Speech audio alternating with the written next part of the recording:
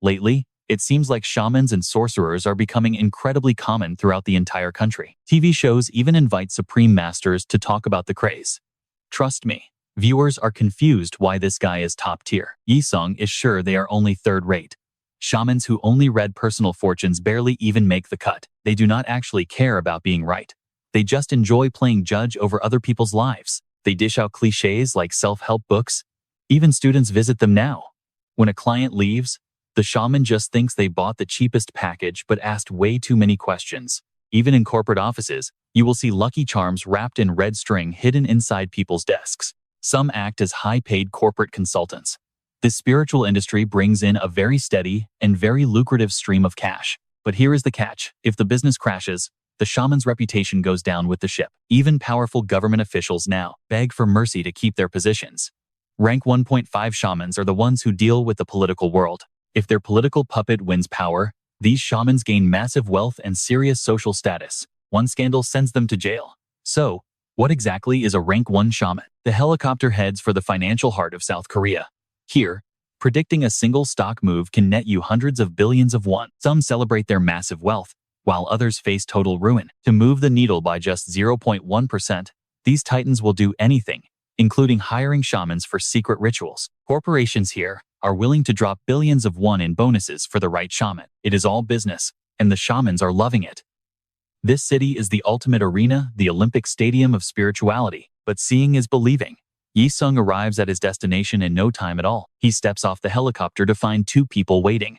Once everything is confirmed, the 3 of them stop before a heavy door. Salt is scattered across the floor as the doors swing open. He enters a massive ritual room buzzing with servants. NBO stock just jumped 8%. Yi-sung needs to crush that momentum and reverse it. A single percent drop earns him 1 billion won. He inspects the ritual tools and asks about the competition. Turns out, the other side hired a shaman who has served a mountain god for over 50 years. Yi-sung knows better. An earth god's power fades the further it gets from its home territory. He smirks. They should have hired a local. Watch closely, as Yi-sung absolutely crushes this guy. The drums start pounding and the ritual begins. The thick smell of sacrificial blood makes everyone in the room shiver. The ceremony ends and reports flood in. Aaron bio stock has crashed over 10%.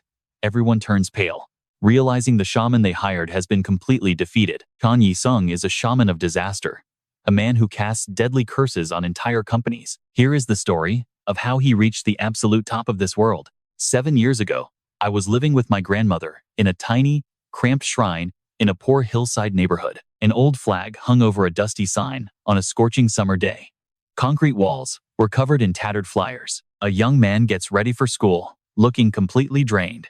This is Yi-sung at 18. He pulls open the heavy door. He walks down a long hallway, lined with old family photographs. He remembers the stories.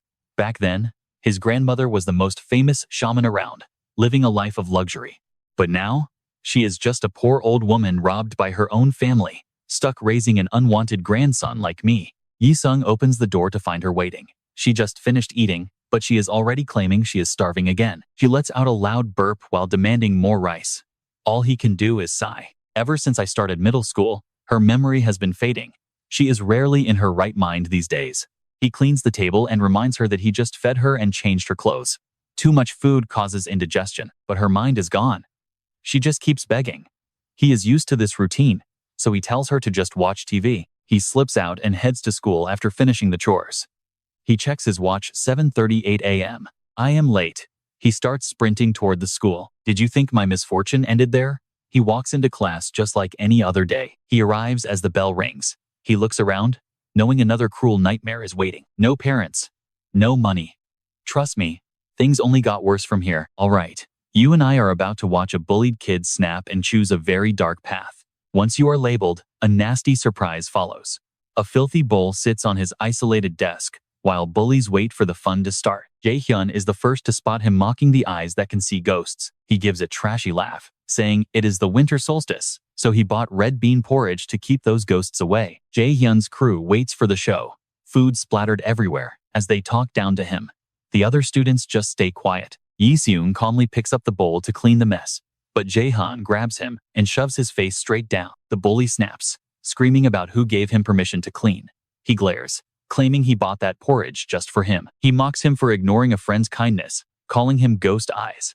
Yi-sung grits his teeth, and the bully loves seeing him tremble. He tells him to at least show some tears, claiming he only bought the food to see him cry from gratitude. Yi-sung slowly looks up from the mess, his eyes glowing a terrifying red. Even the bully flinches and backs away. Now, pay attention, because this is where the story stops being a school drama and turns into a nightmare. He slams the door, leaving the bullies stunned. He is gone. They wonder if Ghost Eyes is going to snitch to the teacher, but Bunsik just shrugs it off. They claim it was all in good fun, saying they will just call it an accident. But that look on his face, it was intense. They joke about Jae-hyun getting cursed, like in a movie. Jae-hyun just scoffs, completely unbothered and ready for a challenge. He tells them to let him try, bragging that his dad is a pastor. The group laughs, thinking it is absolutely hilarious. Kim Jae-hyun, a pastor's son acting like the school's biggest thug. Yi-sung is clearly done with trying to fit into this life. Usually, when a story starts with school violence like this, the victim just clenches their fists in silence. Most leads would cry or wait for a hero, but Yi-sung just walks away covered in porridge. He was not like other victims. He washes off the red bean porridge, his expression so dark and cold that it actually terrifies a passing student. He has made his decision. He has his own way of dealing with things, and this time, they cross the line. He skips class and starts gathering supplies, moving fast with a plan. His first stop is the city library. He uses the computer to dig for information, searching through student records until he finds his own class. 2-1. He finds Kim Jae-hyun's profile and prints it out immediately. With his target and tools ready, he finally heads back home. The old house is covered in talismans. His grandmother is still watching television and asks if he is there to feed her. He patiently tells her it is not dinner time yet, but the old woman just grumbles, clearly not happy about it. She snaps at him for entering other people's rooms. He realizes she is talking about the people from the redevelopment company. Her mind is fading, but she mentions they were talking about shamans and mediums being in this house. He opens up a cabinet to search, wondering if people still think this house is an active shaman's shop. He finally finds the key he needs. He promises his grandmother that he will bring her food soon, wearing a mysterious smile. Today the menu is blood and organs. He stands before a locked door with a rusted lock. I know what you are thinking. This is starting to look like a horror movie, right? He looks around the dusty room. His grandmother used to do this, and he had learned quite a bit just by watching. He pulls out Jae-hyun's photo, knowing every curse needs a target. He opens a bag to prepare the blood sacrifice. He sets up a haunting melody and prepares 2 more ritual items. He takes a deep breath to center himself. He gets into position, his eyes burning with a mad red light. He warns that the bully brought all of this on himself. He begins to ring the bell, swinging a rusted sword with grace as gloomy music echoes through the entire room. He slashes the photo before turning to the blood sacrifice. The commotion is loud enough for Mido to notice from her car. She recognizes the sound immediately. Even with the strange noises, it sounds exactly like an exorcism ritual. Does it not? Chogan nods, but Mido is skeptical. That old woman has lost her mind, so there is no way she is performing this. Looking closer, she realizes this specific rhythm is actually part of a lethal Fong Sat curse ritual. She wonders if someone else is inside. Chogan mentions noticing a room that likely belongs to the woman's grandson. Mido smirks, finding the situation very interesting. She orders a full investigation on the grandson before the sun goes down. She has set her sights on him, wondering if the boy performing the ritual is truly just a normal grandson. As the ritual continues, she wants to see the boy's true power and the fate of his target. Is everything ready? Chogan confirms the order. They decide to bring him to the company as the black car quietly pulls away. Soon after, he finishes cleaning up. The materials used for the ritual were actually turned into a lunch for his grandmother. Meanwhile, Jae-hyun is enjoying a meal at school, feeling relaxed. And that is where we leave it. You and I both know that cigarette ash is just the beginning of his nightmare. Stick with me, because you're about to see how a simple curse turns into a total disaster. The kid was perched high up, and then thud. A heavy sound that sent everyone into a panic. Someone fell from the roof. Call the teachers. Hurry. Seriously, why was he smoking up there? Later that night, at the parking lot, Mido waits in the car while Chogan returns with files. He delivers his report on the situation. The boy living with the shaman is her grandson, 18-year-old Ji-sung. Abandoned as a child. He's been there for 8 years. She's curious though, who exactly did he hex? Chogan shows the photo the leader of the bullies who tormented Ji-sung. Mido leans in. Now, watch closely. Because this is where Mido realizes she has stumbled onto someone truly special. He fell this afternoon and shattered both legs. Mido actually starts laughing. How interesting. A look of pure madness flashes in her eyes. Drive. I need to claim him now. The heavy door to his home swings open. She came for him immediately. Meeting that money-hungry woman was the beginning of my descent into this world. Mido just smokes. Do I know him? Out of all the shamans in Luo I've recruited, he was the best. They ask what she thought of him. Mido answers with a poetic, dramatic comparison, like the last bud on a withered branch, ready to bloom. Back to their first meeting, Ji-sung was totally caught off guard. Who are these people knocking so late and staring? He speaks up awkwardly. If you're here for a fortune, my grandmother is sick. Mido ignores his excuse and fixes her gaze on him. We aren't here for her. Ji-sung's eyes go wide. Me? Why? Her gaze is calculating as she turns to Chogon. What is the minimum hourly wage? 10,031, he says. She pulls out her wallet. 10,000 is fine. 11,000 is fine. But why the hell did they add 31? It's full of big bills, no change. She asks if Chogon has 50,000 won. He searches his pockets. Honestly, I don't have enough change to break 1,000,000 won. Mido says, deduct it from his salary. Ji-sung just watches them, completely baffled. Are these two seriously just flexing their cash in front of my poor house? He tries to retreat inside. If you have no business, I'm going in.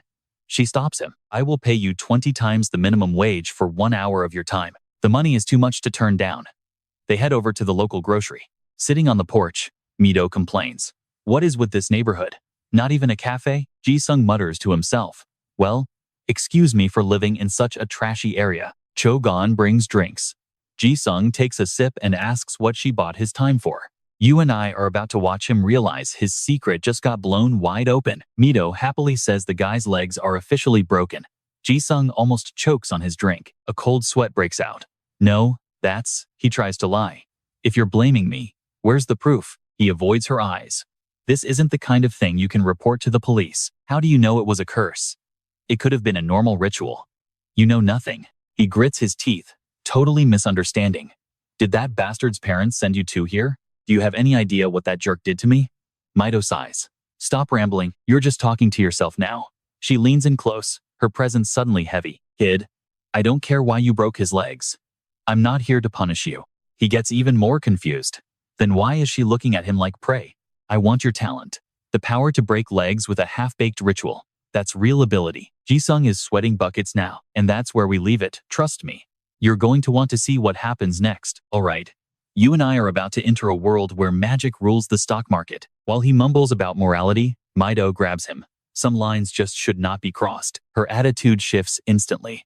She paid him 200,000 won, so now she owns his time for an hour. Shut up and listen, she warns, lighting a cigarette.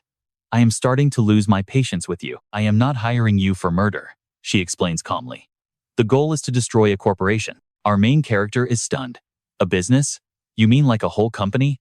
Mido curses at him. She snaps at him to shut it and listen.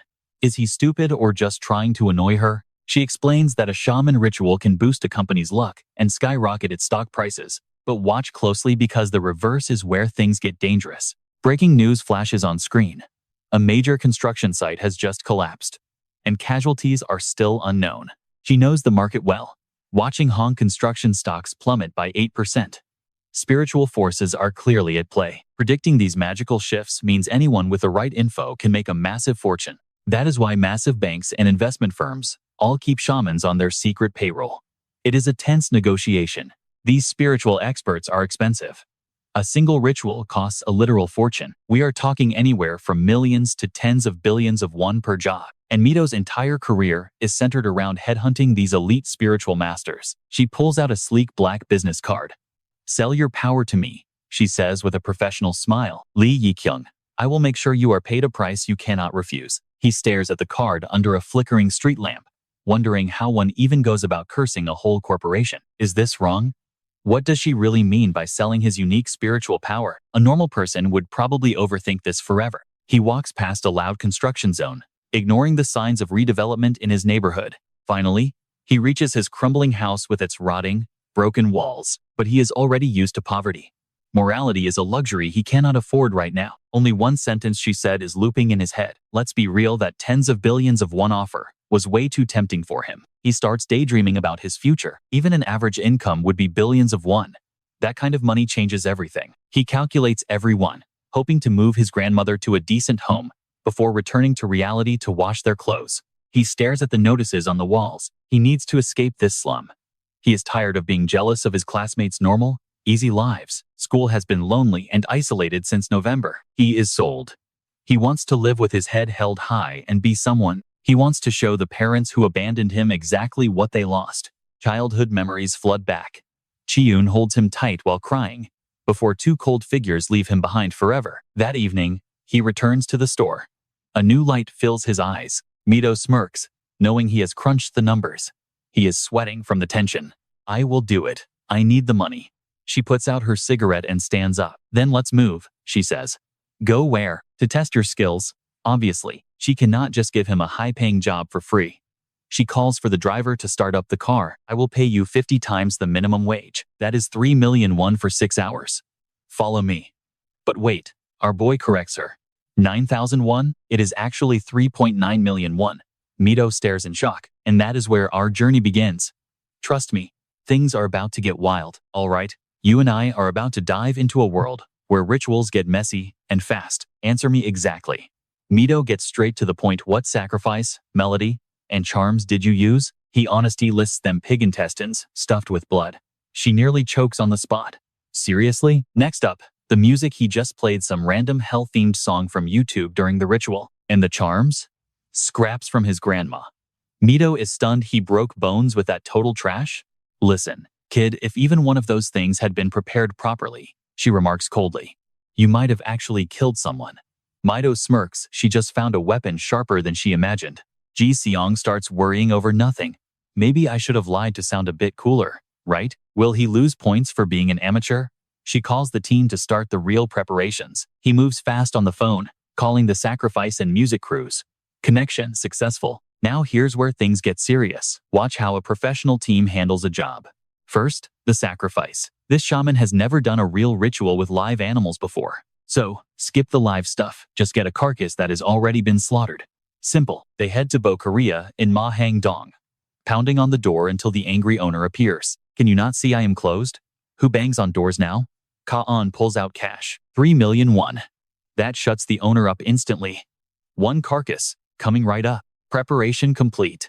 Next is the music, and they are not looking for anything traditional. This shaman works with hell music, a weird request, but she is making it happen. They track down a band in Hongdae. Negotiations start while the rockers are on a break. Lua Haya walks up with a stone-cold face and pulls a stack of cash from her bag. She smiles, requesting a private show. The band freezes at the amount, but the manager hesitates. She immediately shuts down his excuses with more cash. The band packs their gear and follows. Music? Done. Mido is not slowing down. Finally, it is time for the charms team. Since they saved on the meat and music, they are going high-end for the talismans. She tells them to borrow something ancient. Someone sneaks out an item under cover of night. Sunjia takes the delivery. The guard nervously warns him to return it before the exhibit starts. That item was recently registered as a top-secret artifact. You know, people are coming just to see it. He smiles. Have we ever broken a promise? Don't worry. Sunjia loads the goods, and they are ready to roll. Everything is finally in place. The location is set in Yuhai-Yui, an eerie, ancient space that feels outside of time. Ji-seong is floored. What is this place? Mido just smiles. It is your playground for tonight. His jaw drops. A playground? She really wants him to perform a real ritual right now? She steps forward and calls out. Mido declares with a chilling tone. The test begins. Wait. Let's pause for a second. Ever felt the need to cut someone out of your life? We all face awkward talks with parents, bosses, or exes. Sometimes, it is just unavoidable. So, add them to the Sunlock list. The app texts them for you, cutting ties instantly. It handles the breakup gently, leading the way to a clean break without the drama. No more wasting emotions or getting tired of repetitive talks. It is total freedom from the burden. Smart AI, built from over 100 million conversation samples, handles the messy work. Your block list is fully encrypted. It can even find you new friends who actually fit. Let Sundown clean up your social life for you. The short video finally ends. Secretary Kim Dong from Tia Investment stares at the small screen. looking completely lost. It looks like an app ad for kids. I do not even have anyone to contact anyway. So, why exactly are you showing me this? She adjusts her stance slightly. And that's the kicker, you and I are looking at a 6 million user trend. Mido is hyping up this app's potential. It's currently crushing the market with insane growth speed. She reveals the name. This skyrocketing app is called Sonad Sante. Stick with me, you're about to watch her mock him for being a total shut-in. The poor guy can only apologize to himself in silence. He still doesn't get the point. Why am I looking at stock charts and app stats? Mido's patience is thin. She has had a crazed look in her eyes ever since he walked in. We're going to perform an expulsion ritual to make that company's stock price crash to zero. It's cold-blooded, but this is his official test. Next, he starts getting familiar with the ritual props. The old man watches skeptically. He doesn't think the kid has a clue what he's doing. That blank stare is honestly hilarious. Now, he's moved on to picking the background music. This heavy metal track is legendary. Apparently, it's great for sleeping or cursing your worst enemies. The band is confused. Why use a massive tech company like Sonad Sante Technolo just to test a rookie? Naeong clearly has zero expectations here. Sonod is exploding with users and expanding globally. The momentum is truly terrifying to watch. Now, pay attention. Do you really think a total rookie can stop a stock that's rising this fast? But Mido knows what's up. To face the top shamans, he needs to at least reach this level. She trusts him because his grandmother once saved her from a fatal ghostly illness. Crushing her cigarette, she explains that divine power often follows the bloodline. He's likely the real deal. Mido claps her hands. Time to begin. The night in Huro doesn't last forever. After all, sweat is pouring down his face. How do you even go about cursing an entire corporation? He's supposed to lead this massive ceremony, but he's completely lost while the team discusses tactics. The crew is ready. Mido just stands there, waiting. His mind is a total blank with dozens of eyes watching. He's just a student, not some master. Every ritual he's done before was just for personal revenge. Nothing on this scale. Still, he steadies his heart. There is absolutely no turning back now. The ceremony begins. He feels like he's standing on a cliff's edge. If he fails, he falls. His feet start moving to the rhythm as the band kicks into high gear. Anjay is playing his heart out, but he's suspicious.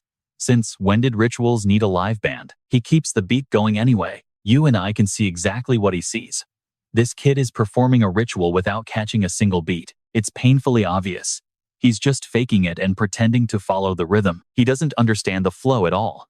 He can't even sync with the band's tempo. The band is only here for the money. But even they feel that something is seriously wrong. Should I change the tempo for him?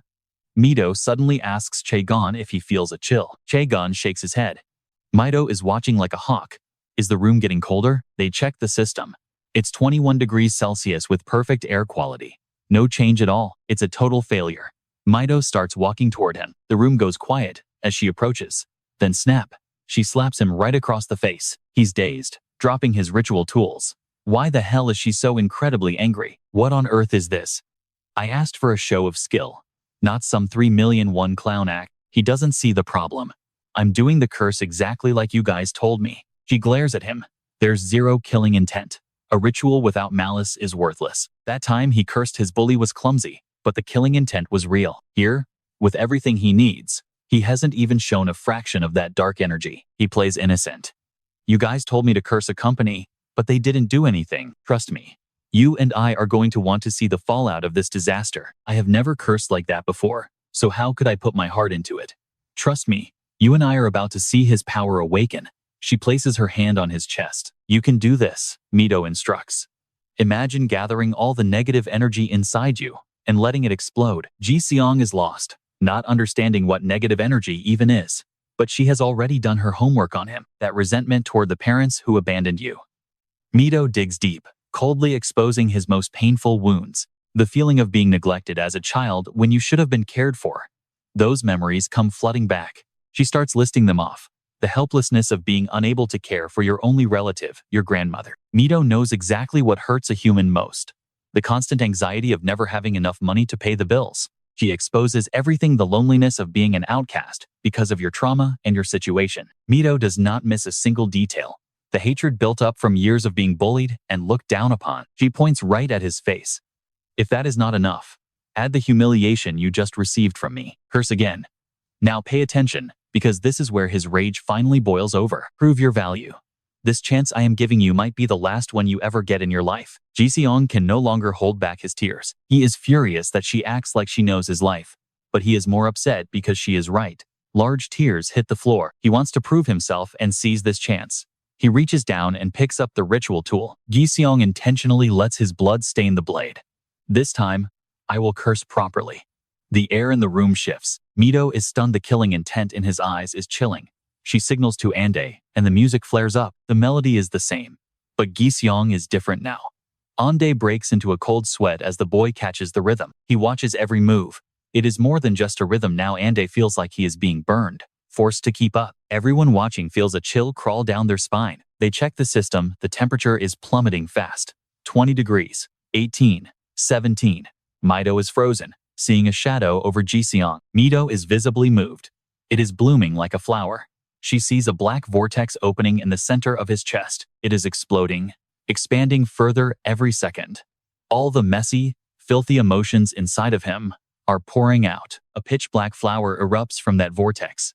Mido is completely overwhelmed by the sight. Everyone loves flowers in spring, but you and I are witnessing a rare, dark bloom. She reaches out instinctively to catch it. If anyone witnessed this moment, they would understand. Jugon frowns in disbelief. Mido is actually crying. If it was a flower you touched and watched bloom with your own hands, you would understand. She smiles with pure satisfaction. No one could hold back tears. She knows he will become a dangerous mage. The sword falls at Ji-seong's feet. It looks like he has finally reached his absolute limit. Ji-seong tries to keep his eyes open, his face showing no emotion at all. He stares at his hands, which have been stained bright red for who knows how long. Finally, he looks up. Ande's silhouette fades, and Mido feels miles away. Ji-seong sees his own reflection in the mirror before his grandmother appears. He does not have the strength left to keep his eyes open.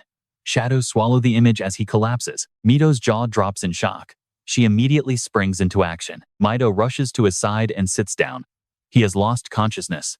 She gently touches his hand. She strokes his head as Jugon arrives to check the situation. He has severe hypothermia and blood loss.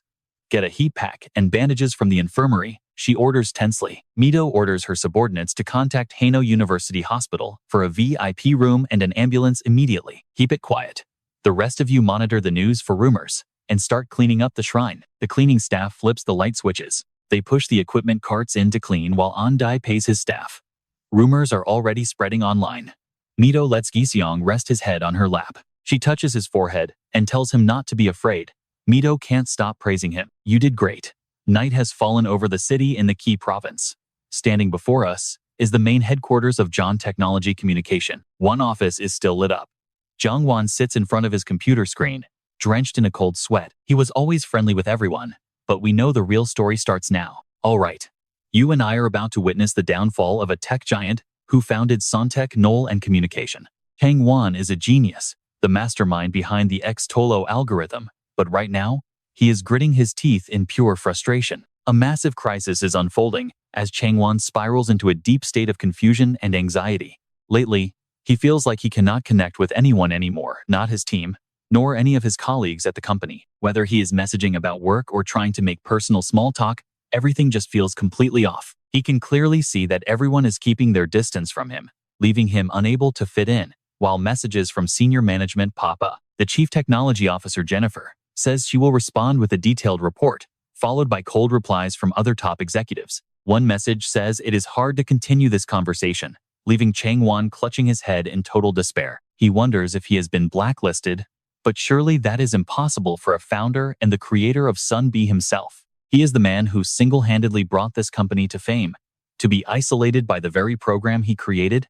It is just beyond ridiculous. The man simply cannot accept this harsh and cold reality. Now, watch closely. He keeps denying it, but deep down, his gut knows exactly what is happening. Changwon stares at the screen, realizing his own creation is pushing him out.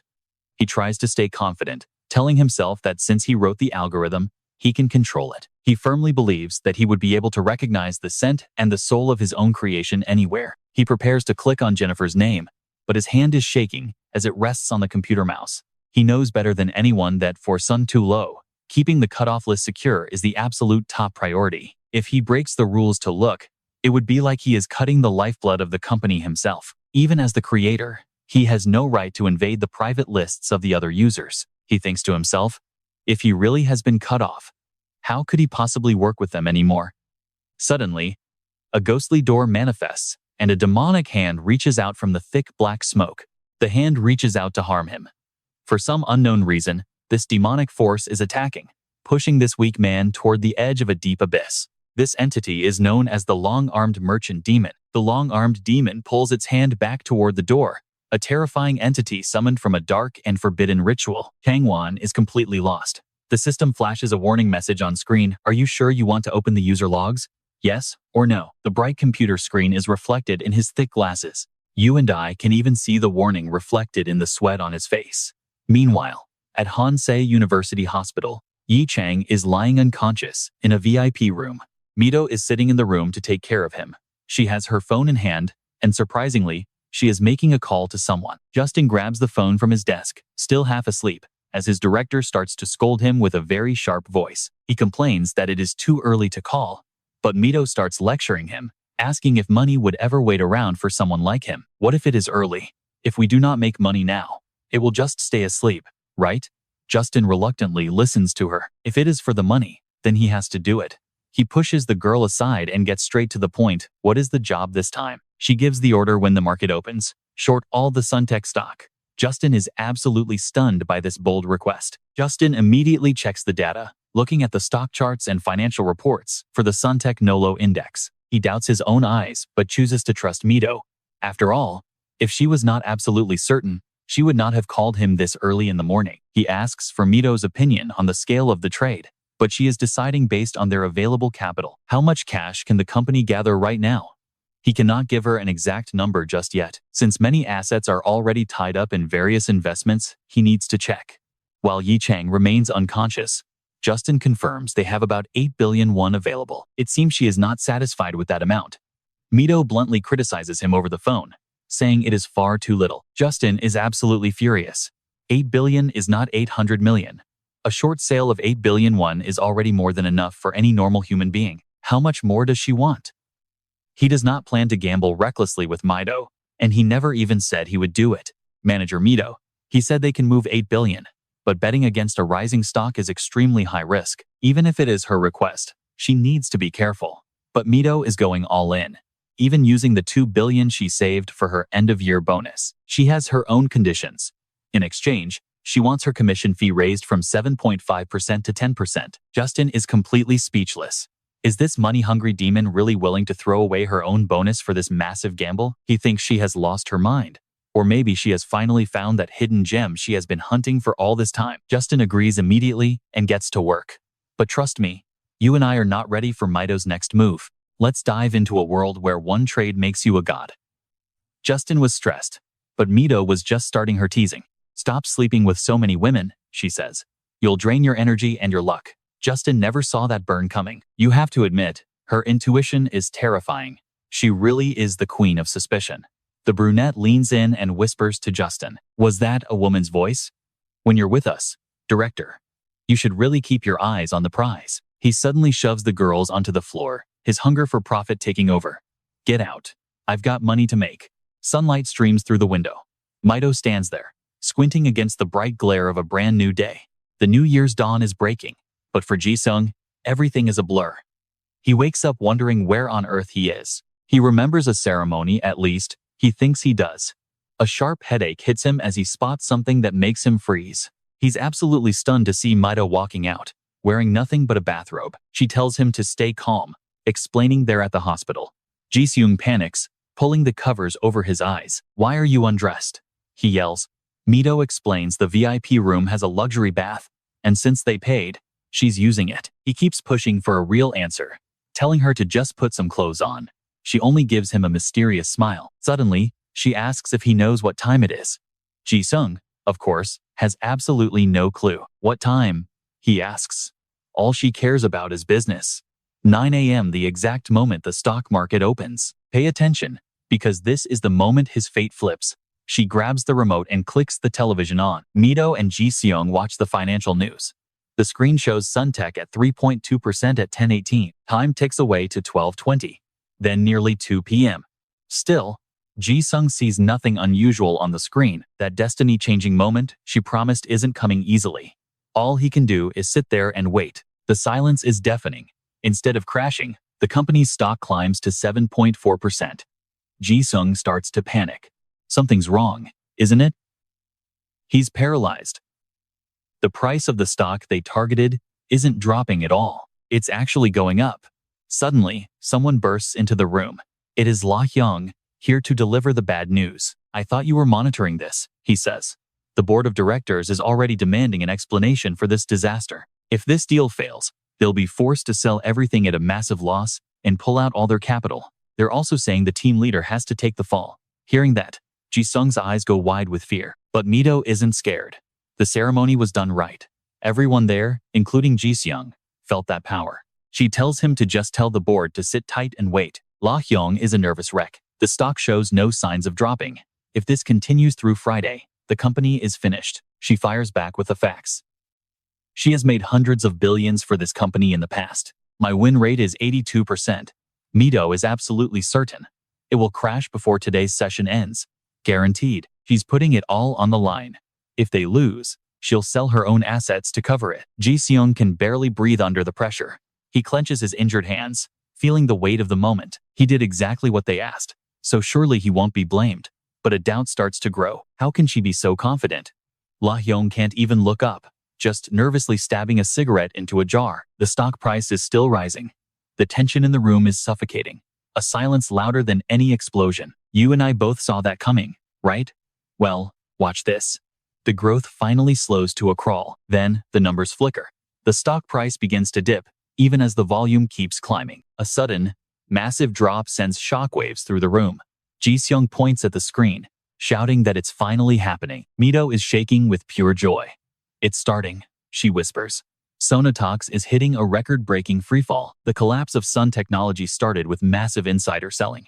The employees are dumping their shares. The price hits rock bottom, down 11.7%. Suddenly, everyone is scrambling to make phone calls. The man in green can't believe it. What? It was up 7%. How could it dive like this? Another employee speaks urgently into his phone. Yes, I've heard the news. Word is that the insiders are bailing out. The man in purple is in denial. Why would they sell now? They just announced record profits yesterday. It makes no sense to sell everything today. Seniors, look at this. Someone shouts as the office explodes. You and I are going to want to see what's next. News is out about software plagiarism in China. You and I are about to watch a developer take down an industry. This guy created a website where users can finally see exactly who has added their name to a secret blacklist. It is spreading like wildfire on social media. Everyone is glued to their phones as the system sends a sudden alert. We are finding out exactly who cut ties with us. Rumors are everywhere, while user data leaks out of the app. A website just appeared that lets users know exactly who put them on a private list to be ignored recently. Jang Oh-an sees the news on his phone and already has his bags packed. He is the original developer of the app. On that day, Jang Oh-an buried the app with his own hands and chose to flee abroad. He hits the power button. He tosses his phone into an airport trash can, probably feeling a massive weight lifted off of his tired shoulders. This is the revenge of a programmer betrayed by those he trusted most. Using his own software, accounts are being deleted. What follows is a massive exodus of users. One after another, people confirm they are deleting their accounts for good. If you delete your account, can you actually erase your entire history on the app? We can only wonder right now. He certainly hopes so. One person after another begins wiping their profiles as the information is verified as being true. Users plummeted from 6.2 million down to 5.3 million. 1 million people vanished in a single day. Now pay attention here. Management tries to save their image with an emergency press conference, but stocks are already crashing. And then the stocks for SunTalk, an app designed to handle sensitive human relationships, start to lose all their value. After losing the trust of every single user, the company collapsed entirely during the final 3 days of the trading session. Stockholders cannot accept this reality.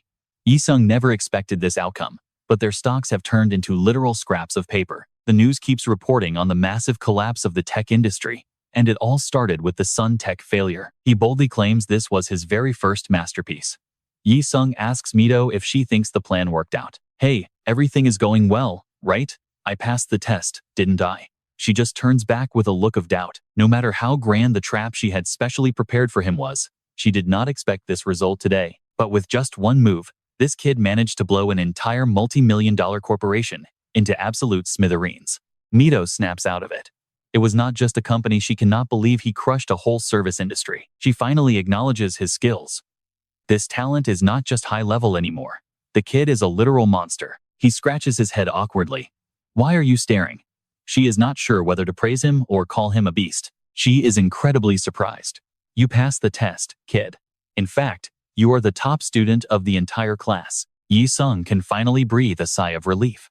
Mido has no more doubts. Congratulations, you are officially a Ryuyo mage. And one more thing, she gives him a firm warning. From now on, call me team leader. We will meet often. Yi-sung immediately falls into line and listens. Yes, ma'am, I understand everything perfectly. Think of it like a painter creating a masterpiece. When the work is that good, a massive reward is always guaranteed. I know what you are thinking. Is it finally payday? Yi-sung sure thinks so. As the rewards start rolling in, he follows Mido straight into the office of Justin Lai to see what kind of prize is waiting for him. These are not just normal rewards. He keeps looking around, realizing they are bigger than anything he ever imagined. She points toward Justin. This is your employer, so say hello.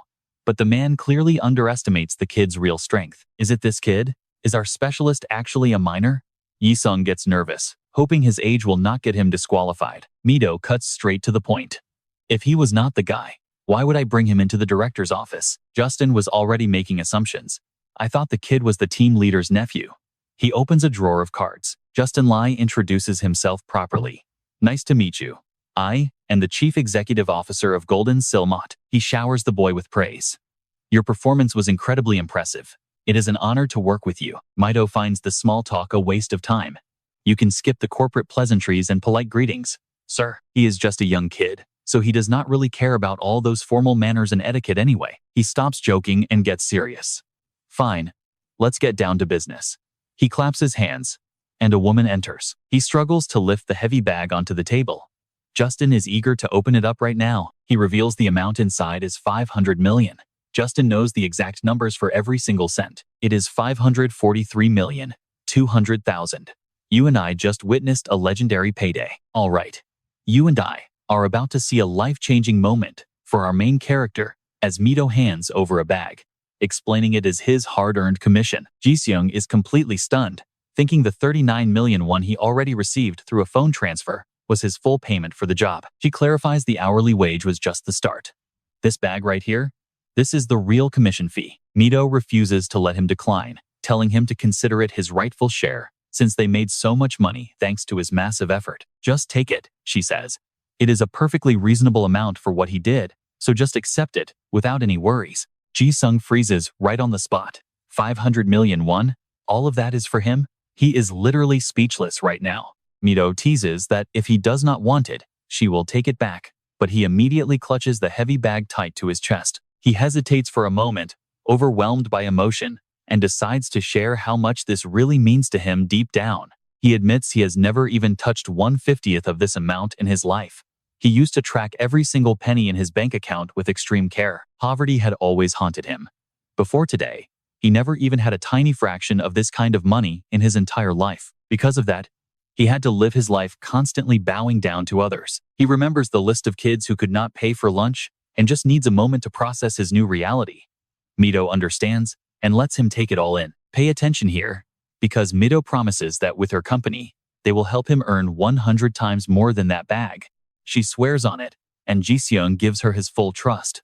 The secretary loudly reminds him that he is officially part of the team now. All official business and ceremonies must go through their company from now on. She warns him not to be swayed if other scouts try to lure him away with big offers, because they will match any price those guys put down. Ji-seung holds the bag of life-changing money tight. Mido is curious about what he plans to do after getting money he never thought he would touch. He does not know about the future yet, but he already has a firm plan for the very first purchase. He knows exactly where he is going, and she is about to find out the heartwarming truth behind his choice. They end up at a humble barbecue joint. Ji-seung sits with his grandmother and shows her a specific brochure for her to see. He is beaming with joy, telling her it is a high-end nursing home with the best facilities possible for someone like her. They will help her bathe, eat well, and even treat her memory loss. It sounds amazing, does it not, Grandma? But Grandma is worried, asking if they will actually feed her or just give her one meal a day like he supposedly does. Ji-sung is hurt by her words. He insists he would never do that and asks when he ever let her go hungry. He counts it out for her 5 meals a day, including snacks. He has really put a lot of thought into this for her. He is moving her in tomorrow. It is close enough to home that he can visit her every single day, so she will never be lonely. She just grumbles and tells him to stop talking nonsense and grill more meat for her to eat right now. He smiles, knowing her hard days are finally over. He truly is the most loyal and filial grandson she could ever ask for. He tells her to rest well from now on. Meanwhile, Mido's assistant watches them from a distance, judging his character objectively. The assistant notes that he seems like a genuinely good person, unlike the typical sorcerers they usually deal with in their line of work. Let's pause here. Even Mido, who has seen everything, finds herself hoping this talented kid succeeds instead of fading away too soon. She finds her own growing fondness for him strange. Elsewhere, at a luxury VIP lounge, the atmosphere shifts as a bottle of expensive wine is opened.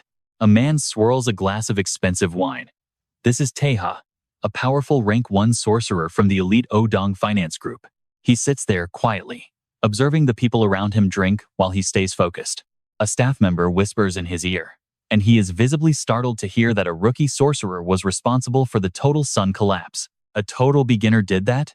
Taeha takes a calm sip of his wine, realizing things are about to get very interesting in this world. The next morning, Ji-sung arrives at the nursing home. The receptionist greets them with a professional and polite smile. She explains that a 2-year package costs 70 million won.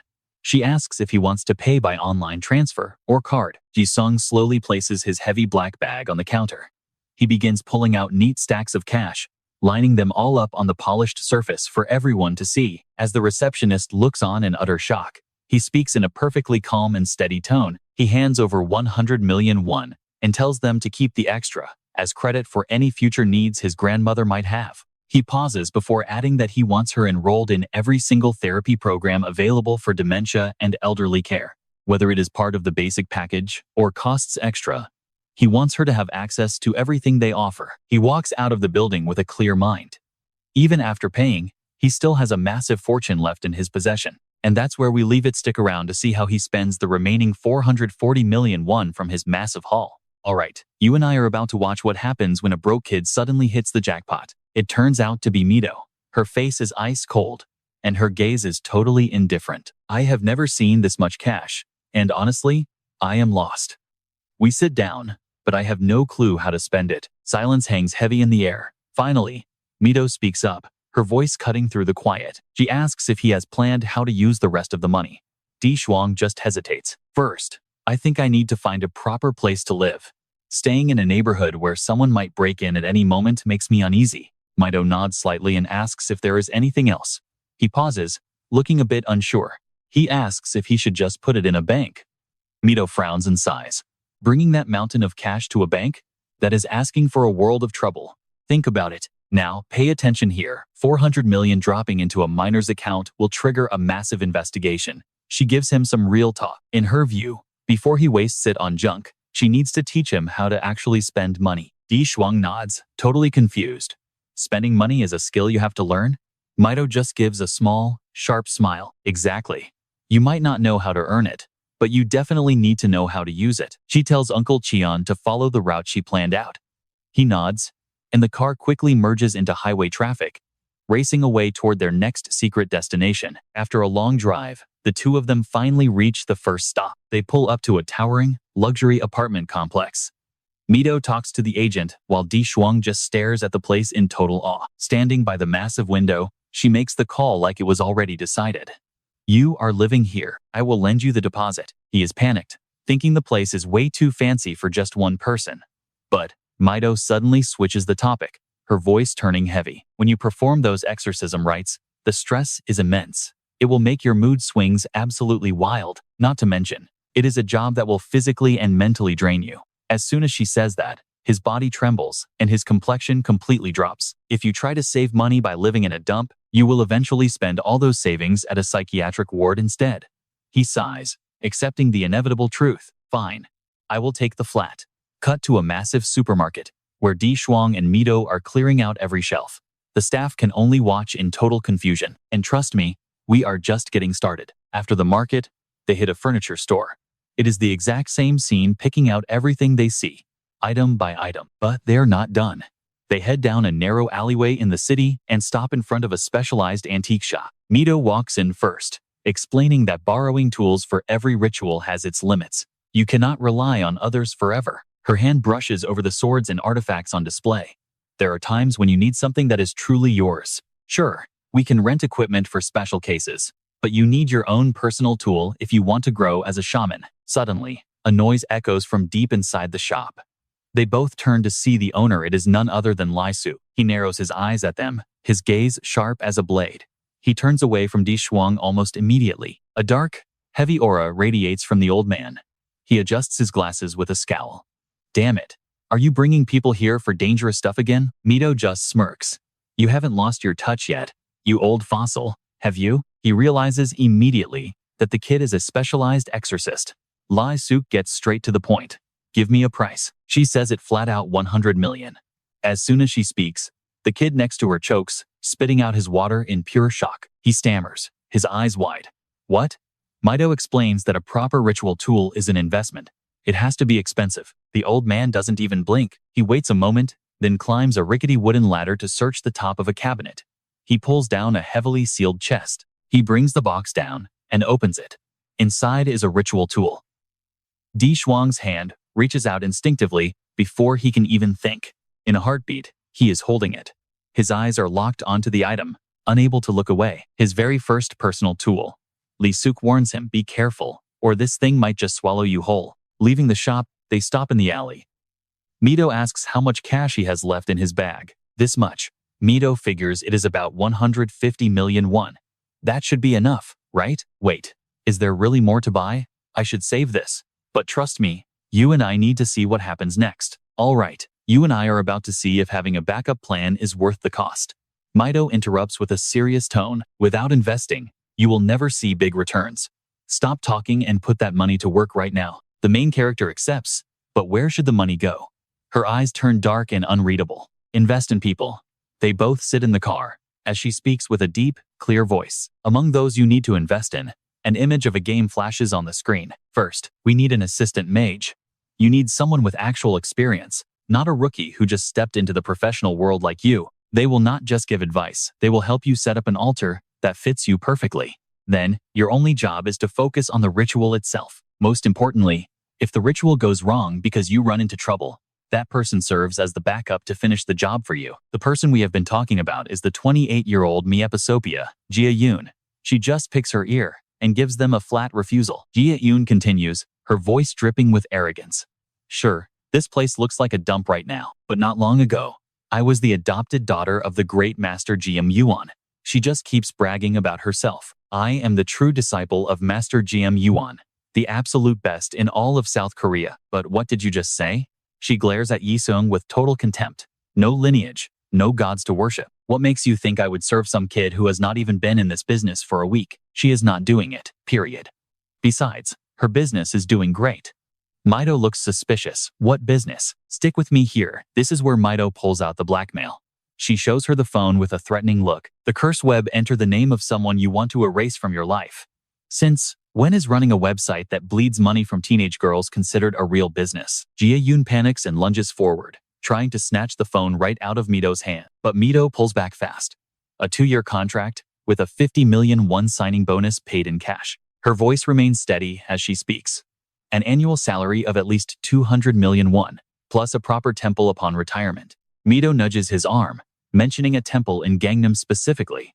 She gives him a cold, sharp look, while he just pouts in frustration. The black briefcase clicks open, revealing stacks of glowing cash piled high on the table. Jia-yoon's eyes are glued to the money.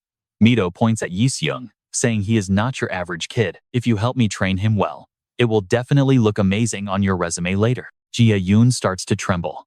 The most notorious assistant mage in the country sounds tempting, right? She finally makes her choice, sighing with a forced smile.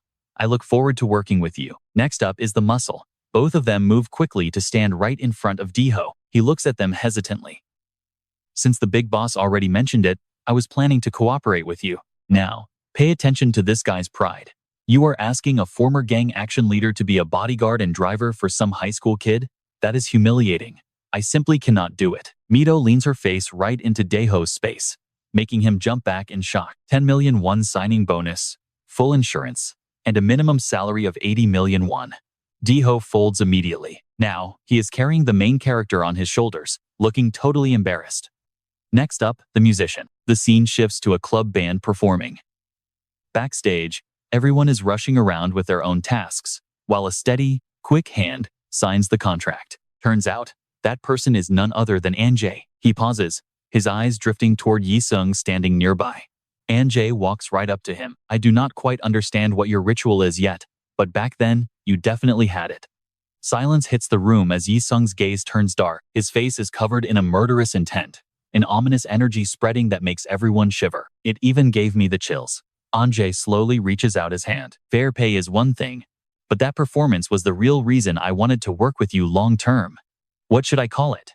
You have a certain aura, kid. Maybe you are the biggest inspiration for us to play music at a ritual in the first place. Curiosity meets determination as they shake hands. I am looking forward to everyone's help from now on. And that's where we leave it for today. The squad is finally starting to look like a real team. The company will handle the rest of the staff, so just tell me if you need anything else. His hands tighten on his knees.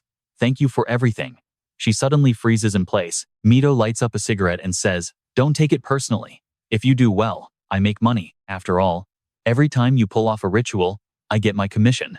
She smiles sincerely. We're business partners, so stop thanking me for every little thing. Heading back to your old place? He nods and replies, yes, I still need to go back and pack up my belongings. The car stops and Yi-sung steps out, but he freezes instantly, his eyes wide in total disbelief.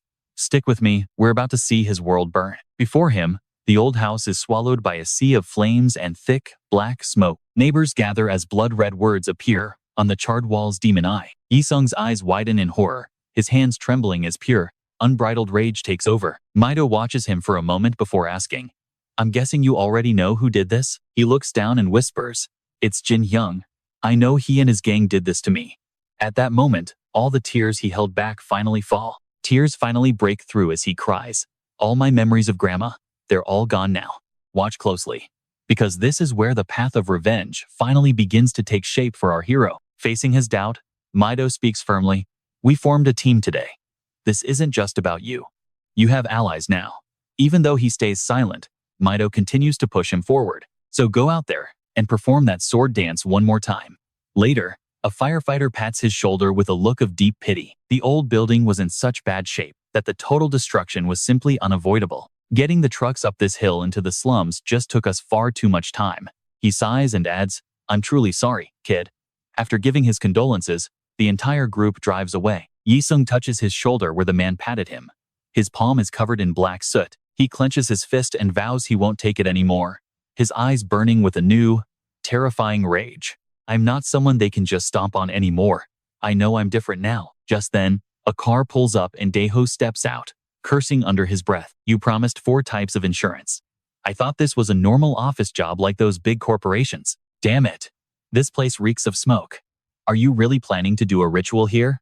You and I are about to see just how far he's willing to go to get his bloody payback. A flashback reveals his school desk covered in disgusting slime, a symbol of his daily hell. They forced his head into the filth as the bullies laughed at his total isolation and misery. The entire group falls silent as the weight of his trauma finally sinks in. While Yi-sung stares at the ritual knife in his hand, he suddenly steps forward. If you don't want to help with the ritual, leave. Even if I'm alone, I'll do this. Daeho scoffs and replies, if there's money involved, I'm in. That's my motto. Kid, she adds, burning a shaman's home. That's basically a death wish for those punks. You've suffered enough. Tonight, we'll play a bloody symphony for your sacred ritual. Yi-sung glances over as everyone takes their positions for the ceremony. A photo of Chun Yi-sung is pinned to the offering, surrounded by rising clouds of incense. With everyone ready, Ga-eun dons the goat mask and raises a scroll covered in ancient script. The talisman tears open to reveal glowing red eyes as the shamanic staff swings. Skulls and chanting fill the air as 3 cars crawl up the mountain path. It's the bullies. One of them nervously asks Chun Yi-sung if they can really handle what they just did. It was just a condemned house in a redevelopment zone. Nobody cares about that place. You think the police are actually going to investigate a slum fire? Even if they catch us, my father knows every politician in the city. We're safe. His friend stammers back. No, I'm not worried about the law. I'm worried about that freak. He said he'd break your legs if you touched him. If he does that ritual thing against us, you think he'll just let us go? And trust me, you and I are going to want to see exactly how this ends. All right, you and I are about to watch a revenge plan go south in the most terrifying way possible. Suddenly, he swings his hand in a playful jab. Wait, are you actually scared of that guy now? He flinches but tries to keep his cool. Hey, stop messing around while I am driving. Suddenly, a truck appears on the road. The blinding lights flash through the rearview mirror, making Du-han curse, in total frustration. Those damn little punks, he sighs in anger. Who drives at that insane speed in the middle of the night without a single care for safety? Now, pay attention here, because this is where the nightmare starts. A figure suddenly appears, and his face turns deathly pale. Standing before them is a demon with hollow black eyes and a twisted, jagged grin that stretches too far. No-han roars in terror and yanks the steering wheel. Get back, you damn monster. The car swerves violently, tires screaming as sparks fly across the asphalt. The group watches in horror as the truck flips sideways. A massive explosion of metal and fire erupts into the dark night. Staring at the carnage, Jae-hyun cannot even hold back a desperate, terrified curse. He crawls away trembling, trying to escape the wreckage. What the hell just happened? A sudden surge of agony makes him look back. Seeing his bloody leg crushed under the weight of the bike, he lets out a soul-shattering scream. My leg, my leg. Jae-hyun's voice cracks as he looks around. You cowards. Did you seriously just leave me here trapped? You saw that too, right? He calls for help, then suddenly goes dead silent. The scene in front of him is pure gore. He screams in panic. I need to call 119. I have to call them now. His eyes lock onto his phone lying on the ground. He grinds his teeth, desperately dragging himself toward it. Every movement makes the bike crush his leg deeper. Suddenly, a pair of blood-red high heels appears in his vision. Hearing footsteps, a flicker of hope ignites in his chest. Is someone there? Please, help me. There was an accident here. I need help. The footsteps get louder, closer. Then, the demon steps right into the light before him. Jae-hyun's eyes reflect the pure horror. It is like a predator looking at its prey.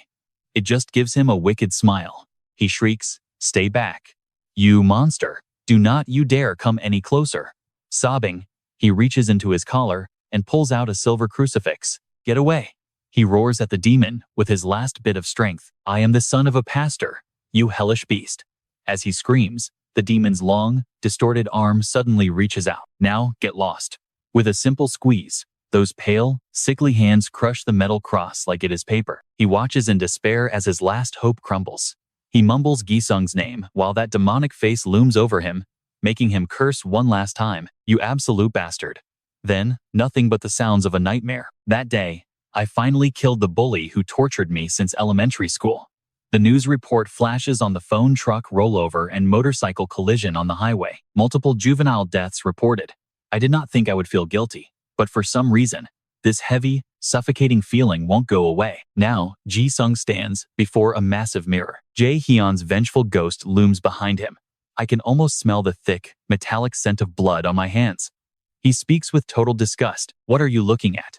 You were the one who crossed the line. From that day on, I vowed never to let anyone bully me again. I won't ever perform another dark ritual just to survive. No more using spirits to hide from the pain.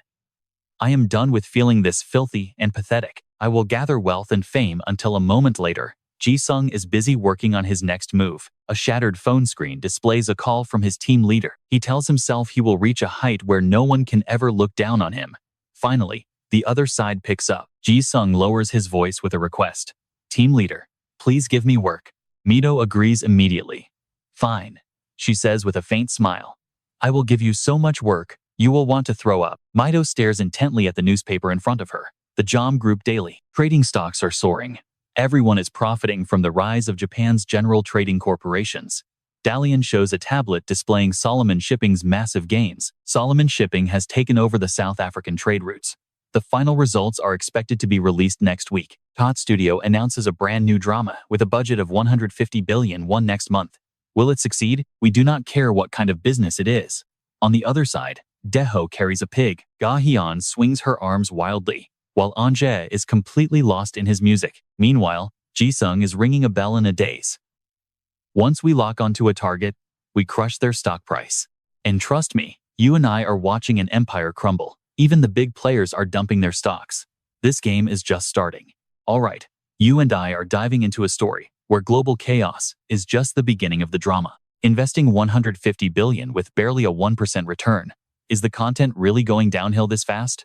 Back then, we were a few minutes later, Yi-sung is digging through the bag, only to find a massive stack of gold coins. He calmly puts the cash back into an envelope. Excited, she gives a thumbs up, amazed that he got a bonus after only 2 months. This kind of encouragement is exactly what the team needs. Deep down, Yi-sung is thrilled, thinking this is way better money than his old job tracking down people's runaway wives. Jae can barely believe his own eyes and suddenly shouts out in total shock. Are we really getting this much? With this kind of cash, we might actually be able to release a full album for our band. Meanwhile, Mido is just watching them blankly. She crushes her cigarette into the ashtray with a lot of force. Then she suddenly asks, "What about me?" Yi-sung freezes for a second, asking if the leader actually needs money too, since she is so successful. Mido tilts her head with a faint smile. "Of course I do. Money is something you never have enough of, and it is even worse when it is gone." He is speechless, thinking she is a total money grubber. Yi-sung mutters under his breath that she is already 10 times richer than he is. She frowns, questioning him with a look of pure annoyance. "So, because I have money, you don't think you need to show any gratitude?" Mido turns away huffing, saying she gets it now. Yi-sung panics and reaches out to grab her hand. He is so flustered he starts stuttering that she definitely has more money than him. "If I just gave you cash, it would probably feel meaningless." He picks up his bag and pulls out a stunning bright red box. "I still wanted to give you something special to show how truly grateful I am," he explains with a hesitant voice. "I told the staff you likely own every classic watch model in existence, so they pointed me toward this unique one instead. I really hope it is something new for your collection. The receipt is inside, so you can exchange it if you don't like it." Yi-sung scratches his head, awkwardly watching Mido's reaction. She slowly puts the watch on her wrist. Mido looks it over, admitting that it is actually not a bad piece at all. He lets out a massive sigh of relief. Then, Yi-sung pulls out another gift, saying he has something for the old man too. "I noticed you like sunglasses, so I got these." Mido watches everything silently, lost in thought as she makes a mental note of it. Even though he is making bank now, he still wears those same old clothes. He hasn't even bothered to buy himself a decent pair of shoes. Now, pay attention to this part. It is where we see what kind of person he really is inside. As soon as he gets paid, he is generous with everyone else. No bragging, no showing off, and not a single ounce of arrogance in his body. He is untainted and has no desire to corrupt others. A kid like him is going to go far and last a long time in this industry. Mido coughs to clear her throat. Ahem. She casually invites everyone out for drinks, announcing that the bill is on her today. The excited group suddenly freezes. Over at the bar, the bartender is busy polishing glasses as the atmosphere starts to shift. Rows of liquor bottles sparkle like sweet traps. The long table is covered in colorful, tempting snacks that look absolutely delicious to the crew. Even though he's drunk, he still says goodbye to Yi-sung. Right then, Mido walks over and sits down, catching him completely off guard with her presence. Mido looks around at the empty chairs, confused. Where did everyone go? He rolls his eyes, trying to remember the chaos. The goddess Jia-eun was throwing up in the bathroom and causing a scene, so Doho had to take her home already. Flashback to earlier. Jia-eun downed an entire bottle of liquor the moment she arrived, only to immediately lean over and lose everything she just drank. Doho had no choice but to carry her out. He told Yi-sung to wait there while he dropped her off and came back.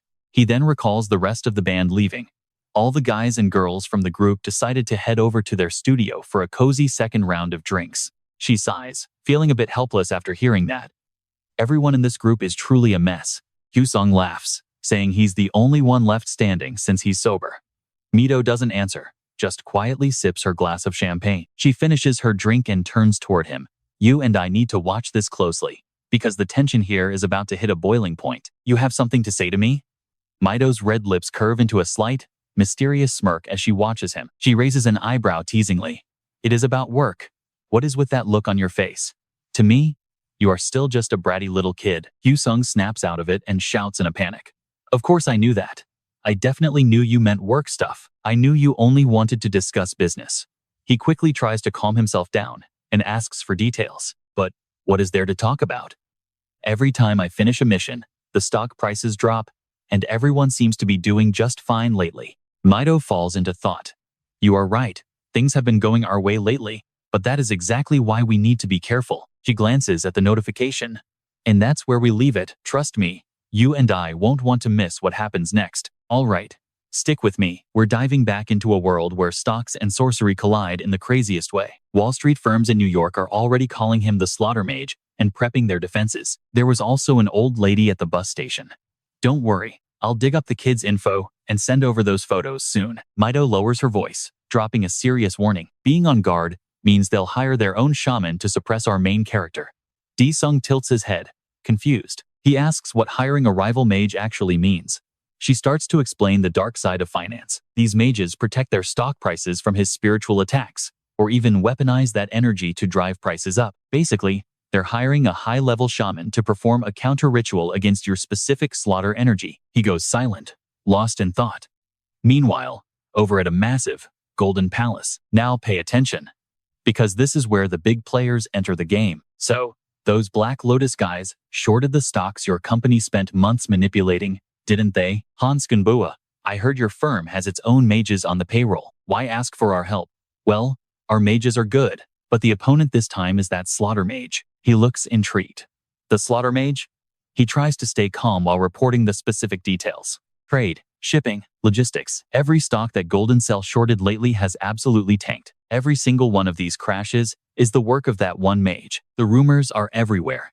Lonso gets flustered, admitting their own mages just aren't at that level. I'm here because we honestly can't handle this burden alone.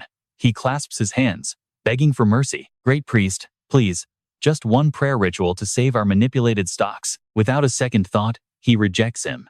Sorry, but that's impossible. I only take cases with massive profits, or those that shift the entire quarterly results of the Osong Group. Thunsok mutters in despair about their long history of cooperation. How can you be so cold-hearted? But that's when Tiha speaks up. Instead, I'll let you hire a truly skilled mage. He asks, a skilled mage? Come in. He calls out cheerfully. The doors swing open, revealing a powerful staff. A young monk walks in with heavy, echoing steps, looking like he's carrying the weight of the world. He's gasping for air, breathing heavily. Landok stares at him, mouth agape in total shock. Standing before him is the massive, imposing figure of Donghua. He raises a hand and speaks calmly. I am the rank 5 Diamond Bodhisattva of the Osong Financial Group, Donghua. The skyscraper glows in the sun but feels strangely ominous. 5 stars shine on the red company sign. You and I might expect a holy ritual, but this guy, he's currently having a feast. He doesn't stop, grabbing a bottle of expensive liquor and chugging the whole thing. Dishes keep flying out of the kitchen as the staff rushes to serve him. Donghua is loving every bite. A staff member sees the mountain of empty plates and can't help but gossip with her coworker. The kitchen is about to collapse because of the VIP room orders. How many people are in there? She hesitates before answering only 3. The other girl screams in disbelief. 3 people? They ate all that. Is this some famous YouTuber filming a mukbang video or something? The thing is, there are 3 of them, but only one is actually eating. Lansok starts sweating. Excuse me, great mage? I'm glad you're enjoying the food, but when can we talk business? Before he can finish, Han Dian spins around with a sharp look. She signals for him to shut up. Our mage never talks business until his stomach is full. Just sit there and stay quiet, manager.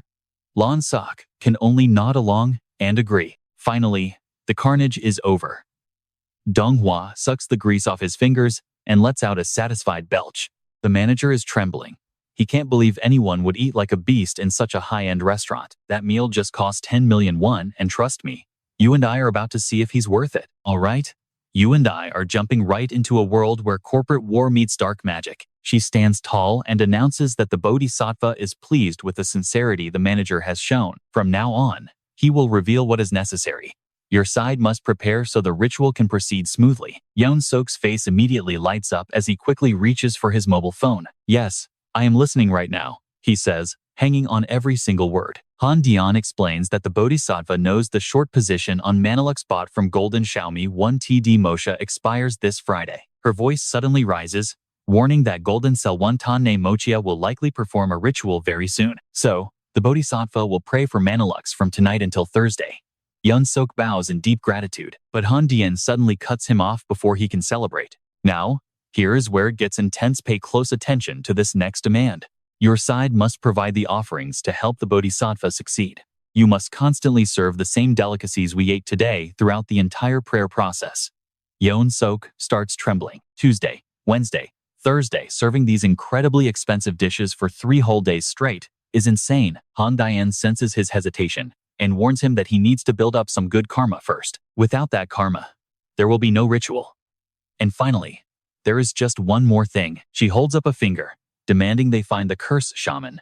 The bodhisattva wants a meeting before he begins. Hearing this condition, the manager cannot help but start feeling extremely anxious.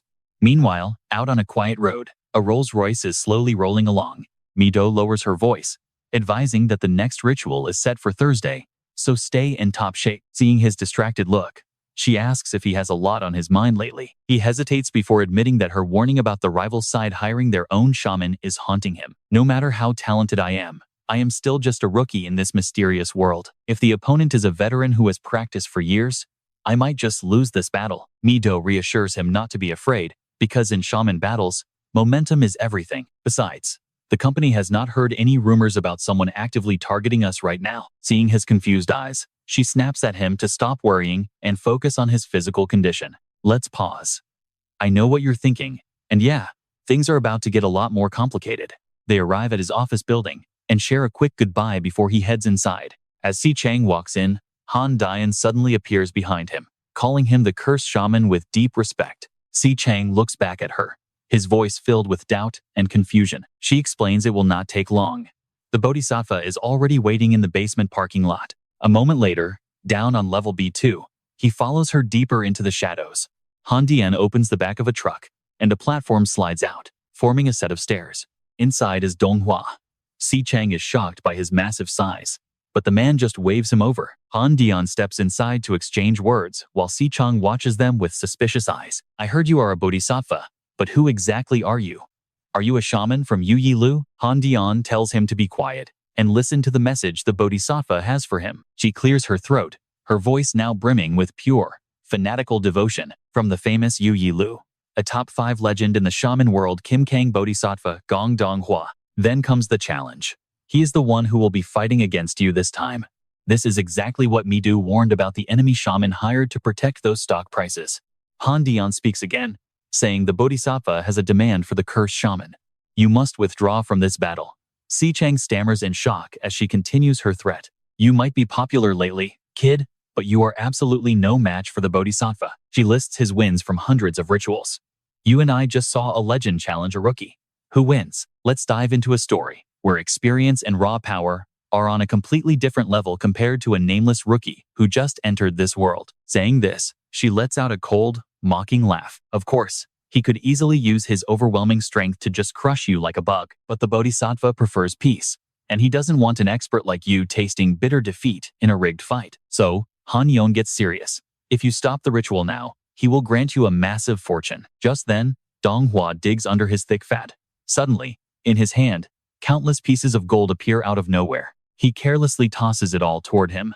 A look of pure contempt is written all over his face. Now, Yi-sol's feet are covered in gold rings. Since he stays silent, she starts questioning him again. So, will you accept the bodhisattva's merciful offer, slaying mage? Right then, someone starts shouting, "Stop it, Sam Lin.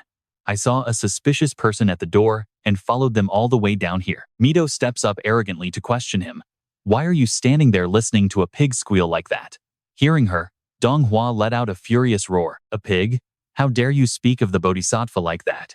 She cuts him off with total disdain. This supposed diamond bodhisattva is so scared of our rookie that he came here to bribe him with pocket change? Shamed and furious, veins bulge on Donghua's head as he slowly forces himself to stand up. Now, watch closely. This pig gasps for air, while threatening to use a powerful ritual to break their magic and turn the curse back. If he succeeds, the curse will rebound and destroy the very mage who created it in the first place. He sneers mockingly.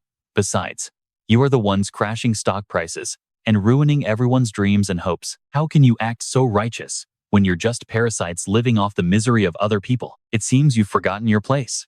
Hearing this, Yi-sol falls into deep thought about the situation. I don't get the other stuff, but I definitely understand the part about the stock market. He begins to calculate. Stocks are an investment even normal people with average finances try to aim for. Despair and suicide after losing everything. Why didn't I think about the pain those people were suffering until now? Just as he's thinking, a sudden burst of laughter echoes in his ears. Mido is clutching her stomach laughing while Yi-sung watches in shock. Donghua asks what's so funny. She stops to challenge him. You're the ones manipulating the stock market for your own operations. You use your rituals to inflate the prices of worthless companies with zero achievements. Isn't that the truth? Think about the screams of small investors. Suddenly, Mido's voice turns deathly cold. Lowering the price of a worthless stock versus forcing it up to trick ignorant people into a trap. You saw that look, right? Pure murderous intent flashes in her eyes. Even a pig like you should know which side is more evil. Her next words absolutely enrage him. Stop using fake mercy to trick this kid. She pats his shoulder and tells him to just fight for real. Mido smiles triumphantly and throws down the gauntlet.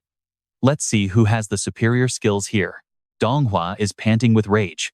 He clenches his fists and suddenly sits back down, barking in order to fight. Han Yun smirks at the command. She immediately steps back and begins to close the heavy door. Before it shuts, Donghua speaks. One way or another, you'll just be used and thrown away like trash. For a mage like you, ending your life quickly might actually be the greatest mercy I can offer. After closing the door, Han Yun glares at them both with hatred before she finally drives away. Inside the car, he's mumbling. I'll use everything. Prepare the ritual based on the standards of my golden peak. Han Yun is thrilled. The Bodhisattva is going all out? It has been forever since I've seen such a spectacle. I'm already getting excited for this. Meanwhile, only the two of them remain in the dark basement. Mido realizes they need to seriously step up the security around this place. I knew they would start a war eventually, but I never expected them to crawl right into a rival's home like this, especially the house of a teenager. Yi-sung doesn't reply. He's clearly lost in his own doubts and feeling a bit insecure. Recognizing the shift, she quickly reassures him. That pig's words were just meant to shake your resolve. Stick with me, you and I know that pig uses his rituals to scam people with garbage stocks. Don't let him win. All right, you and I are about to see what happens when a corrupt investor calls the wrong shaman vermin. His sudden shout startles Mido. Team leader Ji-sung looks down and mutters that he doesn't care about other sorcerers coming for him or the rituals he performed for the Shi family. He clenches his fists and whispers, but those words the old man said before leaving are still bothering me. That voice full of contempt keeps echoing, telling me I will just be used and then tossed aside like trash. The shaman Ji-sung lowers his voice and speaks softly. I cannot stand the thought of being betrayed again, because I have already suffered a wound far too deep to ever truly heal. Memories flash back to the day his parents were fighting while he hid under the table, covering his ears tightly. Suddenly, the door opens and his Aunt Deha walks in with a gentle smile. She is still smiling despite the bruise on her lip. Aunt Deha reaches out to him with open arms. And then the memory suddenly shifts. Ji-sung cries out for his mother and father. His aunt's voice is gentle, but her actions are cold and final as she pulls him away. By the time his parents made up, she roughly yanked his sleeve back. Every word she spoke felt like a nightmare ringing in his ears. They will come back for you eventually. After saying that, they both left without looking back. Mido watches him with a thoughtful expression. She reaches out to comfort him with a soft touch. I will not betray you, Ji-sung. I will always be by your side. Mido gently pats his head to encourage him. You are the most amazing shaman I have ever found. And to me, you are a high-value asset worth more than anything. She gives him a bright smile and asks who in this world would ever mistreat a flower they spent so much time growing themselves. Facing such kindness, his entire face turns bright red. Ji-sung gets flustered and quickly looks away to hide his embarrassment. Fine then, that is all I needed to hear. He stammers out the words, trying his best to cover up how shy he feels. Now, let us go take down that fat old man who talked so much trash. Now watch closely, because we are going to teach him a real lesson for calling us vermin and thinking he can just use people like tools. Ji-sung suddenly speaks up. Before we go, please tell me how to actually deal with a shaman. Mido laughs with excitement and agrees immediately. Gather all your teammates. We need to make them pay a heavy price for having the nerve to declare war on us like that. A little later, at the Redevelopment Association building, the meeting room is packed. She quickly opens her pen and gets right to work. Mido taps the whiteboard. The principle of a battle between an orthodox shaman and a dark ritual user is actually very simple. She draws as she explains. It all comes down to offense and defense, Mido says, seriously. It is a siege battle that lasts until one side's spiritual energy or killing intent is completely overwhelmed by the other side's power. It is a total war where shamans from both sides must bet everything they have. She swings her pen and declares that's the counter ritual we're about to perform. Ji-sung rests her chin on her hand, looking totally bored and wondering how they're already facing such a massive challenge. This is just bad luck. Ji-seong speaks up with doubt. Is this really that serious? I was just so angry at the time that I agreed to the leader's plan without thinking. She sighs and explains that it is extremely serious. Usually, when a counter-ritual happens, one of the two sides is forced to retire from the world for good. Ji-seong speaks up coldly. The loser suffers massive internal injuries. Even worse, the divine connection between the shaman and the gods will be severed forever. I know what you are thinking. How can he fight a legend without the basics? You are actually challenging the great bodhisattva without knowing any of this? Ji-seong starts listing everything she knows about him. His reputation might have dropped lately, but 10 years ago, he was the king of the industry. Major companies always sought out the great bodhisattva before going public because his blessings were extremely effective, making their stock prices skyrocket every single time. She points right at his face and yells, "Who do you think you are, trying to fight the #1 shaman in history?" Ji-seong stammers a correction. Technically, I was not the one who started it. They were the ones who came looking for trouble first. He looks down, failing to notice the pen that Mido just threw at Ji-seong's head. Besides, the leader was the one who provoked them. I really did not know what I was getting into. Is that fat boss really that famous in this world? Mido holds her throwing pose and glares. You are killing the kid's spirit before we even start.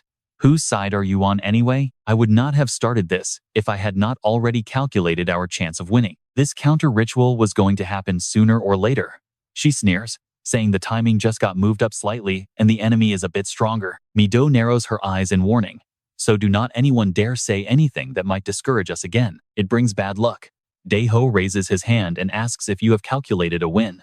Does that mean our young shaman is stronger? And that's where we leave it. Stick with me to see if her secret plan actually lets our rookie shaman flip the script. Stick with me, you and I are about to watch a god get played. Mido points at the screen, declaring that their mage is far stronger than anyone can imagine.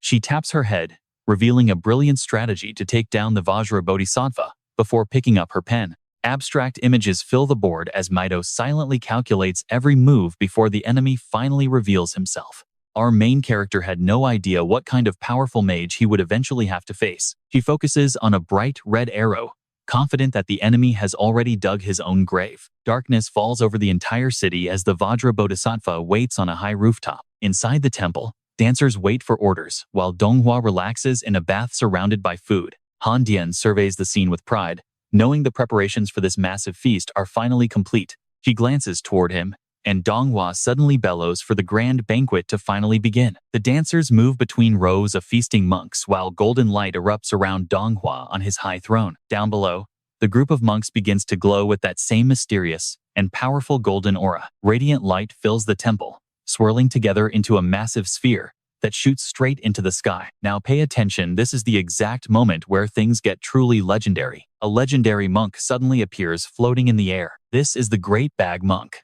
a mythical figure believed to be the true incarnation of Maitreya. Suddenly, a group of mischievous children appears around the monk with the big belly and bright smile. He carries a massive sack on his back, and legend says he uses it to feed everyone. Budai reaches into his bag to give food to the children, just as he did in his past life. Because of his kindness and his divine prophecies, he is worshipped as a god across many different nations. As a deity, he represents virtue, luck, and prosperity for all his followers. Mido watches him from a distance, clicking her tongue at the sight of a kind god of mercy. She mutters through her cigarette, disgusted that they would use such a benevolent being for their dark plans. Suddenly, Budai begins to move as the cloth bag on his shoulder starts to shift. A golden stream pours out, and Mido realizes they are using him to manipulate the stock market. The gold transforms into a massive shield, spreading out to cover the entire high-rise building. Seriously? You and I have to admit, these bad guys actually look like the heroes here. Jogon quickly checks his phone and reports that everyone is ready for the next phase. They are just waiting for her signal to move, so she lowers her nearly finished cigarette. Mido crushes the cigarette and gives the order to start, while Ga-eung and Ki-eung chant. The dark incantations echo as the group chants in unison, while Ande plays the strings with focus. Glowing red gates suddenly appear in the sky, and Donghua calmly waves his hand to stop the panic. He tells them to let the enemies come so he can show them the power of a true god. The gates fly open, and dark, clawed hands slowly reach out from the shadows within. A swarm of hungry ghosts with strangely swollen bellies begins jumping out from the portals. Their mouths hang open as they let out terrifying screams, charging toward the smiling Budai on command. Even as the ghosts close in, Budai keeps his gentle smile until a sudden blast of sword energy strikes. He remains calm, but his counterattacks are incredibly sharp and decisive against the oncoming horde. Despite the chaos swirling around him, his mind remains as still as the surface of a quiet lake. Donghua laughs, mocking them for trying to use trash from hell against a holy incarnation. But then he snaps his eyes open and curses as the ghosts completely surround Budai. He realizes the power gap is huge, so there is no reason to hold back the fight anymore. Budai grabs a handful of rice and throws it with incredible force toward the demonic crowd. The golden grains turn into points of light that pierce the ghosts, but they quickly regain their footing. And that's the cliffhanger. Trust me, you and I are going to want to see how this ends. All right. You and I are about to witness a spiritual showdown that defies every rule of the supernatural world. Han Dian watches through her scope, completely stunned. This great monk was clearly forged from the power of a divine banquet. She narrows her eyes, realizing this is the same ancient energy used by the Vajra Bodhisattvas during the Golden Age. Suddenly, Han Dian makes a bold call. She is certain they can use this power to end the entire battle. The more she thinks, the more confident she gets. Even a high-level executioner mage would fail against this overwhelming force. Meanwhile, the area around Mido feels like time itself has stopped. Only a deadly silence remains amidst the ongoing chaos. She observes the scene carefully, noting that the monk's defensive layers are much stronger than she initially expected. The hungry ghosts are being erased too quickly. Mido shouts to call Choi Shuang and ask how many meters are left. Gon does not hesitate. He pulls out his phone and starts dialing for an update immediately. After a quick talk, he reports they are 5 meters away. She clicks her tongue in annoyance. Too slow. Tell them to move faster. You can hear the anger in Mido's voice. I told them to wait and kill the enemy once they dropped their guard. Daeho hears the demand through the phone and snaps back. How could they possibly go any faster than this? If he falls, the kid is dead meat. But Mido is cold, telling him to stop whining because the boy will succeed. Mido says, with total faith because the boy they chose is a true genius. All this time, the monk is still slaughtering the hungry ghosts. Watching the carnage, Donghua cannot hide his growing pride. It seems the rumors were right. Most stories are always exaggerated compared to the actual reality. He feels superior now, thinking high-level mages are nothing special. Suddenly, Han Dian starts shouting praises about how amazing the monk is. Han Dian's face is bright red with worship. This victory will force the entire mage world to finally respect the Bodhisattva again. You have worked so hard, Master. Donghua just smiles and raises his hand to stop the flow of praise. We blocked one wave of energy, but it is not time to relax our guard just yet. Then he gives the order. Do not let anyone leave. Keep preparing the food and focus on the most nutritious dishes. Suddenly, Donghua freezes. He frowns, listening to the air with extreme caution, before spinning around to face whatever is behind him. Now watch closely. This is the moment where a glowing red portal suddenly rips open right above the monk's head. Meanwhile, Daeho is still reporting the progress. He tells her the kid has finally finished the path. Thinking of the horror, he gasps. He really did not fall. The boy successfully walked across the 20-meter-long cursed blade. Thi Shuang is panting heavily from using magic for so long. Hearing the news, Mido just flashes a confident smile. She sits back in her chair without a word.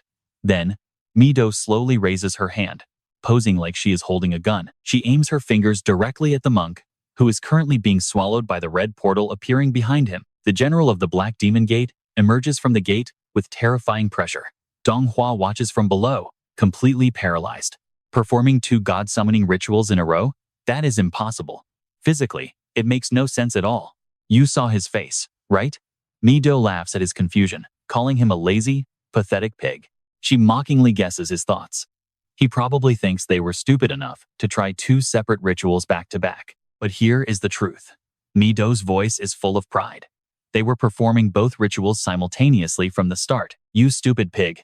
Mido looks at her partner in a trance and whispers with pure, dark excitement. One ritual by Zhu Ga Yu was just a distraction. Mido pauses for a second, calculating the final move. The ritual by Thi Shuang was the real killing blow. Thi Shuang asks, what on earth is this terrifying, brutal-looking thing? Mido answers him calmly. It is a cursed blade forged in the image of the mountain hell. Almost no mage dares to try it, because the length is insane, but the higher the risk, the greater the reward. Compared to a normal ritual blade, this one amplifies divine power by at least 2 or 3 times the original amount. Thi Shuang looks at Mido and sighs. This is just ridiculous. Forget a blade. I have never even tried walking on a rope before, he says, pointing at the floor in frustration. My physical coordination is actually trash. How could anyone walk across a blade that is this long? It is absolutely impossible. You can do it. Mido tells him firmly. Your spiritual energy is superior, so just focus on the ritual itself. Trust me, you and I are witnessing a gamble where a god will descend to lead us to total victory. All right, you and I are about to witness a massive Buddha figure perched atop a skyscraper. As red doors swing open to reveal a blazing inferno, Mido tells of a deity drawn to sacrifices using daggers as mediums. A hand grips a sword tight. She adds, a god shows absolute military might in these counter-rituals. Hakma Kwang's eyes glow red with pure rage. As Mido's voice drops low with emphasis, the massive general god appears, stomping forward step by step, making Hakma Kwang scream in terror. Bo Dai's smile turns into a grimace. He looks up, trembling, and mutters, damn it. She peers through binoculars, wondering what the hell is happening as a massive staff swings toward Bo Dai. He squints, drenched in sweat. Suddenly, Bo Dai opens his eyes in a hospital bed, surrounded by doctors. They check his blood pressure and heart rate while Han Dian bites her nails in total anxiety. Bo Dai smiles at her, listening to the voices gossiping outside his room. Thi speaks up first. He's washed up. Even if he's rank 5, he's just one of the 5 fingers of finance now. Back when he was ranked 5, he didn't have all these health problems holding him back. Counting on his fingers, he lists high blood pressure, diabetes, heart disease, and even arthritis. He's basically a walking hospital. He's lucky if he can even perform 1 ritual a month. Thi replies, then maybe it's time we just request a transfer to a different team. So agrees, saying there's zero benefit in following a shaman who's past his prime. Han Dian is fuming. She grinds her teeth, cursing those suit-wearing leeches who only care about their own gain. As she goes to confront them, Bo Dai's massive hand reaches out to stop her. He tells her that yelling at them won't prove they're wrong. Han Dian tries to protest, but the Bodhisattva just tells her he'll prove himself with real skill once his body recovers. He thinks to himself that they're right, he really does look like a washed-up shaman. Song setting him against a lower shaman was likely just a move to test his strength. Flashback to that staff crashing down. Bo Dai used a cloth to block the heavy blow. Now, pay attention here. He can't afford to lose this fight. He barks out Han Dian's name, startling her. He orders her to bring raw meat, strong liquor, and more shamans, and turn up the heat. She looks worried. If this ritual goes on too long, the Bodhisattva's body might just break. He sighs, reminding her that the Vajra Bodhisattva she follows won't lose this counter-ritual. Her face is filled with pure dread as she looks at the man she serves. She whispers that she'll trust him until the end, then runs off. Mido watches from afar. She frowns, wondering if they really refuse to accept that they've already lost this match. As far as she knows, the Vajra Bodhisattva isn't strong enough to drag this out. She tells her team that the opponent has chosen to turn this into a messy brawl. We have to merge our 2 ritual platforms into one. Elsewhere, Daeho answers a frantic call. Small Boss, Yu, and his ritual team are heading this way to combine their powers for battle. Di Shuang hangs his head, exhausted. Damn it, I think I'm hitting my absolute limit here. You and I both saw those 2 killing rituals, yet this old man is still standing? The Vajra Bodhisattva is a total beast. Yi-sung looks up, his eyes showing the weight of a legendary veteran's incredible endurance. Daeho asks if the young boss is okay, but Di Shuang just sweats, his eyes dark with fatigue. He tells himself he has to keep going. There's no way he's stopping now. He looks at his smiling team. They've all come way too far to turn back now. Finally, Di Shuang stands tall and spreads his arms. I'm good. Let's get this started. Everyone grabs their tools. Jia An begins reading the sacred papers with a dead serious face. A girl pounds the drums as Di Shuang walks on stone. A purple aura explodes around him. Another person brings out a massive tray filled with piles of raw, bloody meat. Following Han Dian, they enter in rows as 4 or 5 monks devour the raw meat. Trust me, you and I are in for a wild ride. All right, you and I are watching a clash that is far from over. Mido takes a drag of her cigarette, confident that her strategy has completely neutralized the advantage of a veteran like the Vajra Bodhisattva. But from here on, the real battle of divine power begins, a contest to see who truly reigns supreme.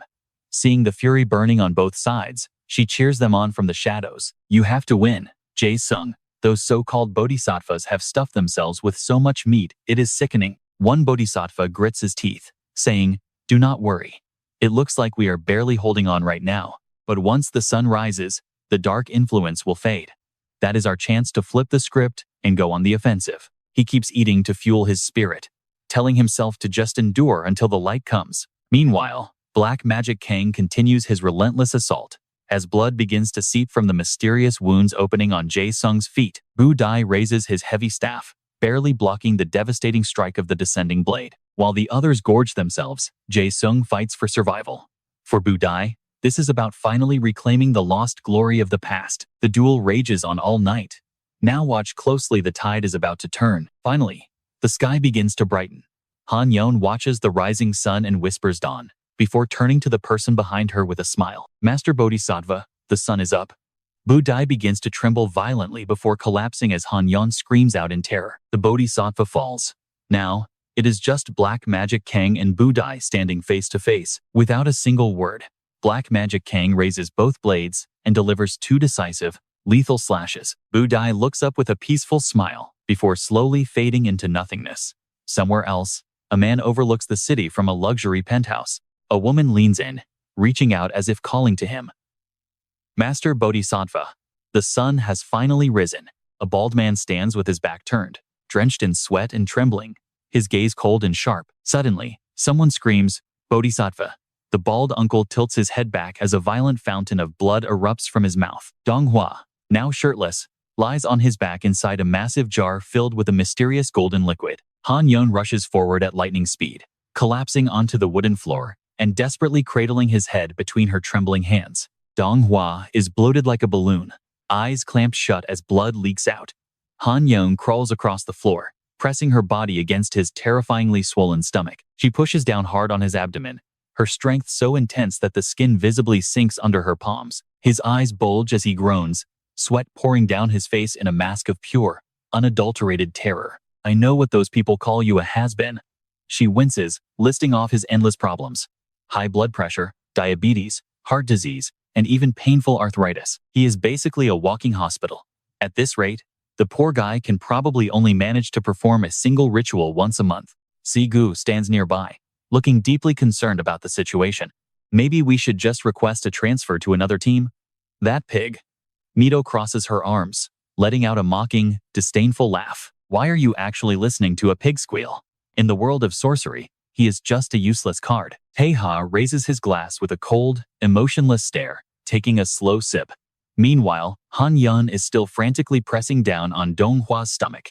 "You saw that too, right? This is pure desperation." She screams in total desperation. Donghua lies there with his eyes rolled back, his breathing becoming incredibly faint. But so what? Han Yeon suddenly leans down to give him mouth to mouth. "To me, you will always be that merciful bodhisattva." 3 years ago, a young girl stood in a vast room, her hands nervously clenched against her chest. A woman beside her gestured toward a figure. "This is the master you will serve. Greet him properly." As the tension in the room peaked, Donghua stepped out with a faint smirk.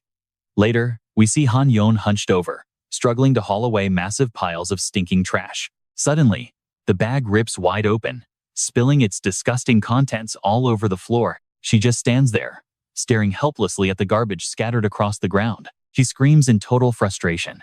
Did she really work her soul away to get into a top school just to end up doing chores? She truly believed that joining the Ong Financial Group secretary team would finally be the big break she needed. Suddenly, she notices something strange right under her feet.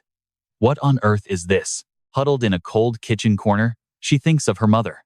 They suffered so much just for her to end up cleaning after a cultist pig. Han Yeon bows low, placing a thick stack of documents on the desk inside the office. Facing the older man, he speaks up. "Assistant Han, I hear you are the one everyone is talking about, right?" "Yes, sir," she whispers. Donghua, sitting calmly behind his desk, suddenly asks if anyone in her family is currently sick. Han Yeon keeps her cool and replies, "No, not exactly. Why do you ask?" He remains unbothered, offering a simple piece of advice. "Then you should tell them to get a checkup immediately. Someone in your family is rotting from the inside."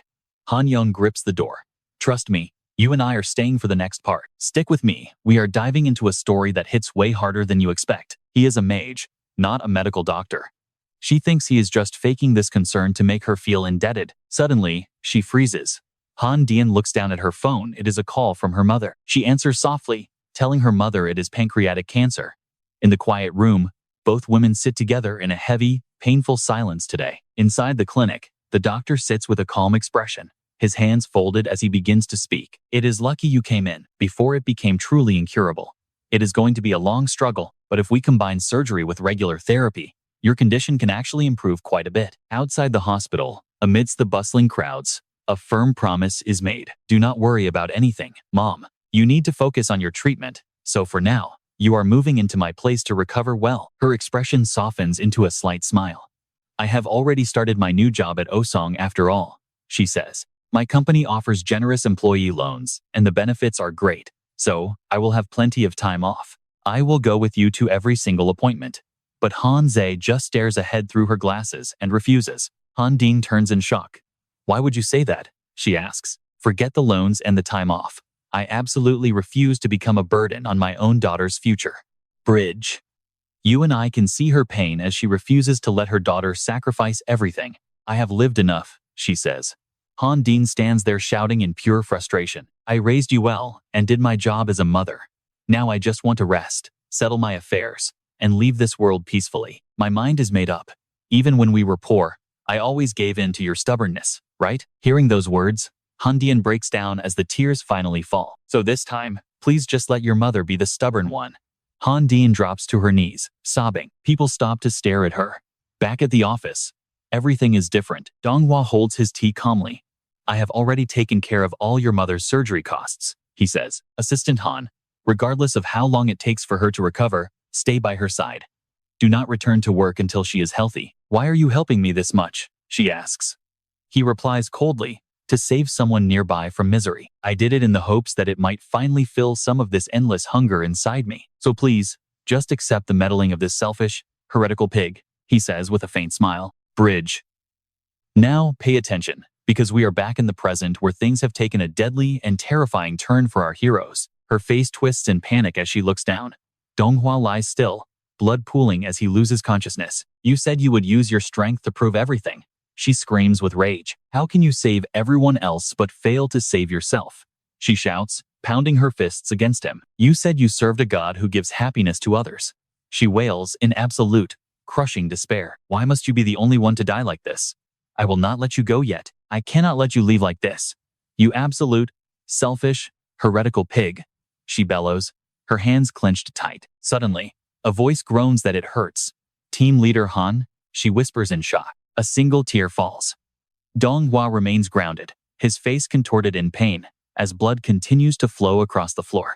From the hallway, Mido whispers that he actually won. Now, it is time to look after our people. A group enters the room, with Mido leading the way, her expression eerily calm. One of them collapses with a trembling body. The scene shifts to a bar where a group of people are casually drinking and talking. A man sits there with an unnerving calm, while Mido kneels down to examine the wound on his leg. He rubs his nose, explaining his mistakes during the battle. My leg was fine at the start. I think my focus must have slipped for a second later on. It is not deep. Some medicine should fix it. She stops him, saying he does not need to explain how hard he worked for this. Where is he? Sit down. You really are the best. Jung smiles, saying that was the one compliment he wanted to hear. Bridge. So, what do you and I take from this? Victory belongs to those who risk everything. All right, you and I are about to watch our hero Mido turn this recent chaos into a springboard to become a superstar.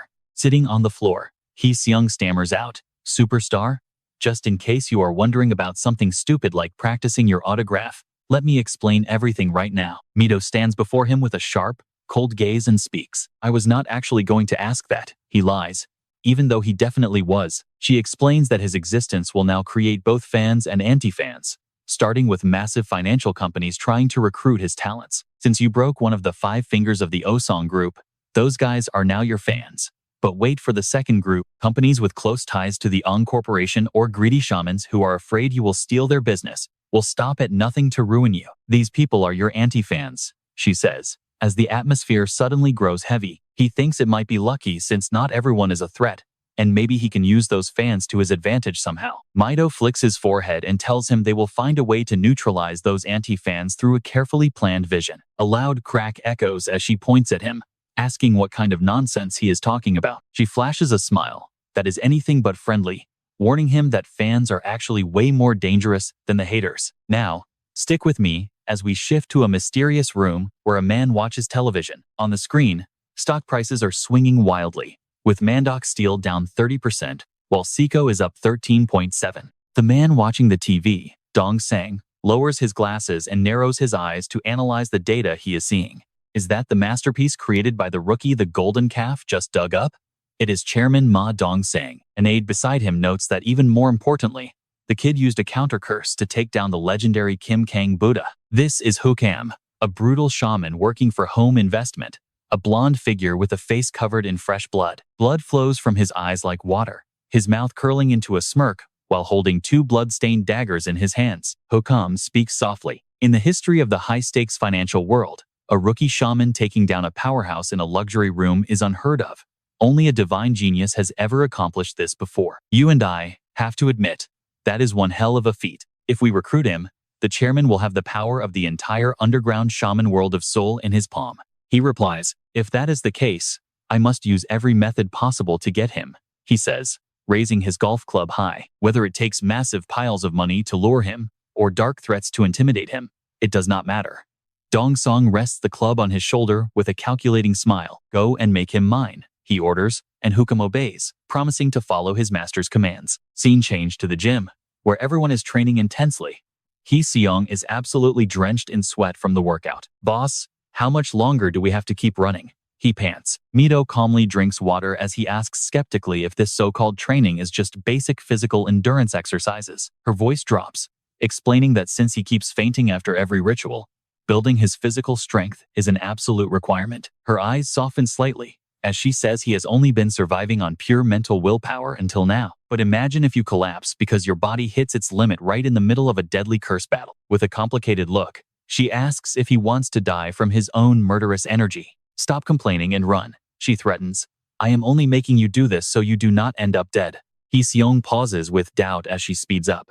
By the way, you still have an empty room at home, right? He casually answers that he does have one room currently being left empty. He planned to move his grandmother back in once she recovered, but Mido coldly declares that Daeho will move in. He stops, looking suspicious. Wait, what? For how many days? Her voice rings out firmly. For life, she announces. His eyes widen in disbelief as he asks why. Slowing down, she brings up Han Yeon, reminding him that the Kim Kang Buddha already found his way to his house once. His face turns pale, while Mido raises an eyebrow, speaking with absolute certainty.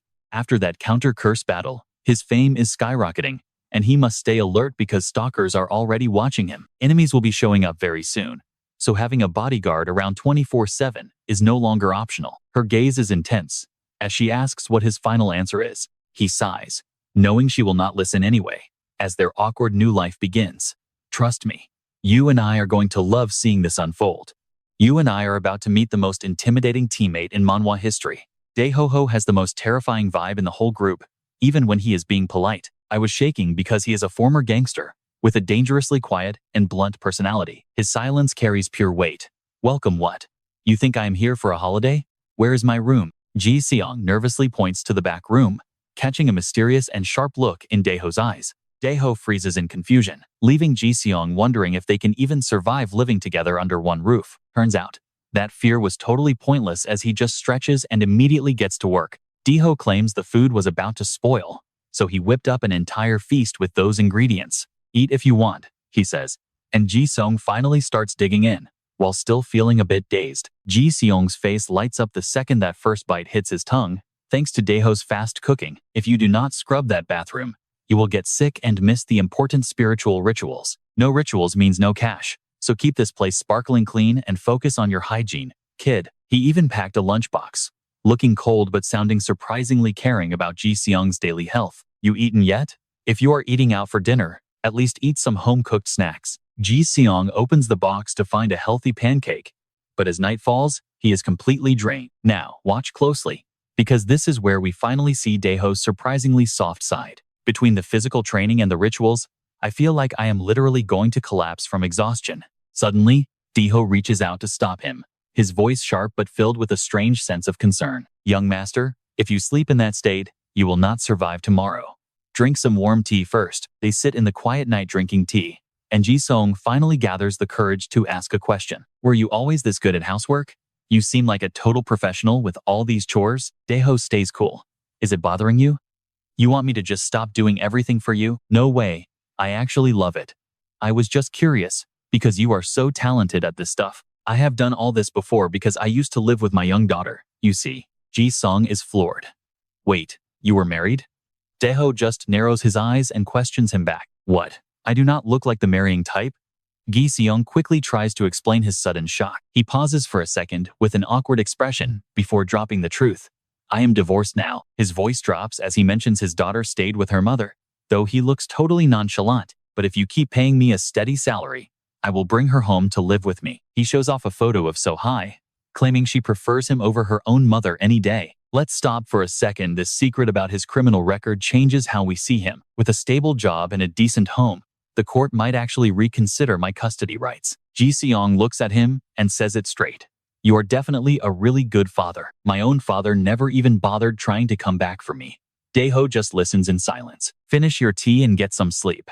Staying up too late is just more trouble for us. Ji-seong slowly gets to his feet, while Daeho watches him with a very heavy and complex heart. Hey kid, maybe your father just was not ready to take you back home with him yet. It is already too late for me, he says with a smile. Thanks for trying to comfort me. Later that night in the car, Daeho silently hands Gi-seong a warm thermos to drink from. It is the same tea I made you yesterday. Ji-seong can only say thanks in total surprise. He quietly sips the tea until a ringing phone breaks the silence. It is a call from his daughter. Daeho's face softens instantly. Hey there, my little princess. What is going on at this hour? Dad. So-hai sounds terrified as she explains that her mother has not come home at all. How long has she been missing? Can you reach her? It has been 3 days already. Dad, I cannot sleep alone tonight. Dad, and trust me, we are all rooting for him now. All right, you and I are watching a father push to his limit. Daeho's daughter is starving, and his hands shake as he grips the wheel, barely holding back his rage. Yi-seong senses the tension and whispers for him to go, even offering to watch the girl herself. Daeho softens his voice as he picks up the phone, promising his little girl that daddy is coming home right now. He tells her to wait just a bit longer. She tells him to hurry, and he slams the gas pedal hard. But suddenly, a blinding light flashes against his front windshield. The car is completely surrounded by black SUVs.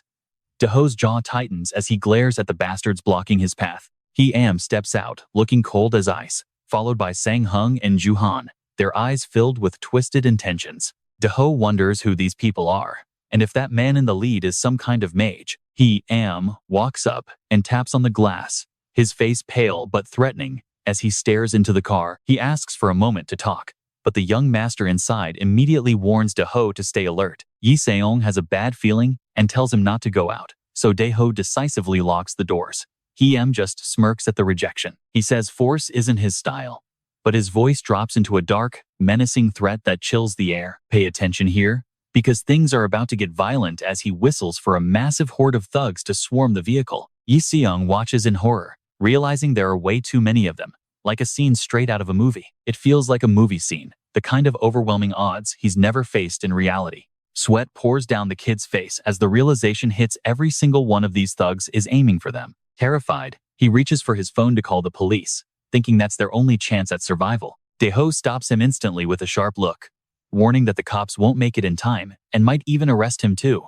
He starts pulling out hidden weapons, reminding the kid that he's actually a man with a criminal record. When Yi-seong asks what to do, Daeho tells him to call the leader and get Chogon here fast. He stays calm, his eyes turning stone cold and determined as he prepares for the inevitable clash. He gives one final order. No matter what happens outside, the kid must stay in the car and keep the doors locked. Yi-seong panics, asking what he's planning, as Daeho grabs a heavy object and speaks with total authority. He says it is time to earn his paycheck, pulling out a gun, just as a hand slams against the window. Ju-han screams at them to open the door unless the old man wants to die right then and there. You and I can see the fear on Ju-han's face the second Daeho rolls down the window and levels the gun at his head. Daeho tells him he should have done this from the start, as Ju-han stares down the barrel in pure shock. With a steady hand, Daeho commands the bastards to back away from his car if they want to keep breathing. Ju-han immediately throws his hands up in surrender, while He-am watches from a distance, hidden under his hat. He-am figured a promising kid would have a high-level bodyguard, but even he's surprised to see a gun in South Korea. Sang-hung loses his mind, screaming that guns are illegal and it is probably just a fake air pistol meant for show. He orders his men to drag Dae-ho out, convinced the weapon won't actually do any real damage. Dae-ho realizes the old wolf saw through the bluff, and Joo-han loses his cool, lunging forward with a shout. Dae-ho pulls the trigger, and a massive cloud of thick pink gas explodes right into Joo-han's face. As the villain chokes on the fumes, Dae-ho draws a sharp short sword and looks back one last time.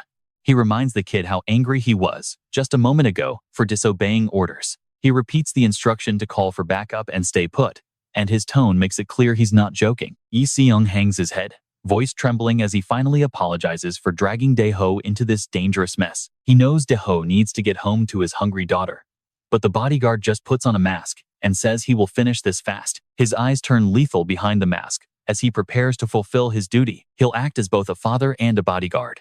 Meanwhile, Joo-han is still coughing in the smoke, screaming for the bastard to come out and fight like a man. Dae-ho kicks the door open with massive force, sending Joo-han flying backward onto the hard ground like a ragdoll. He walks calmly through the pink mist, while Sang-hung yells for everyone to charge at once. Sang-hung thinks the gas will affect Dae-ho too, but his eyes widen in total disbelief at what he sees. Dae-ho is standing there completely unfazed, protected by a tactical gas mask he had hidden away. And trust me, you and I are about to see these thugs realize they picked a fight with the wrong father.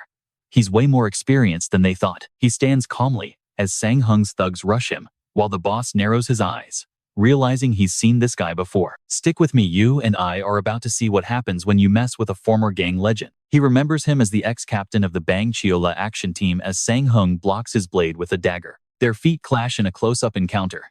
Dae-ho looks at the lit-up car and says he planned on taking the leader down quickly. "You're pretty sharp," Sang-hung replies, looking confident while gripping his dagger. "We're all from the same world. I've heard plenty about your reputation since your days in that old gang." He keeps his cool, facing Dae-ho with a challenge. But this is 32 against 1. Joo-han sits there, blood smeared across his face, as a cold voice rings out. "You know how this goes. If these hotheads get riled up, even I can't guarantee you'll make it out alive." Hookam stands behind Sang-hung and declares, "That's right. All we want is the high-tier mage. Now pay attention, because he's about to offer a deal that sounds more like a threat. Hand over the target quietly, and we'll ignore your little act of disrespect." Without even a hint of hesitation, Dae-ho aims his gun and declares that he's the type who risks his life for money, even at 32 against 1, while Joo-han suddenly screams that he's just a show-off. Suddenly, Doo-han springs up, screaming about him being a show-off, as he swings a pipe and shouts for him to get lost. Dae-ho dodges the strike and slams his hilt into the kid's face, sending blood flying from Doo-han's mouth. Seeing their comrade fall, the subordinates swarm him, but Dae-ho's strikes leave them trembling in terror. Despite their wounds, they keep coming. Yi-gyung watches the horror unfold with wide eyes, while desperately making a phone call. A thug raises his weapon for a killing blow, but Dae-ho is faster, firing a shot straight into the man's chest. On the other end, Mido and Chaegon pick up the phone as a bloodied Joo-han refuses to back down. He reaches inside his suit and pulls out a weapon, a sharp dagger, and swings it with pure desperation. You and I both know even a pro like him can't dodge every strike. And now a heavy iron bar is aimed straight for his head. Blood drips from beneath his mask after a pipe strikes his head. Then, Doo-han stabs a blade into Dae-ho's leg. He kicks the kid hard in the face, sending both Doo-han and the dagger flying backward. Another thug rushes in screaming, but Dae-ho fires a toxic smoke round, leaving the bosses wondering why he's going this far. Hookam nudges Sang-hung, telling him to hurry up and end this mess immediately. "We need to secure the mage before more witnesses arrive," he says, his eyes filled with pure contempt. He wonders what the hell they're doing when he brought this many men to get the job done. He's annoyed at having to clean up after selfish people who don't understand the rules of the underworld. Watching Dae-ho continue the struggle, he asks himself why the man is risking his life for this. "If we both knew it would end like this, we never should have left the organization," he says, drawing his dagger. He stands tall with dual blades, sighing that at least loyalty actually meant something back then. Completely spent, Dae-ho pulls off his mask, his heavy breathing filling the air as he speaks. He collapses to the ground, blood running down his face, admitting that 32 men was a bit too much. Hookam and Sang-hung loom over him in the bloody aftermath, with Sang-hung wearing a smug, mocking grin. "Had enough? If you don't want to die here, just hand over the car keys." Beaten but not broken, Dae-ho gasps for air and tells them to have some shame. "All this just to kidnap one teenager? You grown men are pathetic." Doo-han snaps and demands the keys one last time. He brandishes his weapon, shouting that they should just finish him and take what they need. This world is full of people who make others do their dirty work. In a flashback, a man hands him a file. "Di-ho, go get this for me. Just sign here and say you're fine with the physical risks." The man sits with his arms crossed, ordering Di-ho to riot and fight on his behalf. He clasps his hands, telling Di-ho to handle things and hunt people down for his sake. Another man tells him to take the place of his spoiled son at school.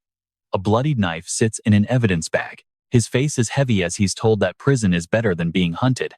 "Di-ho, pay for my crimes." So what do you and I make of this? Was he ever his own man, or just a replacement living everyone else's life? You and I are about to watch a father pushed to his absolute limit. He shuts his eyes tight, exhausted and resigned, wondering who will protect his little girl if he ends up dead right here today. Dae-ho waits for the end, but suddenly his eyes snap open in surprise. Tae-sung coldly reaches out and catches the blade barehanded, blood dripping down. Do-han screams out in pure agony and shock. Tae-sung stands firm as the sharp dagger pierces straight through the palm of his own hand. A brutal aftermath, blood everywhere and subordinates scattered across the cold ground, looking like they have been completely wiped out. Sang-hung stands there frozen, watching the scene with his men as they all stare at the carnage in absolute disbelief. With blood staining his determined gaze, he finally speaks up. "You guys only want me, so there is no need to go this far." Do-han, face covered in blood, stares back with wide, terrified eyes. "You two are both freaking insane." He pulls the dagger out, and Hukam slams him back, stopping the mindless assault. Do-han's face is a mess, but he still manages to scream out in fury. "Kill every last one of them." Hukam lands a heavy blow on his face, calling him a total lunatic. He is completely pinned down, trembling in pain, while hearing just how valuable Tae-sung really is to their organization. A shaman like him could easily be the single greatest asset our company has ever had. If the injury on his hand prevents him from performing rituals, then what? He swings a heavy black object, but Sang-hung immediately reaches out to stop him with all his strength. "Let's watch this part closely." He tells Hukam that catching the boy is enough, while casting a very suspicious look at their surroundings, as if expecting an ambush. "Others are watching, so do not embarrass us."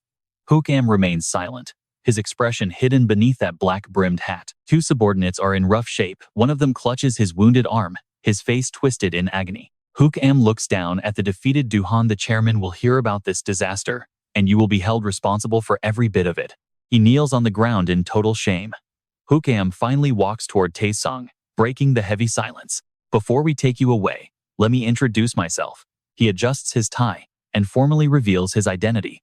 "I am Hukam, a cursed shaman working for the investment firm." His hat hides a dark, cruel purpose. "Our chairman, Ma Dong-song, ordered us to find a shaman capable of causing sudden deaths to his enemies. We are taking you to him right now." Sensing the danger, Tae-sung immediately offers a deal for his cooperation. "As long as you leave the others alone, I will cooperate." Sang-hung then leads him straight into the vehicle. The subordinates load Di-ho into the car as they prepare to leave the parking lot and exit the building. Tae-sung sits quietly beside Hukam. The man suddenly speaks in a calm, steady voice. "There is really no need for you to worry." He gestures, explaining that while the first impression from this little clash was bad, things are about to change. The chairman actually wants to recruit you. So, start thinking about a price tag, because you are about to get a very generous offer. Faced with these sweet but calculating words, he finally looks back with a gaze full of cold contempt. "You and I both know this is insane." He asks sarcastically if he should really work with people who beat his allies to a pulp. He stares at his bloody, bandaged hand and continues to question their twisted sense of business. "So you are saying that even if someone came here to kill me, you would still shake hands with them as long as the profit was right?" Hukam just stutters. Before he can explain, Tae-sung cuts him off. "Did I somehow misunderstand the situation?" He asks back coldly. "So, what is your move?" Against a backdrop of skyscrapers and men in black suits, he begins explaining the true nature of their organization. "You clearly do not know our history, but we started as a brutal, organized crime family." He speaks while a heavy crate is dumped into the dark ocean. "If you refuse to perform the rituals for the chairman, when that crate hits the bottom, you are gone without a trace. Eliminating a stubborn guy like you is just as easy as taking candy from a helpless child." He advises him to drop the useless resistance. "So do not act tough. When you meet the chairman, just bow your head and say you will work for us. It is the only way to survive in this business." Suddenly, the car slams on its brakes in the dark garage. He reacts with pure shock, shouting out in a panic, "What is going on? Why did we stop?" Sang-hung, face still wounded, reports the reality. The entrance is blocked. Hook Am just curses under his breath in pure frustration. The steel shutter door is slammed completely shut. Sang Hung wonders aloud why it would close right now. Hook Am is furious at the delay. Sang Hung decides to get out of the car to investigate. Trust me, you and I are about to see something wild. Stay in the car, he orders, while stepping out to command his men. You and I are witnessing a man become a monster. Force those doors open right now. The subordinates waste no time, sprinting off to follow their orders immediately. Suddenly, a strange sound echoes from the distance. Sang Hung and the others freeze in place, their faces turning pale as they realize someone is coming for them. What is that noise? Firm footsteps approach as Jugon appears, radiating sheer, unadulterated rage with every step. His hands are soaked in blood, dripping onto the floor. Sang Hung can't believe his eyes. Duhan stammers, asking what the hell he is doing. Jugon's gaze is cold, sharp, and absolutely lethal. Chogon. Ryuan steps up, grabbing his shoulder with a cocky, challenging smirk on his face. Seeing the look in Jugon's eyes, Sang Hung screams for him to stop. Don't provoke him. Too late. Chogon slams Duhan onto a car hood. Sang Hung panics and draws a wicked-looking knife. He stands like a demon, demanding to know one thing. Where are the students? Ji-sung and Dae-ho. Sang Hung grips his weapon, realizing there's no way out. Someone starts charging forward at full speed. He roars, I am Kim Sang Hung, captain of the Home Guards. I will stop you. Sang Hung leaps with his blade, but ends up on the ground, face mangled and bloody. Now, look at this carnage. You and I can see exactly why everyone is terrified. He stares out the window, completely paralyzed by the shadow looming over him. Damn it. Ji-sung recognizes him as Chogon. Chogon just gives one simple command: open up. The man locks the door, refusing to budge. Chogon doesn't hesitate and throws a massive elbow strike. Glass shatters everywhere. A blood-stained hand reaches through the shards to unlock the door. Chogon looks inside and tells Ji-sung it's safe now, but the kid is too shaken to even move. The masked men are down.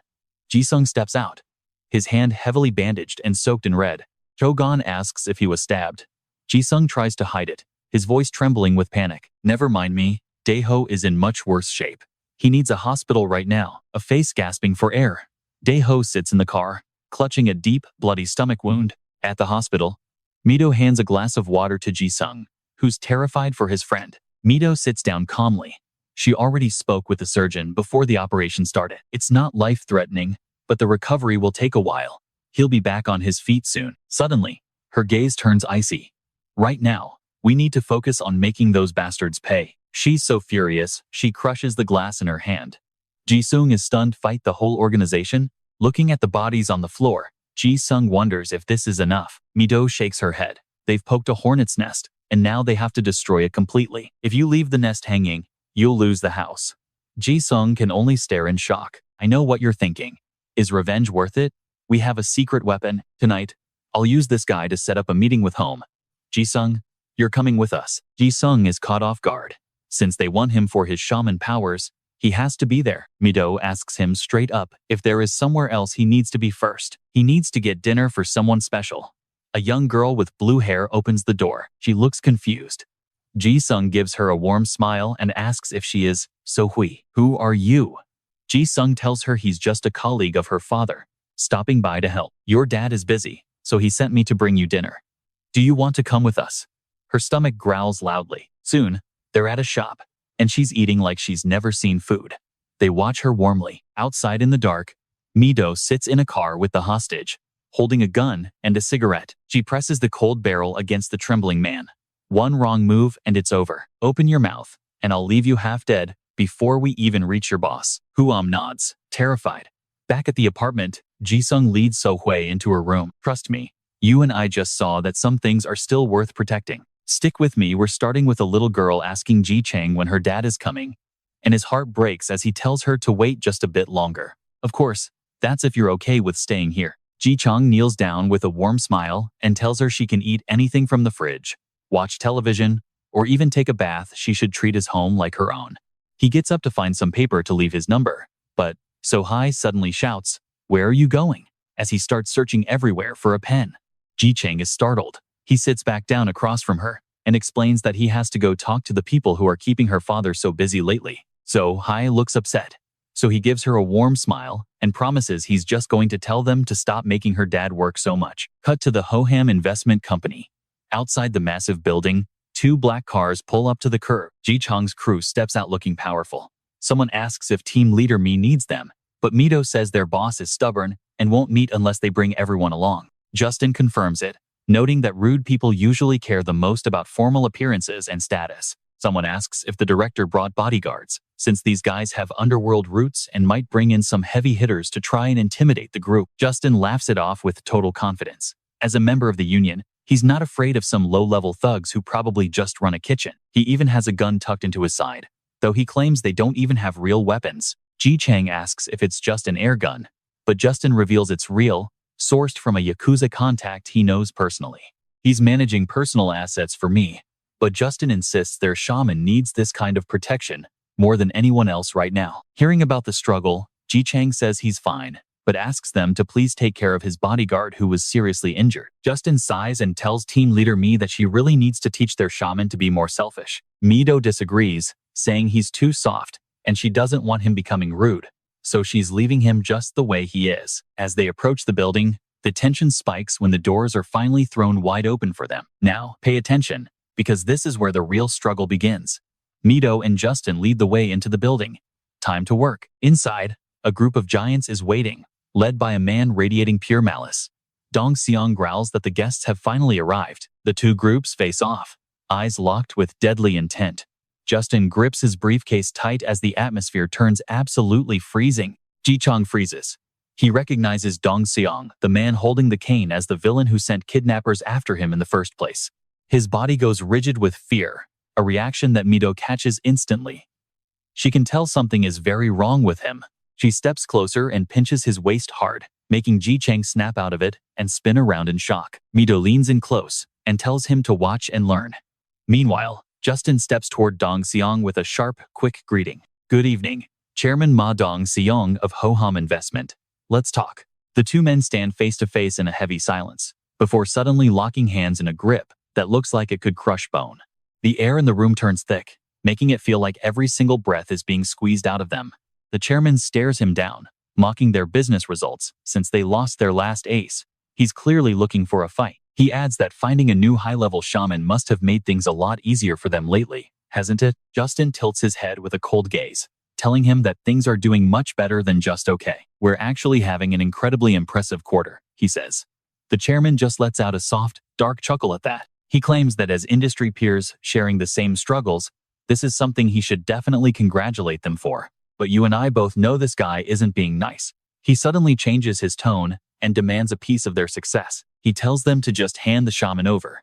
He promises a massive payout for all the hard work they put into training the kid, without even waiting for a reaction. Dong Seong casually throws out a price 24 billion won.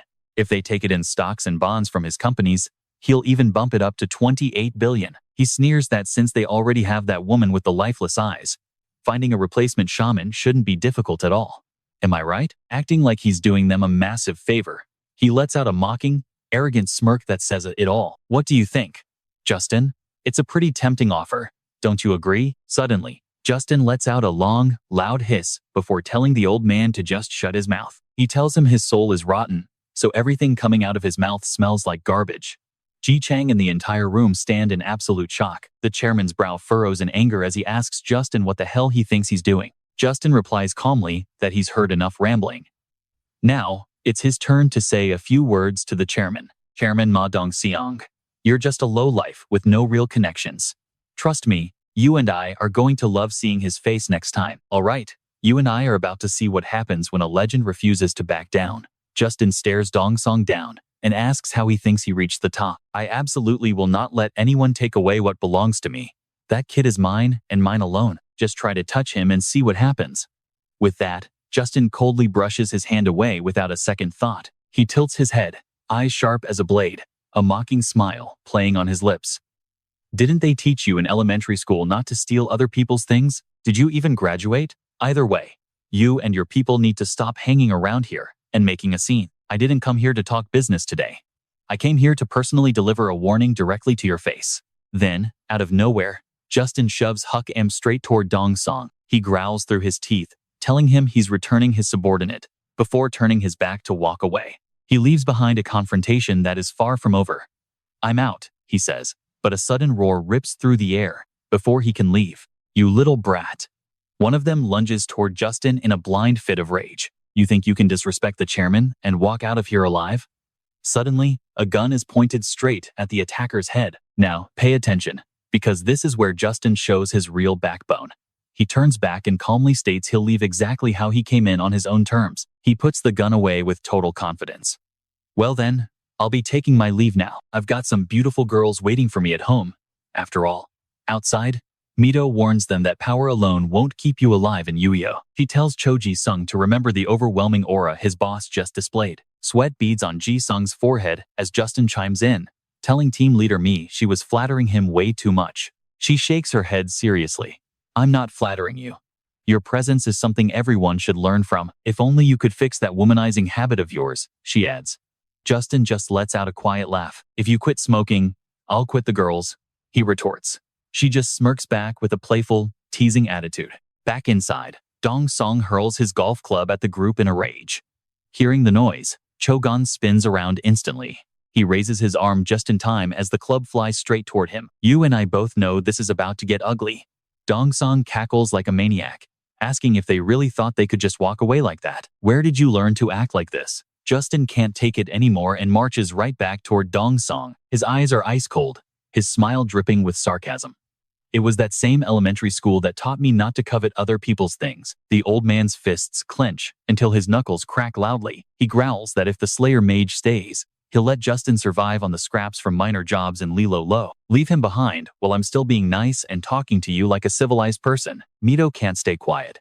"Even if you used to be a gangster, your whining needs to have some limits. Do you really think you can threaten us with these low-level thugs?" He snaps his attention to her, promising his subordinates will ruin every single ritual they try to perform. Mido trembles with a rage she can't hide, while another teammate looks absolutely terrified. Dong-song continues, his words cutting through the air like daggers. "Intelligence, force, connections, I will use every single resource I have against you." The scene shifts to Dong-song's massive building, a symbol of his power, as a group of thugs enters a temple. Their faces are terrifying.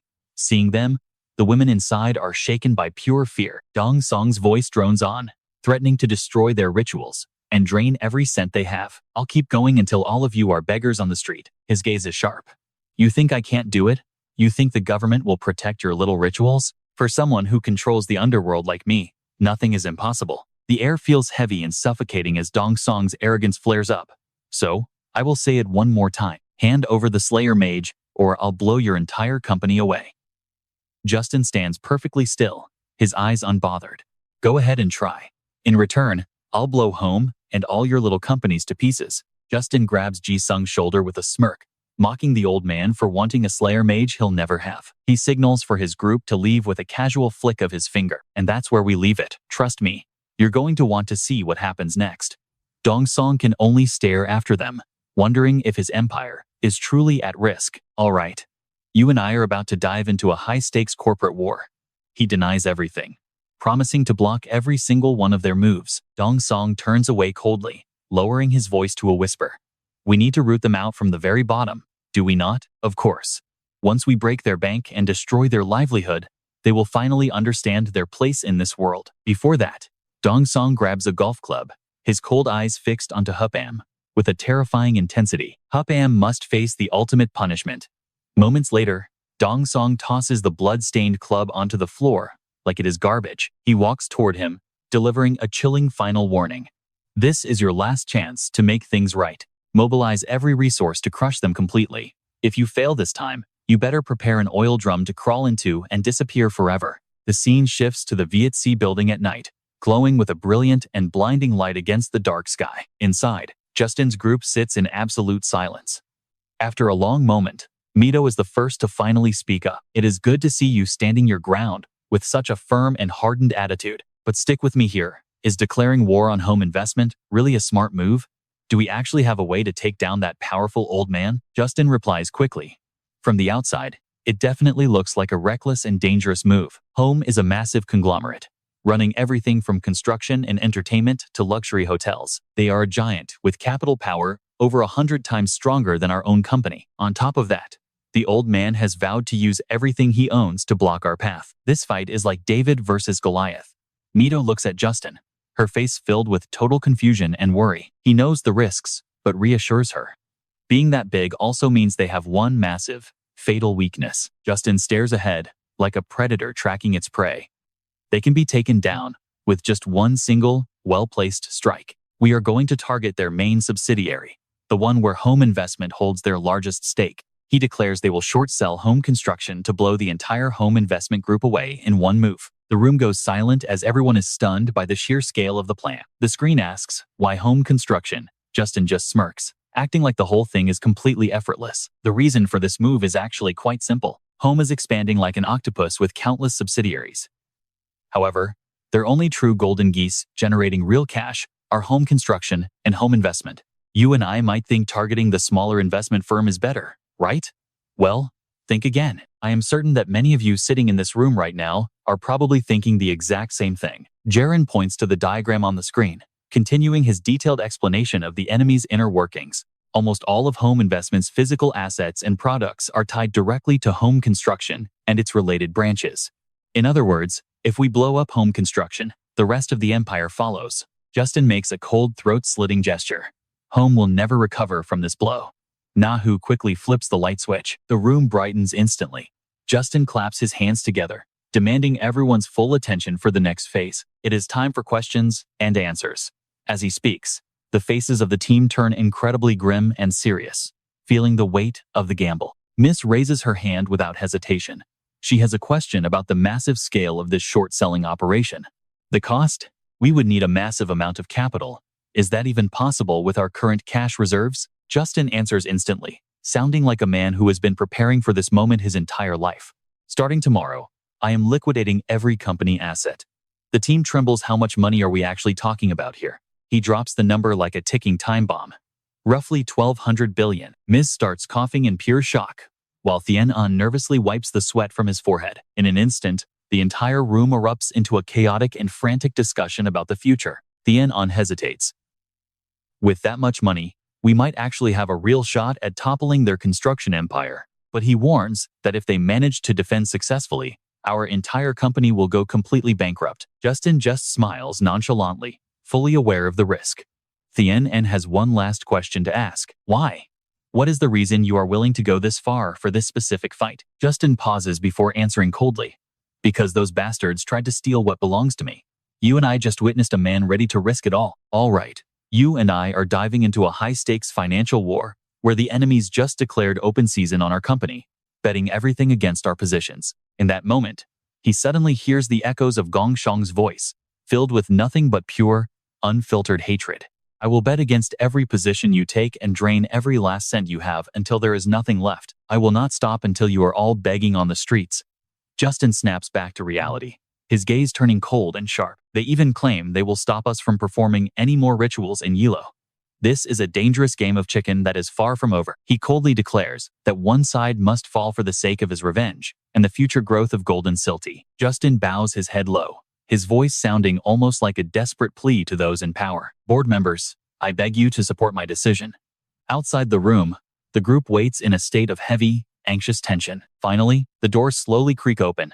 The second Justin appears, Mido rushes toward him with frantic, desperate energy. Justin just lets out a subtle, confident smirk. Now, pay attention. The board officially approved a 1,200 billion won war chest for what will be the single biggest short sale in our history. My job here is finished. Justin walks over to Yi-sung and suddenly gives his shoulders a firm, heavy pat. He points his finger directly at Yi-sung like a commander issuing an order.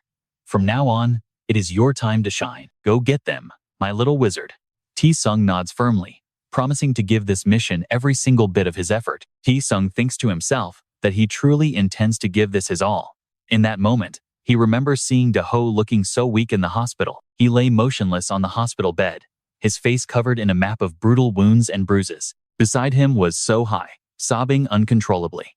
Watching them, Yi-sung begins to shake with a volcanic, silent rage. His mind is set on one thing, getting revenge for his brother currently suffering in the hospital, and proving that he is not a puppet for others to simply control at will. Elsewhere, a woman approaches Taeha and whispers something urgent and secret directly into his ear. After hearing the news, he just lets out a chilling and arrogant smirk. It turns out, skipping that short sale back then was actually the smartest move he could have made. Yi-sung knows he needs to climb higher, But even with his strong will, reality is starting to push back against them. You and I can see the trouble brewing as the team races toward the temple a few days later. At dawn, a pack of thugs bypassed security and stormed the temple to cause absolute chaos.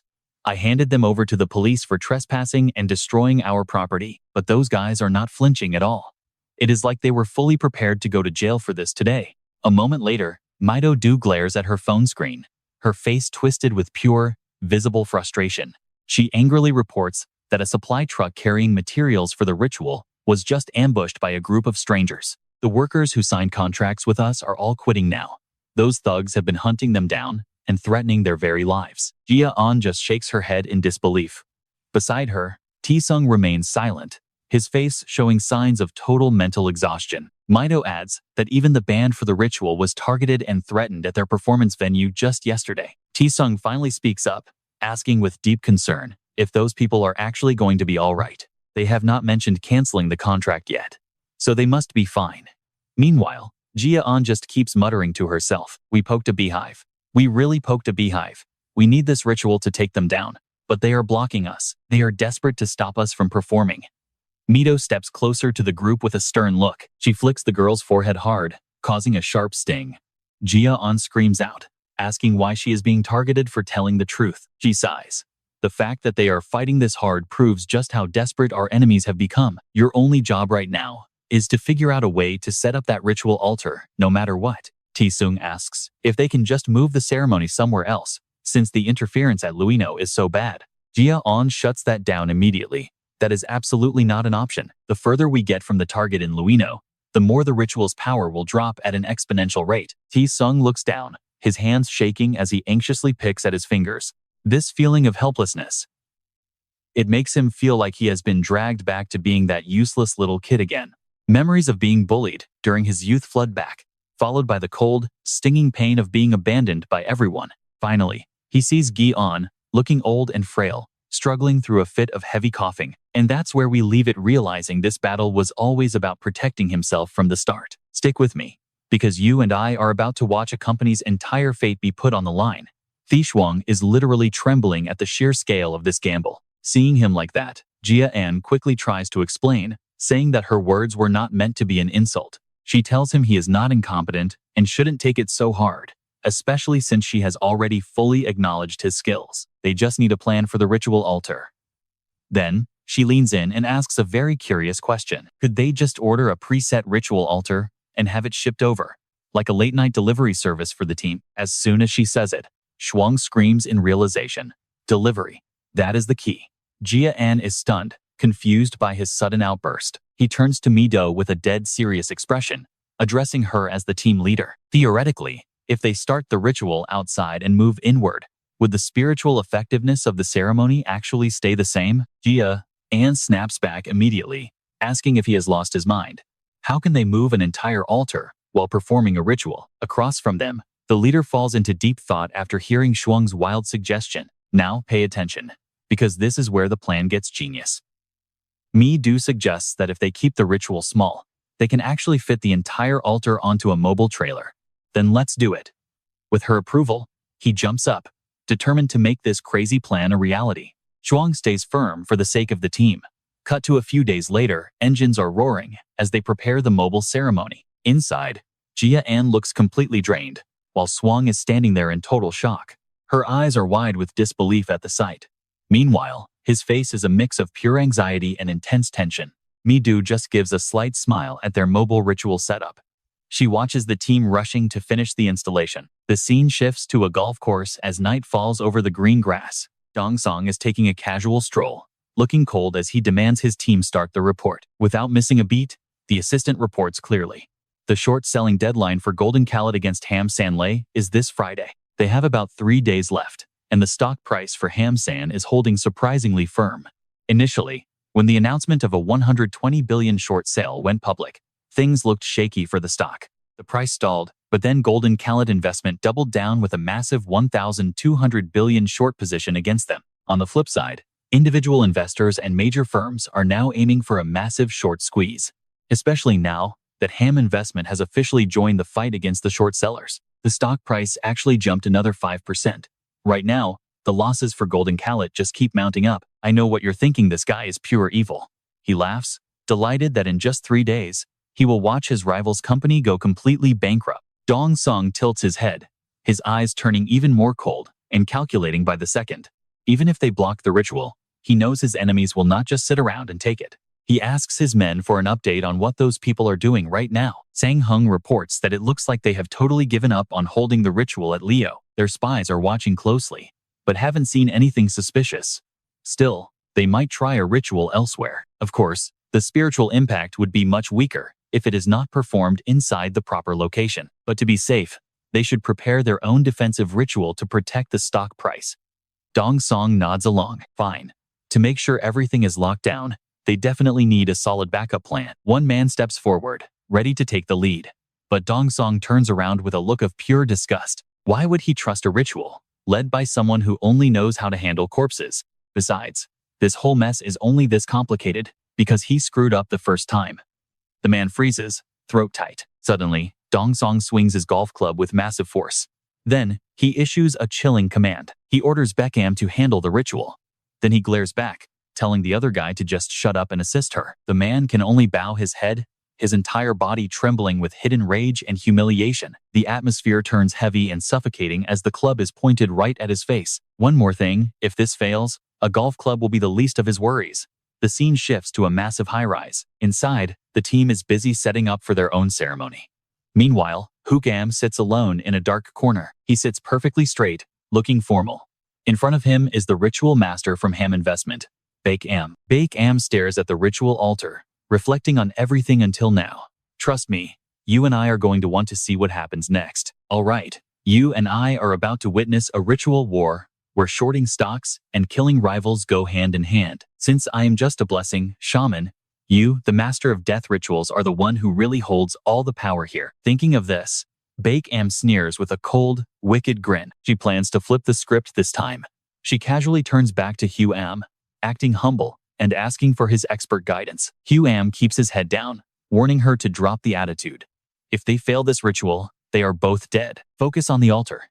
Baek Am turns away, confidently claiming there is zero chance some kid's ritual outside could ever beat them. Do not worry.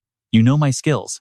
The ritual at headquarters is flawless, and that boy's pathetic attempt has 0% chance of winning. Right after that, Baek Am slowly picks up a ritual knife. She holds the blade in front of her face while grabbing a fan on the other side. Hoam plays a dark, haunting melody. In the center, Baek Am begins to spin, her hair flying through the air as the dance begins. Now, watch this closely. A surge of dark energy invades the room as a twisted creature bolts toward the door. It is a massive snake spirit, slithering fast. The white serpent roars, its giant body coiling tightly around the entire building like a suffocating grip. At that same moment, Mido looks up at the massive white snake. She mutters that using one serpent to guard the headquarters is not enough. She scans the area below the skyscraper with sharp eyes. They have stationed guards in every corner of the district to stop any potential attack at all costs. Typical construction company. They have turned this whole place into a literal fortress for their ritual. Suddenly, her phone rings. On the other end, they report that the mobile ritual is ready to move. He looks toward the ceremony. Is everything finally ready to go? Thi Shuang puts on his ritual robes while Ga Yun crawls up the steps, looking completely exhausted from the prep. She hands him a pair of headphones.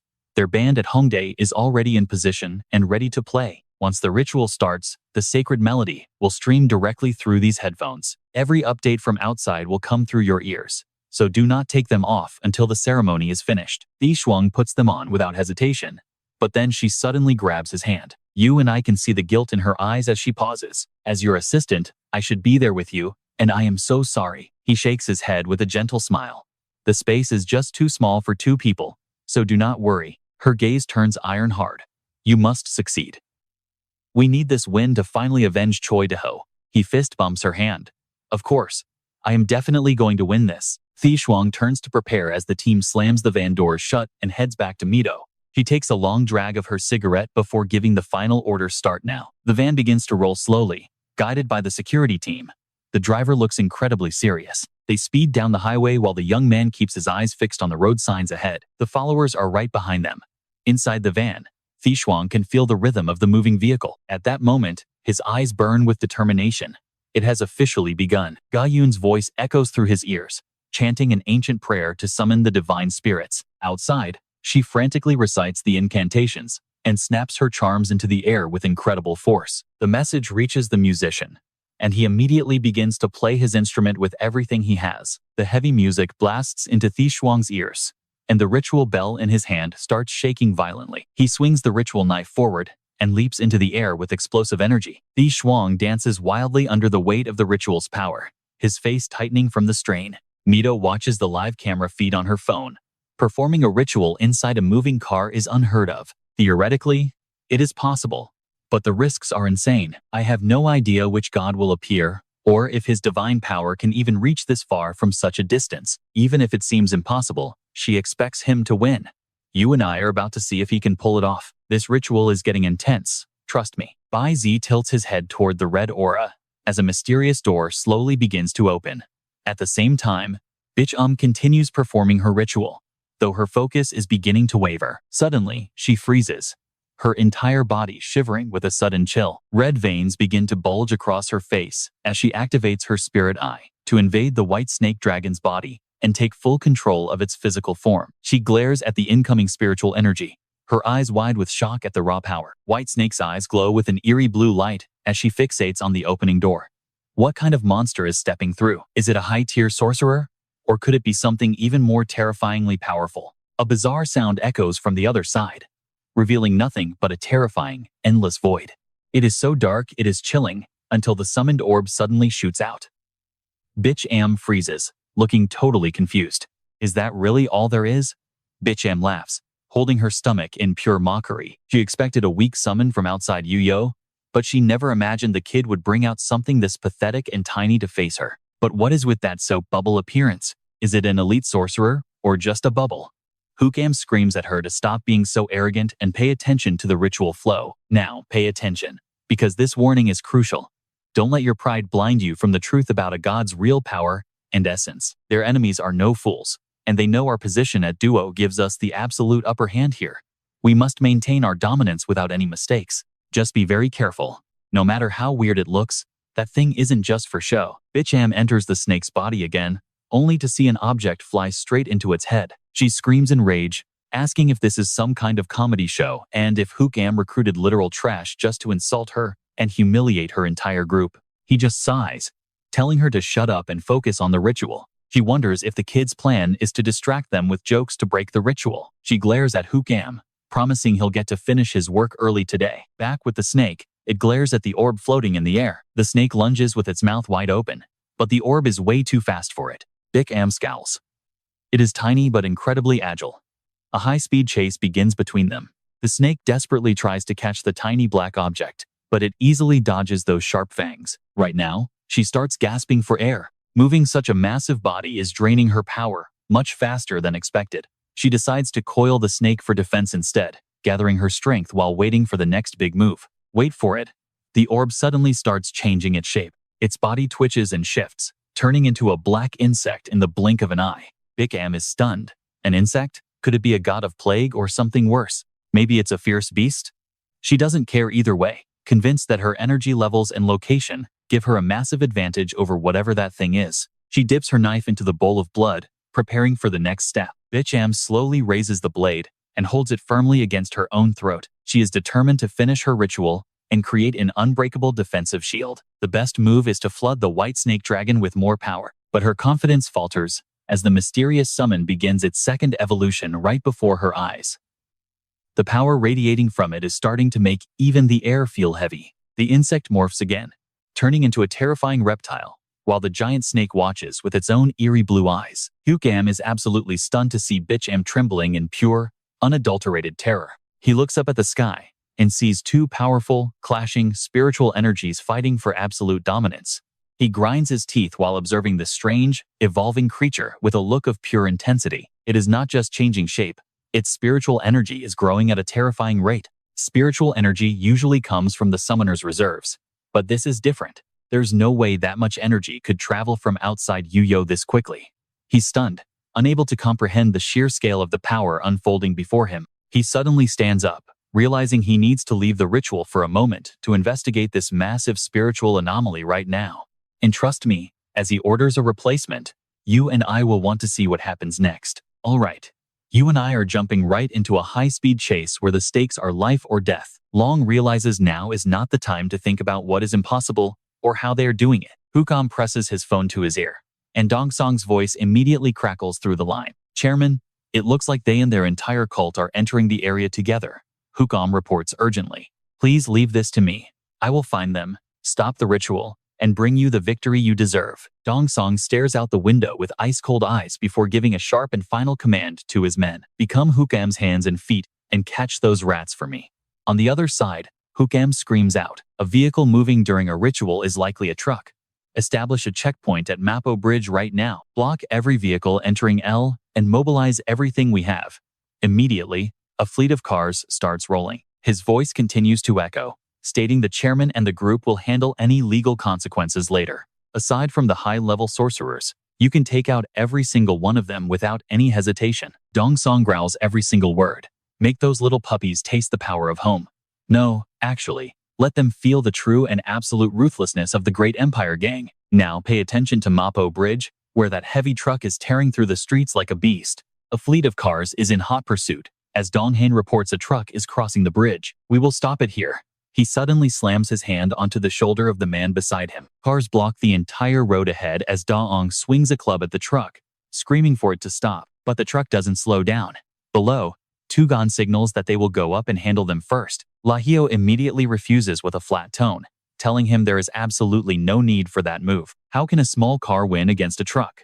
Dong shifts gears, and the truck charges at them. The group panics at the sight of the massive vehicle. What is that truck even doing? Watching the truck barrel toward them without slowing down makes his heart drop. Why is it not stopping? In an instant, the truck is right in front of him, smashing directly into the cars on the road. Vehicles are destroyed in a flash. Donghan spins around, realizing two sedans are actually protecting that truck. He frantically orders the entire organization to give chase. Hurry up and get after them right now. Elsewhere, Ham screams in rage. Those bastards know exactly where we are, and they have more men. You and I can feel his frustration as he yells about why they can't stop one single truck. The truck driven by Vahom keeps moving. Suddenly, Eoku leaps out, his eyes locked onto the target. He tenses his legs, looking like he is ready to pounce directly onto the moving vehicle. From behind, Gon strikes, and a moment later, Eoku's body lies motionless on the hard ground. Right then, another man lunges at the truck, grabbing the side mirrors with both hands. He clings on tight, staring inside while Da-on calmly drives the massive vehicle. Suddenly, Da-on grabs a hot can of water and thrashes it directly into the man's face. The man screams in pain before his body falls off and hits the pavement below. Donghen screams that the driver is terrifyingly good and the escort cars are knocking their men away every time they try to get close. This is getting out of hand. It is not exactly easy to stop a truck that is driving like its life depends on it. Meanwhile, Beck curses under his breath. Damn it. The thing keeps changing shape and getting stronger. The demon elder has turned into a snake, staring at it while Long watches in pure amazement. Now it is not just dodging but counterattacking too. If Hukam is going to use a move, do it fast. If that thing transforms again, we are going to lose this battle of spiritual power and be crushed. On the other side, Di Wang keeps reassuring himself that it will only be a little longer, just a bit more, and they can win this spiritual clash. The momentum is shifting toward his deity. He prays silently for everyone to hold their positions, even though it is a difficult struggle. At the same time, Ande keeps telling himself it is almost over now. Another guy clings to the truck, but Gon suddenly appears right on top of the roof. His body is tossed aside, as he mutters it is almost time. Ladiong tries to stay calm, and that is where we leave it. Trust me, you and I are left on edge as a truck suddenly blocks the entire road, forcing him to swerve back. You and I are diving into a literal nightmare for our main character. Outside, the truck is under a heavy ambush, and Ti-sung loses his balance as the ritual bell slips from his hands. Simultaneously, the entire vehicle is tossed aside and sent rolling across the road until it finally slams into the ground. We see Lahong covered in injuries, while inside the cabin, Ti-sung lies completely still next to a collapsed Chaegon. Mido screams through the radio in a panic, demanding to know what just happened to everyone. Heeman frantically reports that the truck has flipped, and Chaegon, who was hanging on, is now severely wounded along with the others. Without a second of hesitation, she asks about the shaman. Is Yi-sung still okay to finish our ritual? His voice trembles as he explains the cargo hold is stuck, but the one thrown outside Chaegon is currently in critical condition. Mido snaps back with an order, telling them they must find a way to check on the shaman first. She claims Chaegon will be fine since he always gets back up. But Heemin is visibly shaken by the suggestion. Now, watch this carefully, because even with his body shaking, Chaegon forces himself back up while everyone watches in shock. Chaegon quickly reaches out and grabs the dropped phone. He declares with total conviction that he will protect Yi-sung until his last breath, even though moving has become nearly impossible now. The home enemies are closing in fast, so he returns the phone and stumbles toward the back of the truck, staring at the doors. He pours every ounce of strength into his arms, pulling at the heavy metal handles. It does not budge at first, making him curse under his breath, but then the door finally rips open and crashes to the pavement. He rushes inside the dark compartment, where Yi-sung is still lying motionless on the floor. He sees the destroyed headset first, then the boy's badly bruised ankle, and finally the shaman struggling just to take a breath. Faced with this horrific sight, he can only scream out the shaman's name. Right then, the enemy group completely surrounds the wreckage, and the absolute worst-case scenario has finally arrived. Everything is on the brink of total failure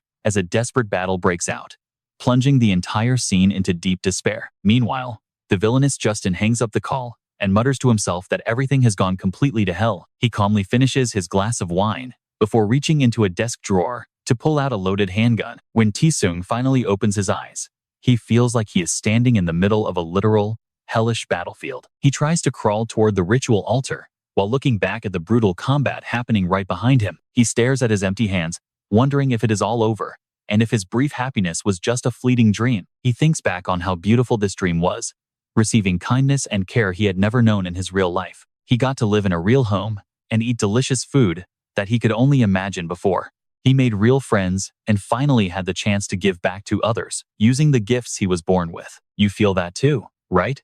In his final moments, he remembers the laughter and the friends who became his real family. The last thing he remembers is the warmth of Mido's smile when a familiar voice suddenly calls out to him. A vision of his younger self appears, asking him if he is really okay with this dream shattering into pieces. The child asks again if it is truly all right to let go, but Yi-sung immediately denies it with everything he has. He wants to keep dreaming alongside the people who believe in him and the only talent he possesses. No one in their right mind would want to wake up from a dream this beautiful, especially one he worked for every day. His voice trembles as he asks his younger self what he is supposed to do in a situation this hopeless. The vision looks him in the eye and tells him to just do the one thing he knows he can. Yi-sung forces his shaking body to move, looking forward with a gaze that has completely transformed into pure determination. Despite his broken legs, he tries to take a step, his entire body swaying dangerously as he moves forward. Gritting his teeth, he lets out a roar, asking what he can do, before finally stumbling out of the truck to Chaegon's shock. He sees the ritual altar waiting for him outside and tightly grips the shaman bell in his bruised hand. He bites down on a ritual dagger, thinking of the one thing he can do to protect the people he loves. The enemy looks on in total confusion, wondering what this kid is doing as he raises his ritual tools high into the air. In that moment, he resolves to put everything on the line to finish the sacrifice and complete the holy ritual. And that is where we leave it. Blood is streaming down his face. And trust me, you won't want to miss what happens next. All right, you and I are about to witness the most brutal survival moment in this whole story. He feels pain in every single cell, a hammering headache from a severe concussion. Every part of his body is battered, with broken fingers and ankles sending jolts of agony along his nerves as he stares at the overturned truck. Debris from the wreck is scattered everywhere, mixing with the sheer panic of the crowd. Thugs and bodyguards are clashing in total chaos, and none of them truly understand the scene before them. Stares of pure disbelief are fixed on the wreckage, but honestly none of that matters anymore. Despite being covered in wounds, he pushes through. That kid, Yi-sung, is still performing the ritual as if he has lost his mind. The boy is doing the only thing he can right now. It is a desperate sight that leaves the outsiders absolutely stunned. What on earth is that kid doing? Now pay attention, because this is where it gets interesting.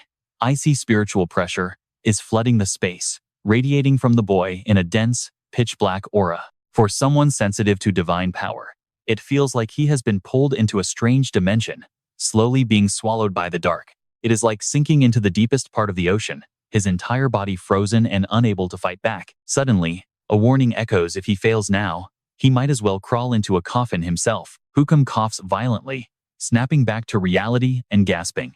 The boy has reached a state of total egolessness. The ritual continues on one side, while elsewhere, Baekam is preparing for his own confrontation. Baekam is going to lose. We have to stop that kid at any cost. Hukam screams, ordering his guards to attack immediately. They charge in like a storm, but Ki-sung's allies are already standing their ground, ready for war. The bloodbath begins. Both sides clash with lethal weapons, and the casualties start piling up as Chogon struggles to hold the line. Damn it. If he had not been injured in that truck crash, he would not be struggling so hard against Hukam's group right now. The villain mocks him, saying he is too exhausted to even carry an unconscious shaman, let alone win this fight. You cannot even run, so just give up. But even while exhausted, Chogon still has enough fire to snap back. A brain-dead coward who cannot even control his own bladder should not be talking so much trash.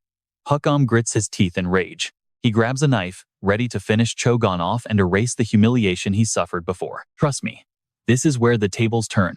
A car suddenly swerves in, blocking his path as he vows to get revenge. A group of men armed with tools steps out, and then a familiar figure emerges from the vehicle. It is Daeho, still bandaged up. Chogon stares in shock. Are these not the gangsters who were supposed to have retired from the underworld? But Daeho just shrugs and tells him not to ask how they managed to get there so fast. I am here to repay the young master for covering my hospital bills and for the meal you both gave my daughter. He slowly puts on his mask. Daeho fires a shot into the air, shouting for everyone to get ready. Let us do this. Elsewhere, a phone starts ringing.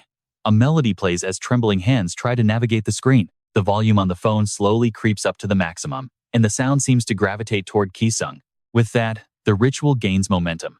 A thick wave of black mist starts pouring out, reaching the snake, Baekja. The darkness surges into Baekja's body, causing it to swell up to an unnatural, terrifying size. Baekam is not even worried, claiming that pouring power into a devoured god is completely meaningless. But Baekja is writhing in agony.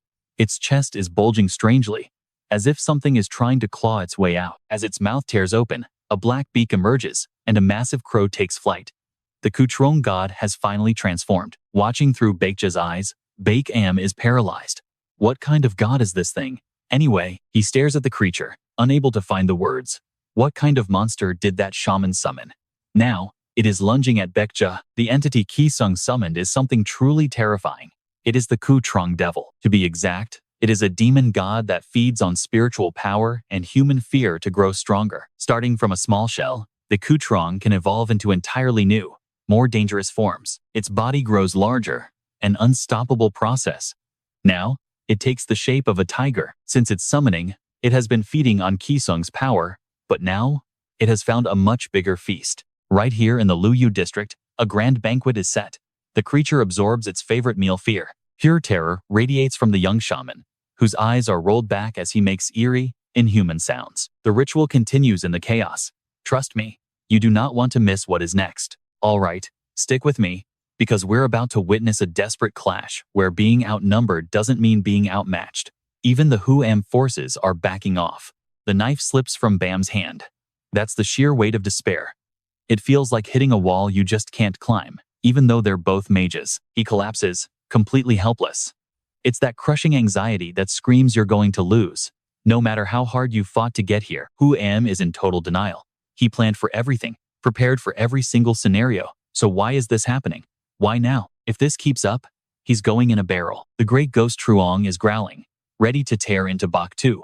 Remember, this thing feeds on divine power and raw terror.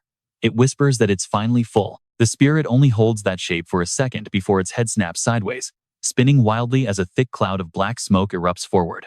The smoke swallows the spirit whole, and they merge into one. Bak 2 has to swing off a building just to dodge the impact. Now, watch closely, because Bitch Am is panicking. How did that kid's divine power just vanish into thin air? She's struggling just to stand up. Bitch Am rushes out to see what's happening, but a massive hand suddenly reaches out from the darkness. A giant figure is taking shape. She's frozen, unable to believe what she's seeing. The look on her face says it all. The great ghost has completely transformed. Human fear is literally coming to life right in front of them. Its true form has officially descended upon the world. According to the maps, this demon is a legend spread across 8 provinces, haunting everywhere from the mountains of Gangwon to the shores of Jeju, Yeodiche Hoban. But there's a mystery. No one knows its true shape, Because it's a shapeshifter. It looks like whatever each person fears the most. Its face starts shifting, twisting into something new, as it stares down at the white-clad figure trapped inside the building. The woman inside is trembling. A familiar, terrifying image is slowly coming into focus right before her eyes. For bitch Am, her greatest nightmare is Chairman Ma Dong-song. Seeing her terror, the ghost mocks her with a twisted sense of pride. You really are a pathetic loser. She stares at the giant head, stammering out excuses, saying it wasn't supposed to be like this. Her voice is shaking so hard you can't even understand her as the darkness swallows her whole and she loses consciousness. You and I both know there's no escaping this. It drags her into a void where it's just the two of them.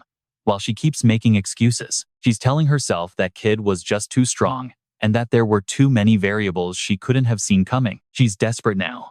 It's not my fault, she screams. It's the fault of the people who couldn't stop that kid's ritual. Her body won't stop shaking. She's begging the silence, eventually dropping to her knees in front of the shadow. She keeps crying out that it's not her fault. Back in reality, she's completely drowned in her own despair. The others rush over in a panic.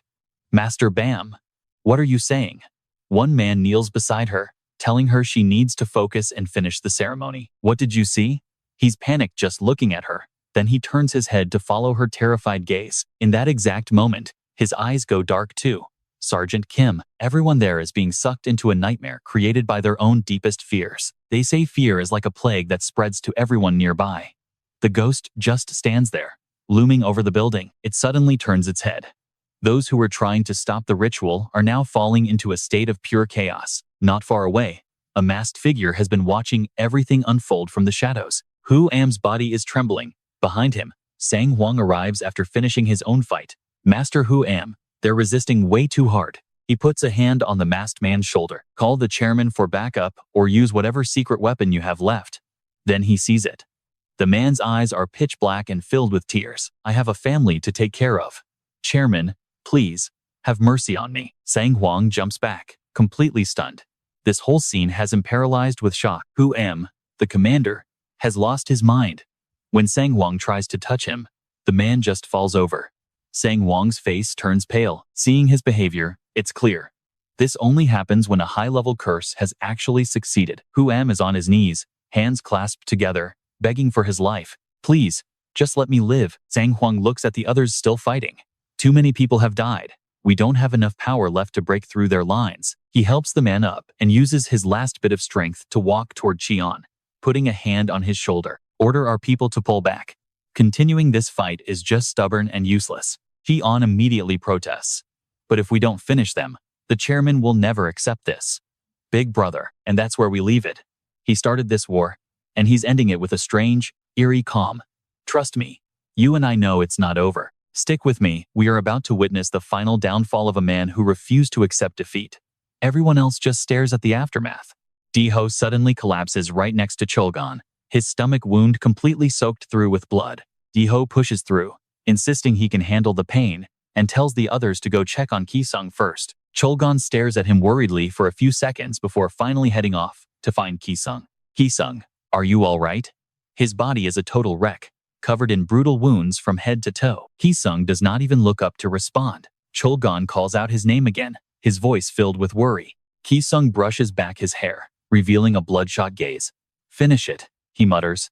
Suddenly, the massive summon begins its move. It grabs the white snake's head in a crushing grip, making the beast tremble with pure terror. Now, watch this. The giant brutally rips the snake's jaws apart as the creature shrieks in absolute agony. Under that overwhelming force, the snake is torn in half, and its body vanishes into thin air, all under the watchful gaze of Ki-sung. He closes his eyes as hot tears fall, his body finally reaching its absolute limit before he collapses to the ground. By the next day, the massive wall protecting Hamkon's stock finally came crashing down. Life returns to normal for the busy staff, as every department enters a frantic work pace. Sell it all. The manager screams to his frantic staff. Dump everything now, not just home, but the stocks of every subcontractor and partner company too. How does a massive construction giant like this just crumble into dust overnight? People might point to the construction failures or the massive real estate crisis. Breaking news: the government just announced a massive new Greenbelt initiative. Investigations are launching into the 5,700 billion won redevelopment project over massive corruption charges.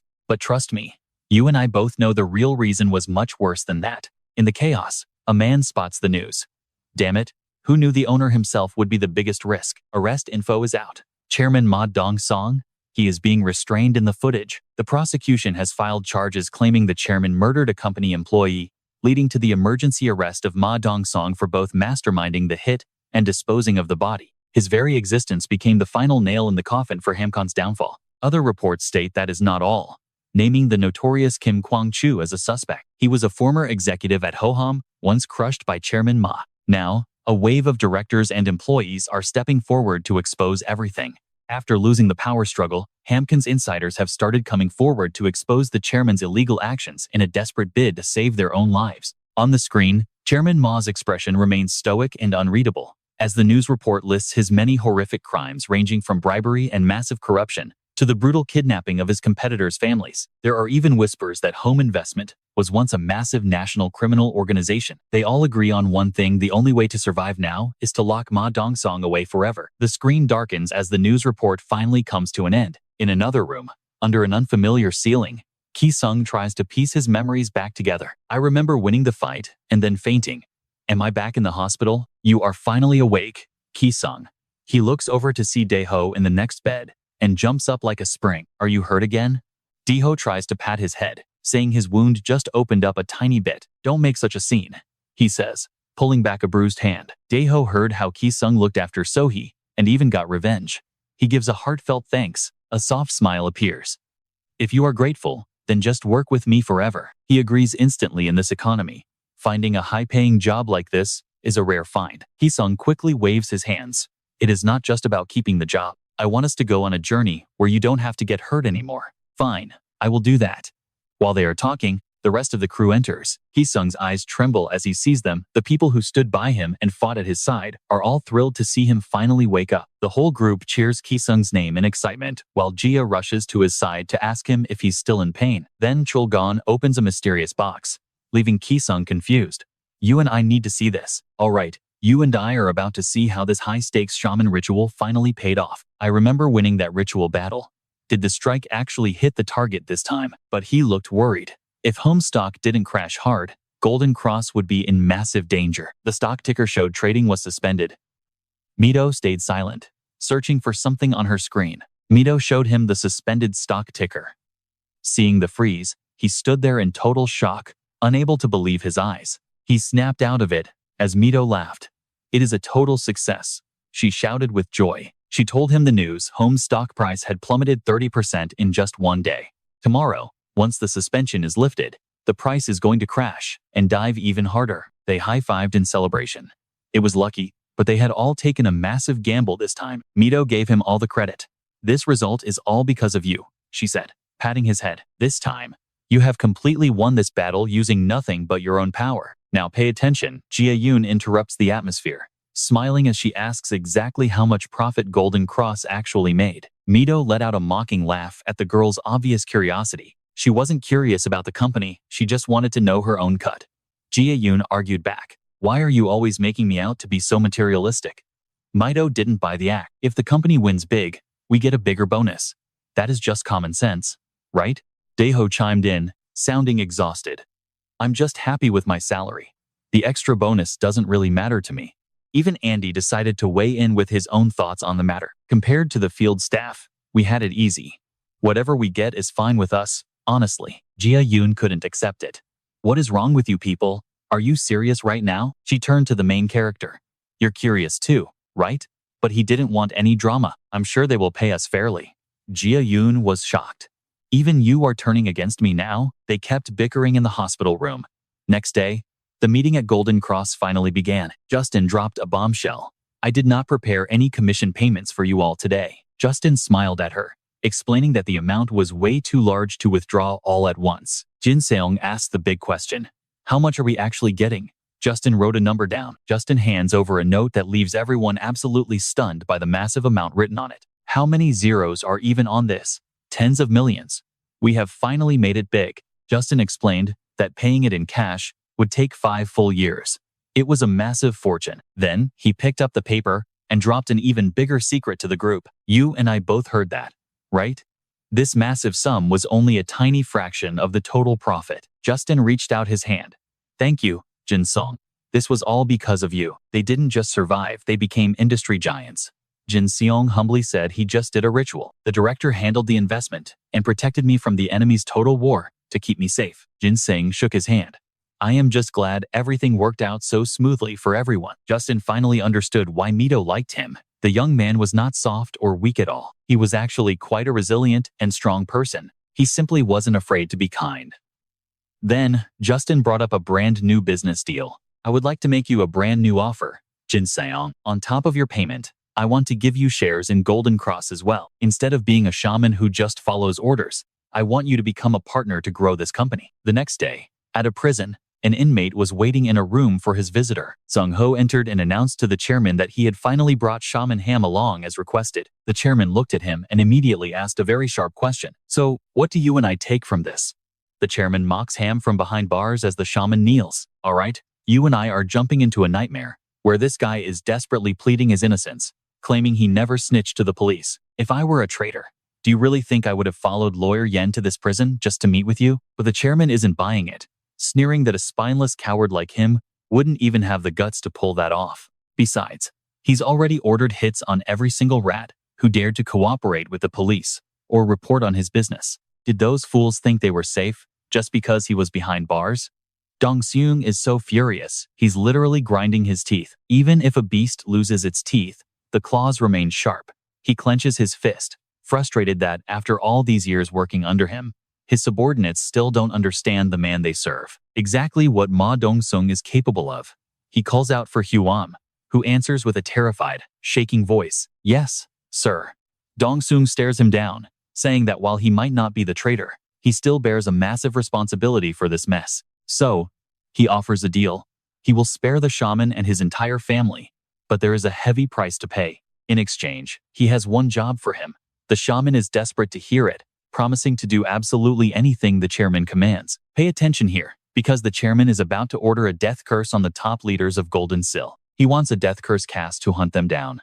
Seeing the shamans panic, the chairman just laughs, admitting he really is that heartless. Anyone who dares to insult him will have that disrespect returned 10 times over. If they stole the empire he spent his entire life building, then it is only right that he strips away everything they own in return.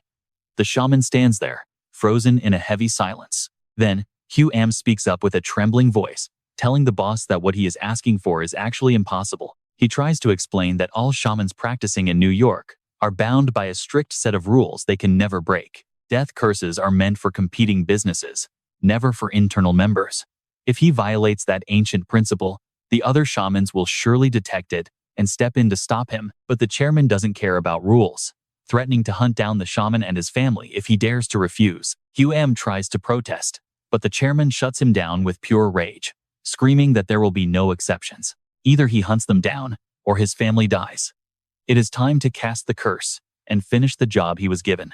Feeling helpless, the shaman stands up, insisting that forcing him to perform such a high-level death ritual is still nearly impossible. Targeting an enemy who possesses divine power equal to a high-ranking shaman is a task that simply cannot be done. As he struggles, the chairman reveals he knows about a dark item that can temporarily boost a shaman's divine power for a ritual. If his sources are correct, the item is called Ko, and Dong Seung has already made all the necessary arrangements. Lawyer Yen has already tracked it down and secured it.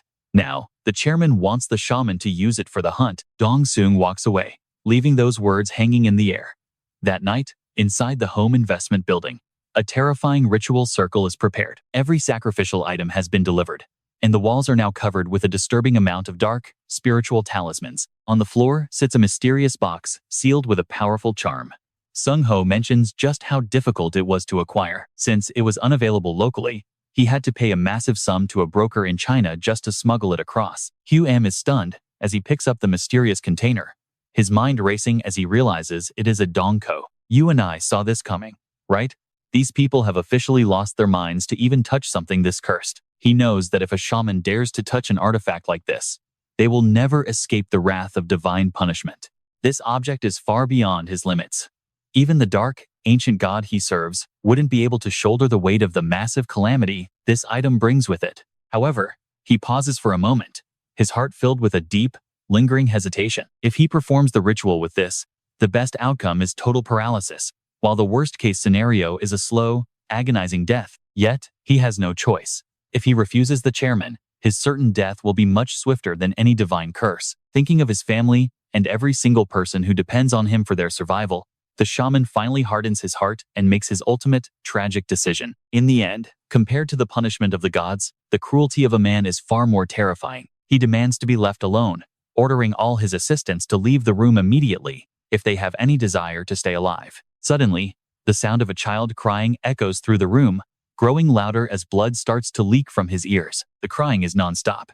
That thick, red liquid slowly begins to pool on the floor around him. In the heavy silence, only the sound of sobbing remains.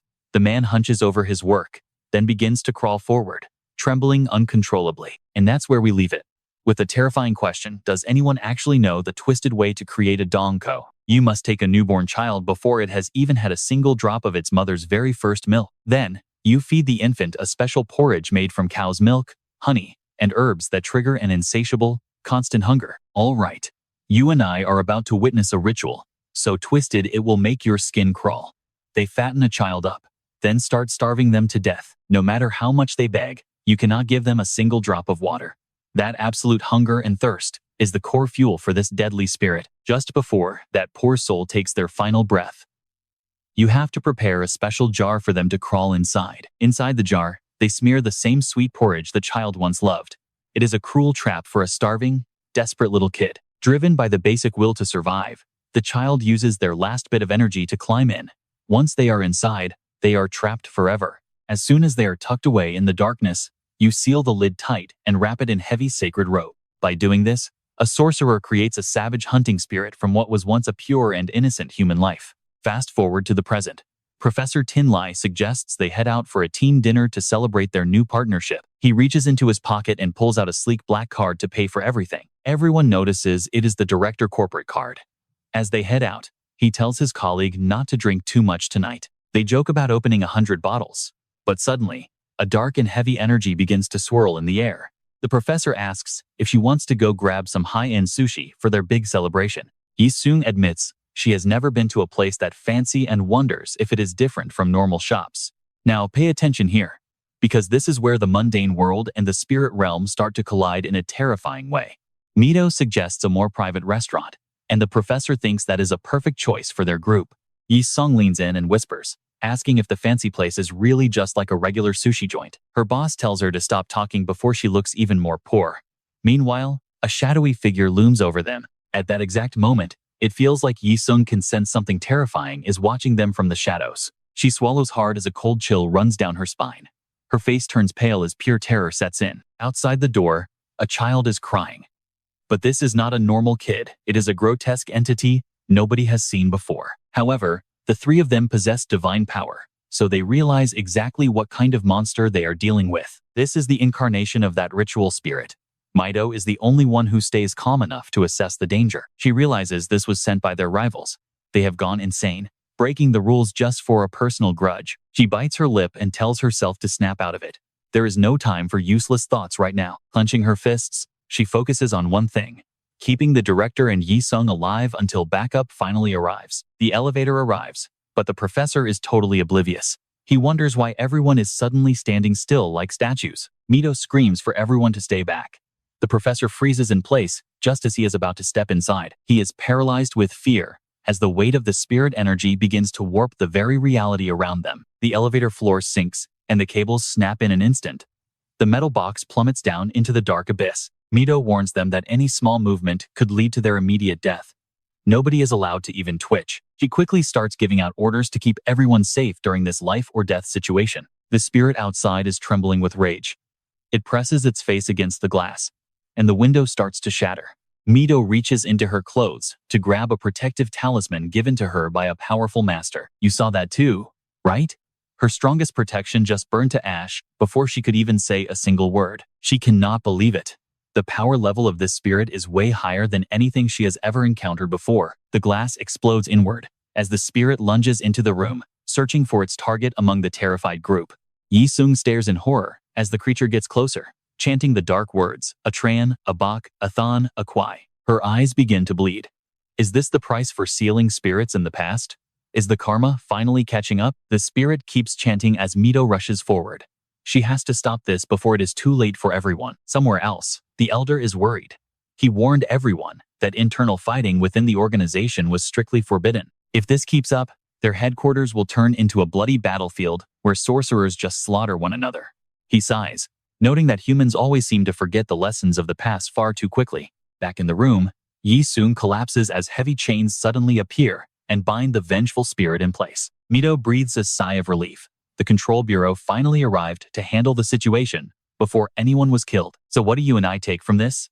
The real war between these sorcerers has only just begun. The heavy doors finally swing open. Stick with me. You and I are about to enter the world of the FDC, a secret financial oversight organization formed under the FGS back in the early 2000s. This was an era when major corporations were using illegal shamanic rituals to curse one another for pure profit. Back when these dark rituals were first introduced into the IO, this place became the absolute embodiment of pure chaos. In the early 2000s, these curses were just targeted at businesses, but then, some truly horrific phenomena began to explode everywhere. Vicious death hexes were suddenly being fired directly at CEOs and the politicians who held the country's power. The images were torn to shreds. Real lives were being lost, and the nation's brightest minds were dying off. A plane bound for Singapore carrying the Gangzong shipbuilding family crashed straight into the ocean. Breaking news flashed across every screen. Assemblyman Dubong had just been found dead in his own home. Meanwhile, the papers were buzzing over the mysterious death of director Park Se-hwan from the construction group.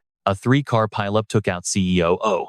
Back then, the government actually considered banning these dark rituals entirely, but they backed down, fearing that a legal ban would basically prove to the public that these superstitions actually worked. They couldn't risk the markets panicking. So instead, the Financial Oversight Commission came up with a different plan. They established the Monitoring Institute, an elite unit with one single, secret goal for its existence. They recruited the era's most powerful shamans to hunt down mages using dark rituals to kill, while officially claiming they were just protecting market freedom. But the moment someone crosses that line, these guys become judge, jury, and executioner. Ki-eun grips his weapon tightly, facing the dark aura ahead of him. His team steps deep into the gloom. Some are gagging from the stench, while one of them complains loudly. This is definitely a death ritual curse. But looking at this level of corruption, he must be using some serious forbidden sorcery. Now watch this part. Team leader Ki-eun isn't scared. He orders his squad to break through and sever the spiritual vein. The squad moves out, chanting their protection spells in unison as they charge forward together. Spiritual armor wraps around them like a shield, and they lunge into the fray. Ki-eun kicks the heavy door in, his glowing blade lighting up the room to reveal a trembling rogue sorcerer hiding inside. The man screams, "How did you find me? There is no way you could have tracked me down. I broke my chains. You think I will just disappear that easily?" He roars, lunging at Ki-eun like a beast. The sudden attack catches Ki-eun off guard, but in a flash, his stance shifts.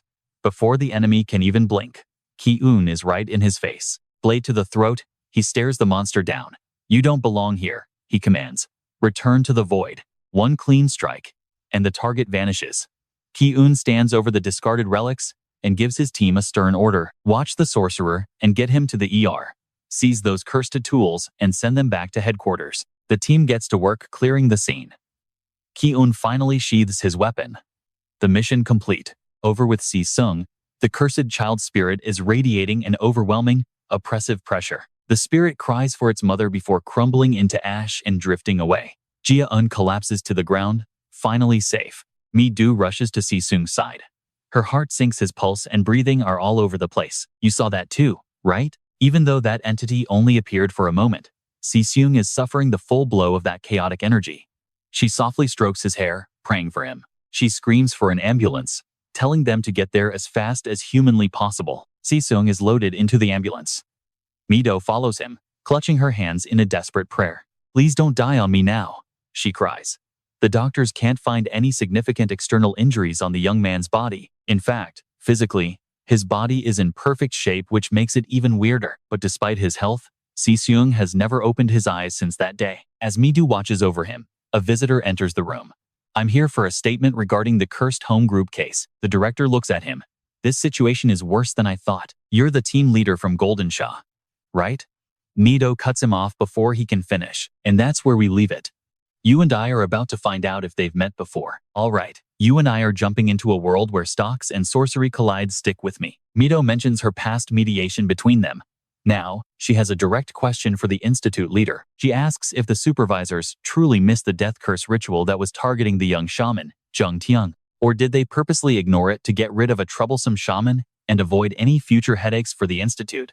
The director calmly claims there were never any orders to discriminate against shamans who specialize in death curses. Mido steps closer, gripping the director's shoulders with intense pressure and signaling her. She demands the director look at the unconscious boy and tell him the truth right now. Now, watch this. Because Mido's rage is about to hit the boiling point. Her eyes scan for lies. How could someone who sees every ritual not know about a plan to kill? Did she really not know about the illegal ancient artifacts being smuggled into the city of Yo? The director replies that she never liked death curse shamans operating inside the city limits anyway. She believes no spiritualists should set foot here, coldly brushing Mido's hands off her shoulders. Stock prices should reflect a company performance, not be moved by mystical or spiritual forces. Mido stares back in pure disbelief at the blatant lie. Does that mean their source of wealth is cut? The director says they should just be normal shamans again. Shamans are meant to be a bridge between humans and the gods. She stands up, admitting that such a massive change won't happen overnight. Investment firms won't give up shaman profits easily. She slowly walks toward the boy's hospital bed. During this time, people like us must exist as a minimum safety pin. Looking at Zhang Tiang, she admits it is a shame he was hit by the curse. She promises that the institute will strictly monitor all forbidden magic items from now on. Suddenly, Mido drops to her knees, shocking the director with the weight of her desperate apology. She begs for help because every medical scan shows that the boy is physically fine. Since he won't wake up, it means his very soul has been damaged by the curse. They have zero clues left. Mido bows her head in absolute frustration and anger. Let's stop for a second. Everyone fears this director for a reason. Here is why. She sincerely begs the director to help Zhang Tiang open his eyes again. Shift to the high-stakes stock world, where everyone acts like they own the whole world. These people handle billions, sometimes trillions, of other people's hard-earned money every single day. Stock code: Trey Moon Industries. Placing an order for 30,000 shares now. Order received and filled. Next up, a purchase order for 150,000 shares of Lobun Cam is confirmed. Order confirmed. Next, a massive buy order for 2 million shares of Naples is received, and the trade is instantly filled. When you handle that much money, the commissions are insane. By October 2025, the profits were through the roof. Daily transactions reached a staggering 16 trillion won as the domestic stock market hit the most prosperous peak in its history. The market is peaking. A manager cheers loudly, raising a glass to celebrate their highest performance in the last quarter. He starts handing out white bonus envelopes to everyone. These guys look at regular workers like they are pathetic. Then, a man accidentally bumps into an old lady. They lock eyes, but the man's face is filled with pure disgust. They truly believe they are superior beings.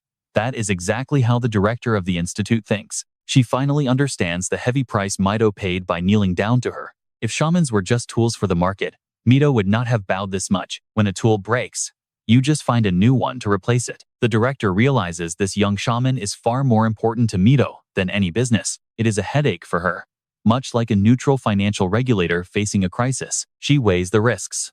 Trust me, you will want to see what happens next. Stick with me here. The organization's whole mission is staying neutral and never protecting any corporate mages or the shady people behind them. But she just sighs, admitting they have to take some responsibility here. While Mido listens closely to her every word, she looks over her shoulder, asking her companion if maybe a little bit of help wouldn't be okay for once. Before she even realizes it, the goddess appears right behind Nam Van, smiling as she agrees to do whatever her sister wants. Seconds later, she reaches for the boy's body as light begins to glow from her palm.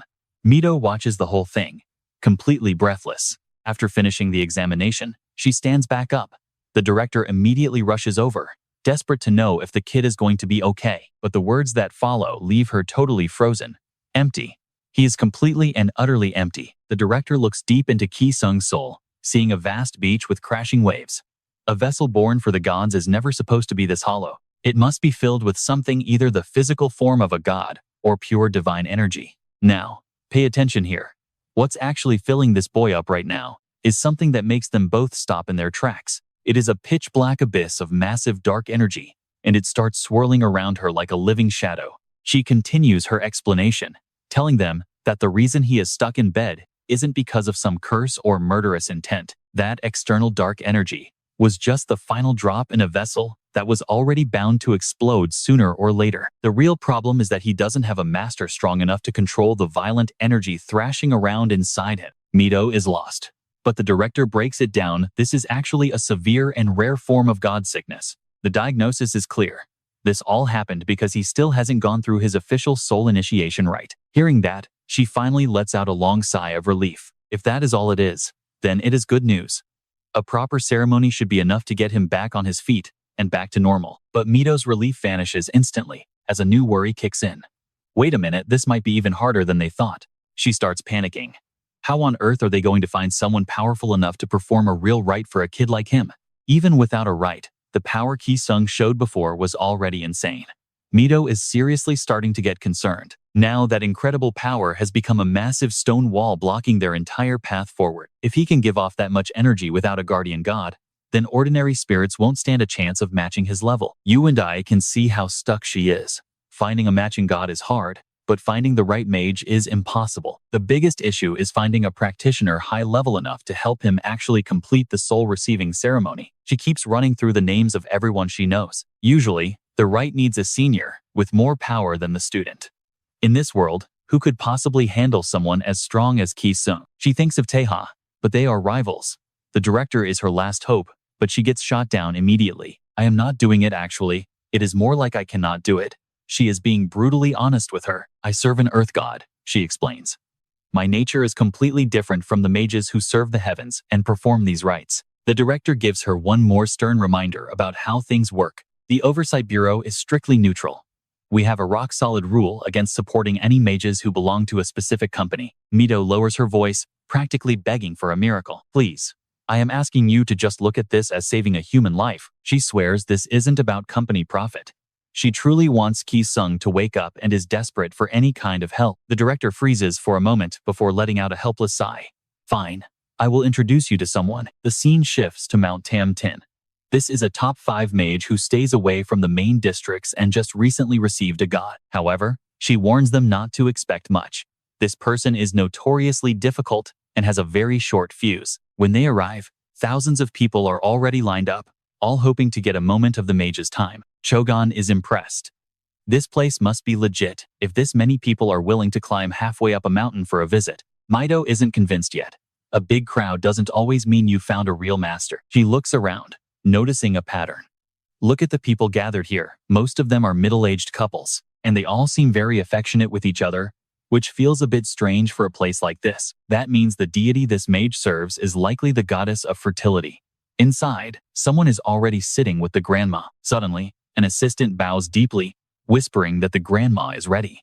You and I are about to see if this mage is truly as powerful as they say. On the way, Mido thinks to herself people call her grandma, which sounds a bit funny and easy to overlook. But you and I should know better.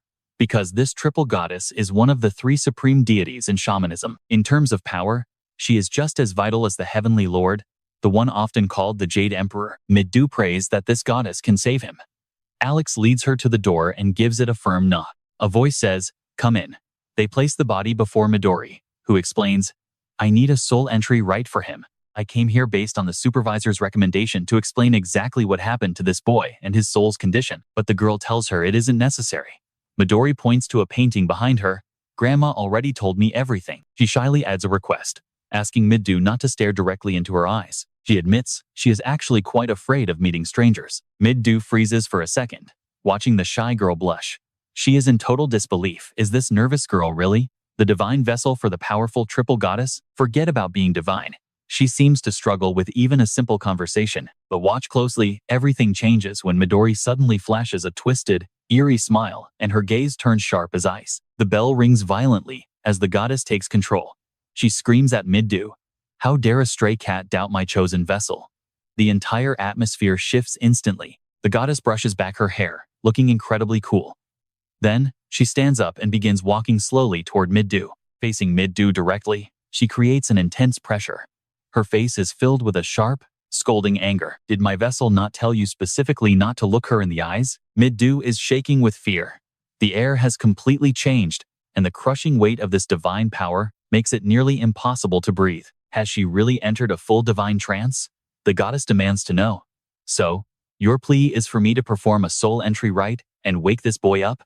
Mido bows her head, confirming, yes, that is correct. The goddess then sits down right in front of her. She says playfully, let me show you a faster way to wake him up without all that ritual nonsense. The solution shocks Mido. To fill him with heavenly energy, she must share a bed with the young man. She provocatively asks, how about it? Is it okay if I join rooms with this boy? The scene shifts to a dark, ominous sea. Thi Shuang sits alone in the water, head down in deep thought. He thinks about how he shrank after being hit by that energy. He feels like a small child again. He touches his chest. Even though he might be crossing to the other side, he can still feel his body reacting to things from the outside world. You and I can see he is desperate, trying to find any way to break free from this nightmare. Maybe he should dive deeper, but then he shakes his head. If he is still alive, me will find a way. Interfering might only make things worse. He slowly stands up, asking himself just how long he plans on relying on his leader for everything. When danger strikes, he needs to be the one to overcome it himself. He stands at the edge of the waves. Then, Thi Shuang steps forward to become a true partner. He eagerly enters his own spiritual core, but he immediately regrets that decision. His natural dark energy and past traumas have created a chaotic mess inside his spiritual vessel. His hands flail in the water as exhaustion takes over his entire body. His eyes slowly close. The state of confusion is so deep that even the vessel's owner could be swallowed whole. A voice suddenly barks at him. I came to save your unconscious soul, but here you are, still passing out? You total idiot! A blinding light appears, and Thi Shuang looks toward it with a dazed expression. Massive hands rise from the sea, holding Thi Shuang in their palms. Another pair appears from the other side. It is the triple goddess herself. She curses at him to wake up and start talking. Thi Shuang is left speechless by the sight before him. After a while, she keeps explaining things. They talk for a long time, until he finally understands. Thi Shuang finally gets it.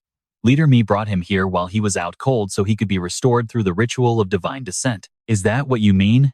The goddess slowly nods in response to his question. He grows impatient. If that is the case, perform the ritual now. I plan to keep working at Lu Yu. He offers a condition, saying he won't regret becoming a shaman for the rest of his life. Trust me, you and I can feel his resolve, knowing he won't be lonely on this path with his friends. The goddess laughs. Is it bravery or arrogance? She points and calls him an idiot. She has no reason to help. All right, stick with me. We're diving into a deal that shouldn't even exist. Look, I am a heavenly being. Helping you house an evil god goes against everything I stand for, especially for shamans like you who only use spirits for profit. If that is true, Yi-sung asks, then why even accept the deal? Saving you? Maybe just a temporary whim. Or perhaps, I was just curious to see what you would do. I wanted to test a young shaman. Now, you idiot, tell me seriously, why do you want this life? Yi-sung tries to explain. Being swallowed by dark energy and losing your soul, why choose such a brutal fate for yourself? He looks down for a moment, his gaze turning hollow as he starts to stammer. Because it is the only talent I have to make people happy. He remembers the silver nursing home and everything he did just to finally be recognized for who he truly is. Cursing people for money just to give it to others? He knows it is not right. I know it is not something to be proud of, he says, fists clenching. But because of this work, I finally have people who truly support me. The loneliness is gone. I can finally give back. Money and fame? None of that stuff actually matters. I just want to keep doing this so my people can be happy. He smiles, hoping that one day he can find true happiness too. Yi-sung bows his head.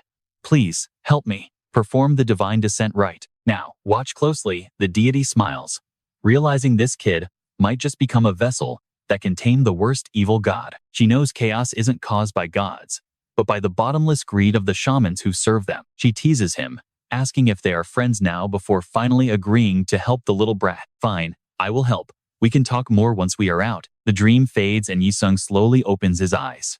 Welcome back to the living world, little shaman, the goddess says. She feels like his personal alarm clock, but the current situation leaves him speechless. He panics, pulling the blanket to look under it before screaming at the top of his lungs. You and I both know what he's thinking, and she's definitely going to tease him. Oh?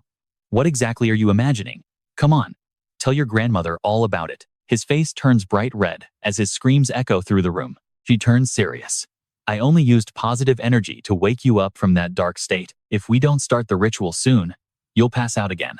I'll get everything ready immediately. Then she adds shyly, especially for your sake. He's just as embarrassed, insisting it was only about transferring body heat to save his life. He looks at Mido, Terrified that she might get the wrong idea, she interrupts, saying they have zero time for small talk and must ignore these small trifles. She asks about the ritual. Since Yi-sung's vessel is so massive, this will not be an easy process. Huge vessels tend to attract all sorts of ghosts and evil spirits during the ceremony. Samshin explains that when the gate opens, every foul thing will come crawling out. The real guest, the one meant for the vessel, always arrives last. So until that moment, she and her followers will guard him with their lives. They will use force if necessary.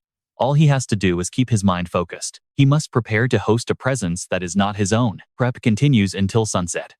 Her followers are the best in the business. The altar is finished in record time, which means Yi-sung's window of preparation is closing fast. His eyes grow worried. He remembers her words about hosting another soul, then feels a hand touch his shoulder. Mido brings him a hot drink and asks if he is having second thoughts. And trust me, at this point, he really has no choice. All right, let's dive into a moment where our hero faces a choice that changes everything. If he refuses God's grace, he'll lose consciousness forever. His team leader asks if he's really okay with this. Once you accept this divine power, you can never return to the normal world. You'll spend your entire life serving the gods.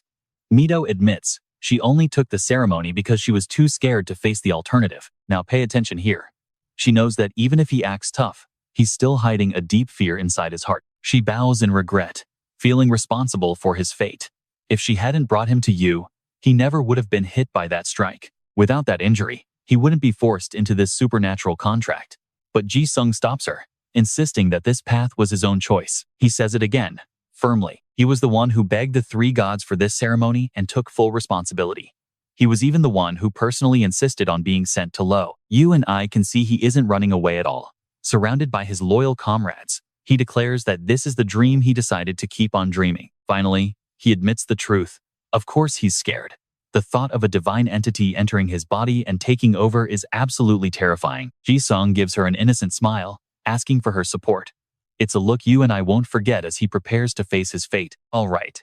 You and I are watching a moment where this boy looks more than mature. He is absolutely radiant. Her fingers gently intertwine with his as she leans in closer, and they share a kiss that burns with enough passion to melt anyone's heart. Now pay attention to this blessing. She tells Trang Vi-sung that since he is undergoing the god descent, he must bring back the noblest deity of them all. A moment later, the ritual begins. Three massive gods tower behind Vi-sung, their divine presence heavy and undeniable. The god descent is the ultimate guide for a vessel to claim their destiny. And trust me, you and I are ready for this. Stick with me. The three gods explain the ritual is simple, but their cold gaze says otherwise. There are many more variables than expected. First variable, the fake guests. Uninvited spirits desperate to force their way inside the divine vessel. Pay attention here, they crave the vessel's shell to influence the living world. The more attractive the host, the faster these monsters swarm in. Variable 2 is the deity's own mood. Even with a perfect match, some gods are incredibly fickle and will fight the host for total dominance. Finally, the host's condition. You and I are seeing a ritual that brutally grinds down spirit and power until absolutely nothing is left. Stick with me, you're about to see what happens when a ritual goes wrong and the divine vessel suddenly gives up on everything. Let us dive in, as the three gods ask if he is truly ready for the divine descent, despite the risks. Ji-sung replies that this is the only way left, so why ask a question they already know the answer to? He scoffs, comparing this to shopping at a mall, where people check every single fine print before buying anything. Even a refund policy gets a read, so this is just formality.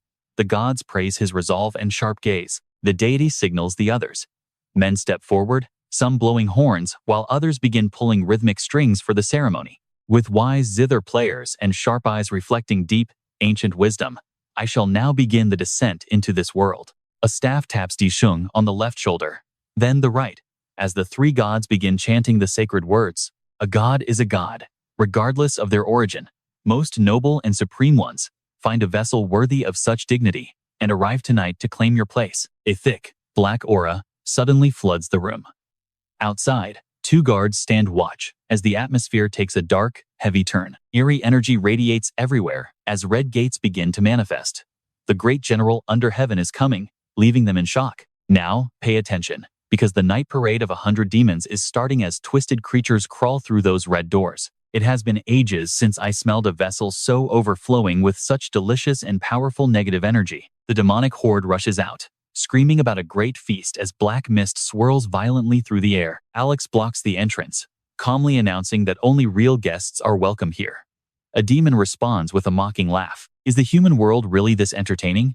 Alex snaps back, noting they were careful enough to hire a shaman to guard the vessel. You and I both know this is bad, but the demon jokes they should have hired 100 more guards. The man in white warns them to get lost, refusing to waste another second on trash like them. The demon lunges, thinking he is just a human, but in a flash, a head goes flying into the air. Alex strikes with lethal precision and speed. The surrounding monsters are left completely stunned by his overwhelming power. He slams his sign into the ground, declaring that he alone will decide who is a real guest here. If you want to avoid permanent erasure, crawl back to your holes in hell immediately. The enraged demons charge forward anyway. We leave it there, with Mido watching from the mountain, checking her watch as the situation turns absolutely critical. All right, you and I are jumping into the final hour of a ritual that's gone completely off the rails. Stick with me because we are about to watch a guy push past every human limit. Stay strong, Yi-sung. You have more endurance than anyone I have ever seen. His vision starts to blur as his mind drifts. Every single second feels like a grueling minute to Yi-sung right now, and every minute feels like an hour. He searches for feeling while time stands still, but only finds agony. Both his body and soul are screaming for him to give up. Still, Tam Than is right there, barking orders in his ear. Wake up, you fool, he snaps. This is the final stage of the ritual. We are in the endgame of the descent. Keep your grip on reality. You have to keep praying until the very last second. Tam Than yells for him to scream with everything he has got. He needs a worthy deity to appear. Yi-sung steels himself to carry the weight. His entire frame is shaking under the sheer pressure of his own destiny. Now pay attention, because the gate just got smashed wide open. Do not panic, Tam Than says. Our real guest is finally here. A massive shadow looms at the entrance and steps inside uninvited. I, the evil demon general, have descended. Bring me a feast and a vessel. He calls himself the 8-foot demon general. But honestly, Tam Than looks at this guy with nothing but pure disgust. You arrogant brat. You have not even shown your power yet, and you are already talking about your rank? He starts flexing, claiming he is a supreme being with 4 pairs of ears. Apparently, each one holds the power of a heavenly lord. He demands to know who Tam Than is to challenge him. In response, Tam Than just points her blade straight at his throat. Tam Than mocks him, calling herself his ancestor from 8 generations back. The demon is livid, but Tam Than is just getting started. Suddenly, a massive white tiger appears on the scene. It is a literal personification of death itself. This is the beast known as Ho-Hon. This is the plague god. A walking nightmare made of every disease and horror known to man. Tam Than realizes this is an ancient, forgotten deity. It carries the bitter resentment of being erased from history. The tiger just laughs. Tam Than takes a step forward, but a second later, she just freezes. She gives a mocking smile. Even though her instincts are screaming, her body is reacting to the threat before he even moves. You and I have to wonder, what kind of crazy pressure is this? Even in a human shell, she feels completely humiliated. What kind of hellish power is she facing right now? Ho-Hon speaks up, demanding to see the vessel. Have you found someone worthy of me yet? Bring him out here. Tam Than starts running the numbers in her head. By the book, she should be taking him to Yi-sung right this second. She is worried the boy cannot handle a god this powerful. She grips her sword, planning to beat him down so the vessel does not explode. A second later, her voice rings out like steel. I will give you the vessel you are looking for. But before that, she levels her weapon right at his face. I think I need to teach you a lesson in manners first. Listen, you little cub. The tiger lunges with razor-sharp claws, but Tam Than blocks him instantly. The beast retreats to find an opening. Suddenly, a massive wave of spiritual energy erupts. It flies across the room, slamming straight into Tam Than with incredible force. She starts losing ground fast. The tiger mocks her, asking why she is being so reckless with a body she just borrowed. Tell me, Tam Than, did you honestly believe you had a chance against me from the very beginning? You are trapped in a weak human shell. It seems even the heavenly beings have grown stupid while I was gone. But Tam Than just smiles. She does not actually need to win this fight, and that is exactly the point. She explains her only job is to drain his power. She wants her vessel to stay in control once he takes the god in. She is fully committed to this plan. Her vessel is a smart kid, so she knows he will not have any complaints about this. She mentions that the shamans before her did the exact same thing, but the tiger just scoffs, calling the whole idea completely idiotic. He crouches low and pounces again with terrifying speed. The object in Tam Than's hand begins to hum with a strange power. Suddenly, bright flowers and lush grass bloom beneath his feet. A massive branch erupts from the earth, reaching for the sky. It snags the tiger right out of the air. I might not be looking for a win, but I am not losing easily either. You cub, leaves scatter as the first light of dawn hits the room. Tam Than is down, and the tiger is staring at Yi-sung like a snack. You better prove that you are actually worth all the trouble I went through to get here. If not, I will rip you to pieces. But the boy just looks back coldly. I was just about to say the same thing. Yi-sung is filled with pure rage. After all the suffering you caused these people, you better have a value that matches it. That hit a nerve. Without saying another word, the tiger opens its massive jaws and swallows Yi-sung whole in a single bite. He opens his eyes to darkness as the tiger's voice echoes. You are inside me now. This is where your real test begins. If I am not satisfied, you will be torn apart by vengeful spirits in my gut. Trust me, you and I do not want to miss what happens next. Yi-sung finally realizes was being pulled into the belly for this. Let's dive into this wild secret together. The tiger god asks, now that you have my power, what exactly do you want to achieve on this earth? Only my happiness.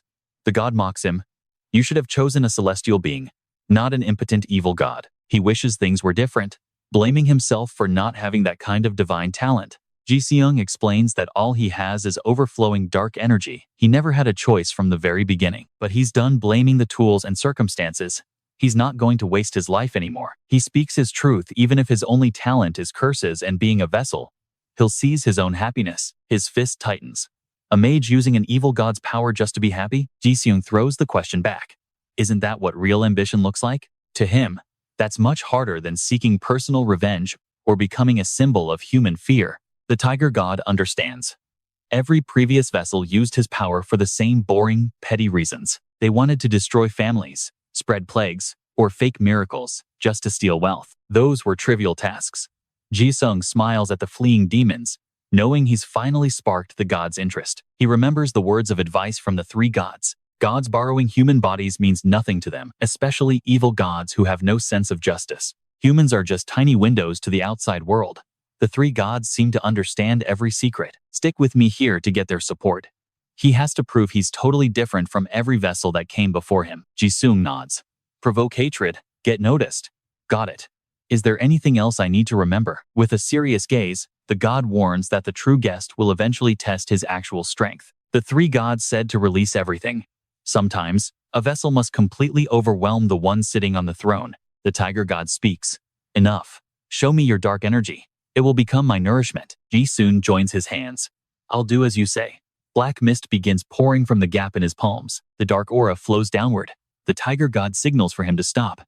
That's enough. He tried to analyze the power through his bone demons, but Ji-sung doesn't stop. The darkness consumes him. You and I can see the god is trembling now.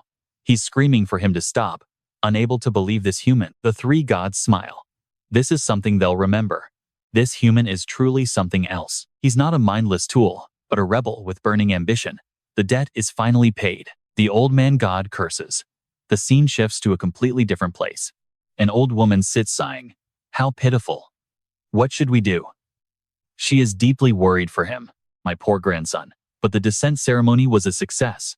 Everyone gathers at the main gate. The three gods look on, as Ji-sung remains silent. He bows deeply in gratitude toward them. Mido and Shiogon bow as well. The god warns, don't forget why you received this power. The three walk away. Ji-sung no longer has to worry about losing his consciousness anymore. Hearing the news, Justin Lee flashes a massive, relieved smile. He hugs Ji-sung tightly. Good work. Should we count this as a workplace accident? Ji-sung scratches his head. I was away so long, I should be the one apologizing to you. Mido reassures him.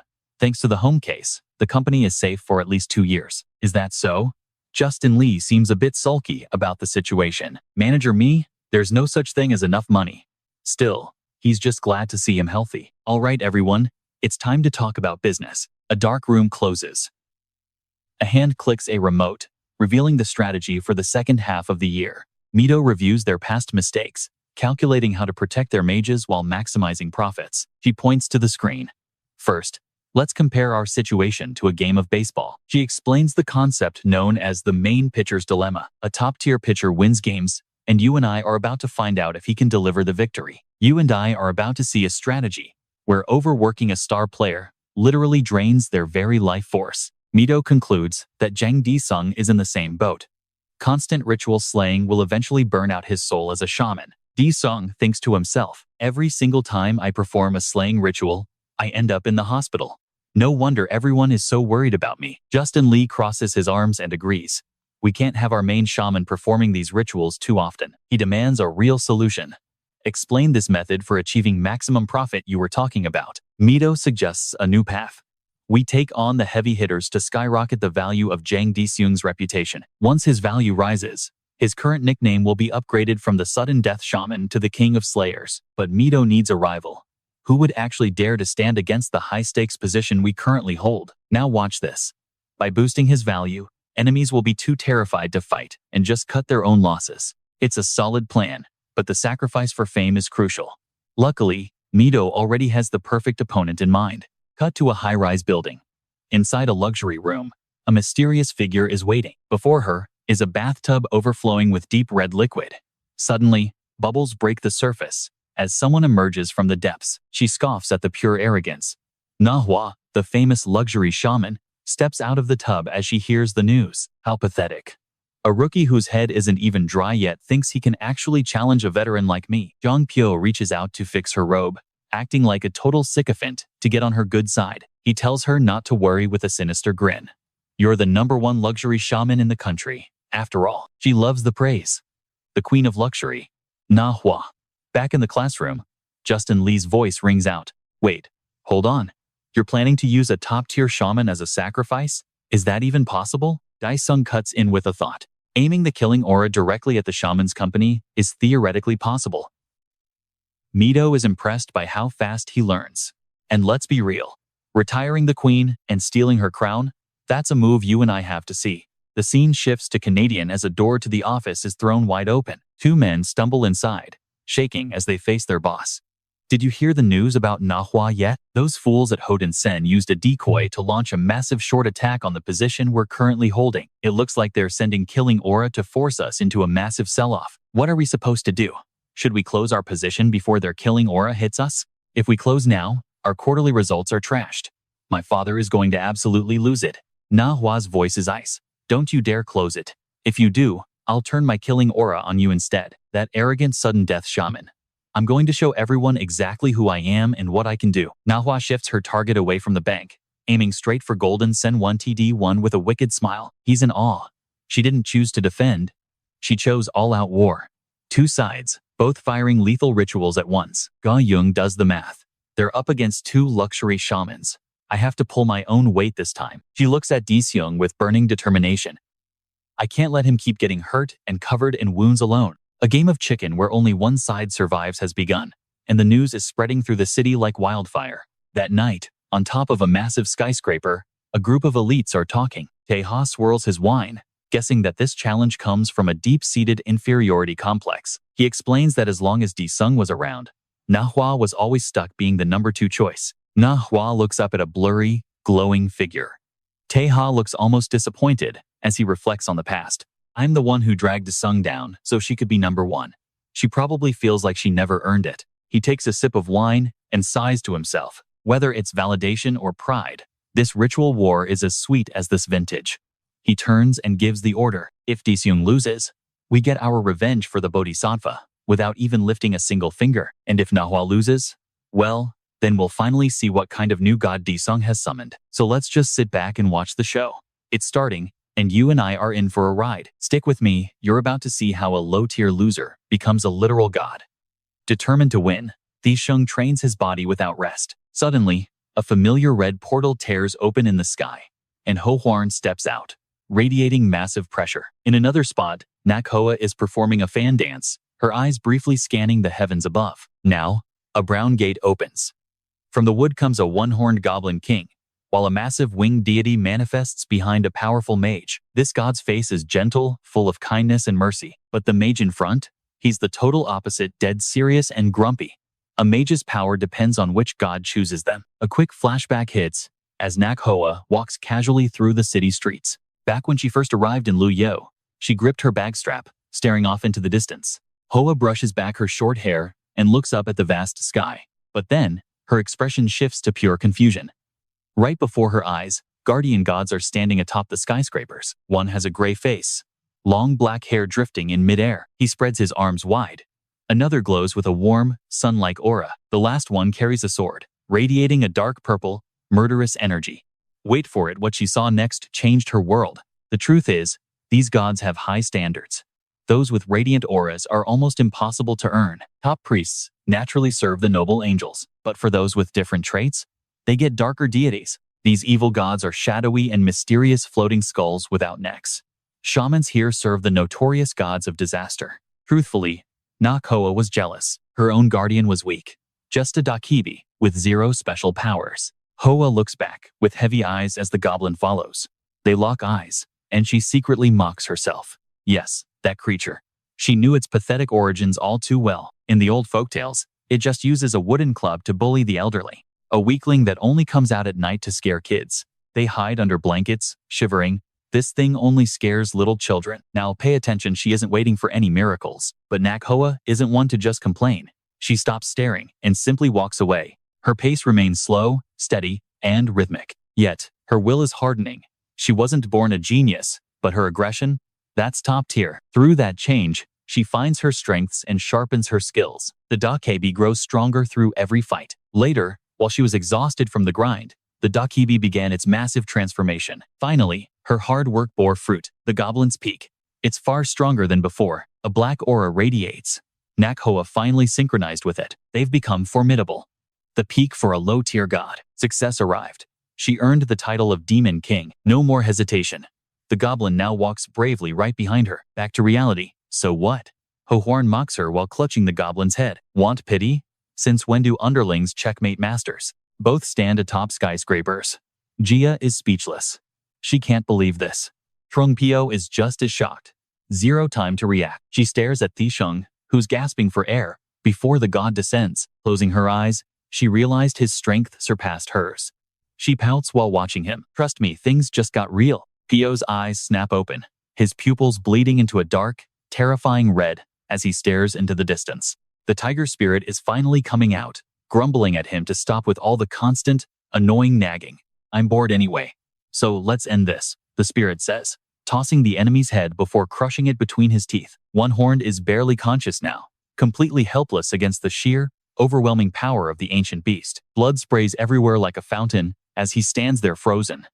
The air turns dark as their killing intents clash in a terrifying display. Hyo grits his teeth hard as he realizes the devastating price they have to pay for this fight. The loser has to bear the combined weight of all that murderous energy alone. Hyo looks over at Hua, who's struggling to breathe, her eyes trembling as she loses control of herself. Dark, web-like patterns start crawling up her neck, and she reaches up, feeling the curse take hold of her. She lets out a sharp gasp as blood starts erupting from the marks on her skin. The fan and the knife slip from her hands, clattering onto the floor as she finally collapses. The floor is stained a deep red. Is this how her life ends? After struggling so hard to overcome those monsters, Hua clutches her neck in pure grief, the weight of her reality finally crashing down on her. She thought she had finally surpassed them, but the look on her face says she knows the truth. She barely got a taste of the throne before another monster appeared. Was this truly her limit as a shaman, destined to be surpassed? As she stumbles, her crown falls off, and it looks like her time in this world has finally run out. But Pio is there instantly to catch her, his eyes filled with a strange, deep concern for her. She whispers that she doesn't want him to see her looking so pathetic, while blood still pours out like water.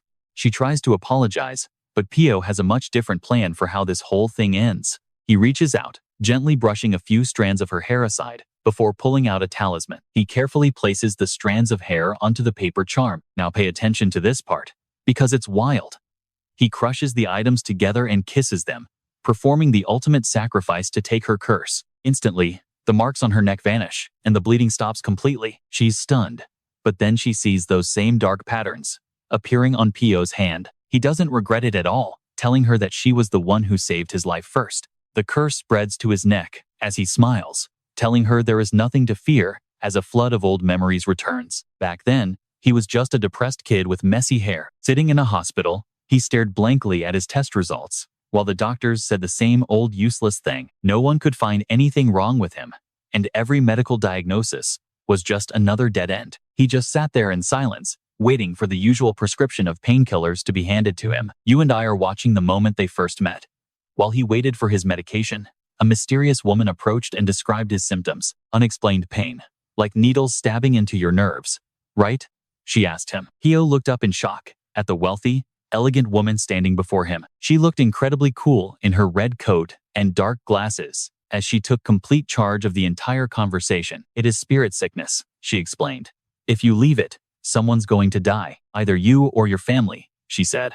He stared in shock, wondering if this was some cult tactic before jumping up to ask more. How do you know my symptoms? He asked, while she just laughed at his suspicion. She mocked him for thinking she was just another person trying to scam him. She took off her glasses and offered to heal him, making him her very first client. He sat there nervously while she performed a wild, energetic ritual all around him. When she finished, she asked if he had any money for a shrine, but he could only look at her and shake his head. Drenched in sweat from the effort, she went quiet to calculate the costs for him. Soon, they were out shopping together, with Hua picking out a whole new wardrobe for him. And trust me, you and I can see how that one moment changed both of their lives forever. From then on, wherever Hoa went to perform her rituals and refine her internal aura, Truong Tio followed her every single step of the way. All right, you and I are about to witness a sacrifice that changes everything. Truong Tio's normally pessimistic face now wears a smile.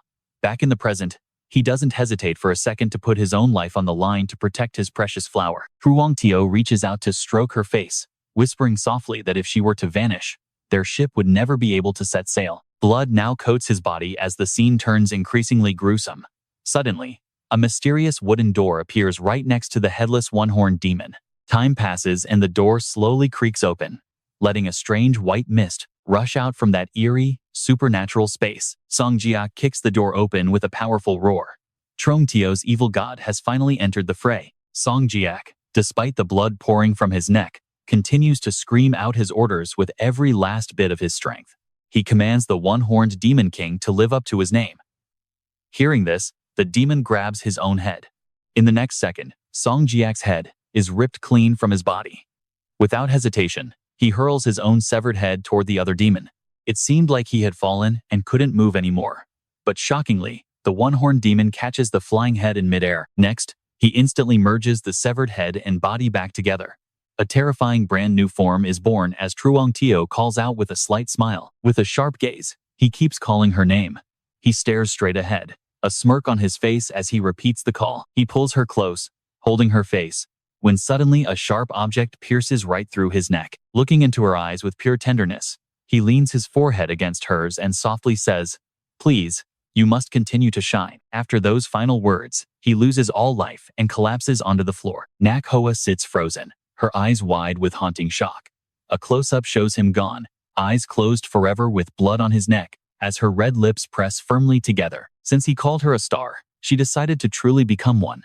Her sharp gaze hides behind her fan as she speaks. "I will shine," she declares, standing tall with both hands raised high toward the sky. High above, strange veins and patterns erupt on the back of the demon's neck. His shoulders begin to swell to an unnatural, massive size. The one-horned demon reveals his true form, muscles bulging beneath a terrifying, fanged mask that screams pure demonic power. Stick with me here, because this is where the underdog flips the script. He stands tall against Ho Hon, whose eyes are wide with utter shock.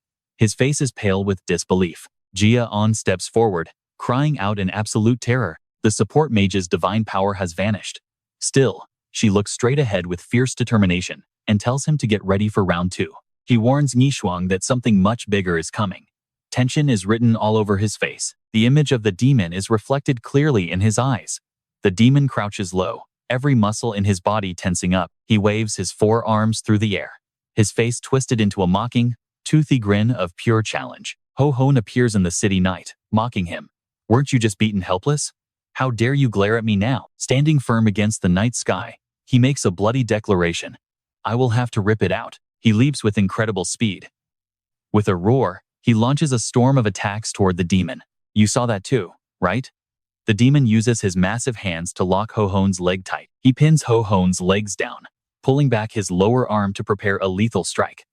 Then, he lands a devastating punch right into his opponent. The impact is massive, making him roar as saliva flies. Because of their link, Ni Shuang is hit hard too. coughing up a large mouthful of blood. The demon rains down heavy, 1,000-pound punches on Ho-Hon's body, opening his mouth to reveal razor-sharp fangs. Inside his mouth, a glowing red sphere of energy is rapidly charging up. He fires a beam of energy from his mouth, completely engulfing Ho-Hon.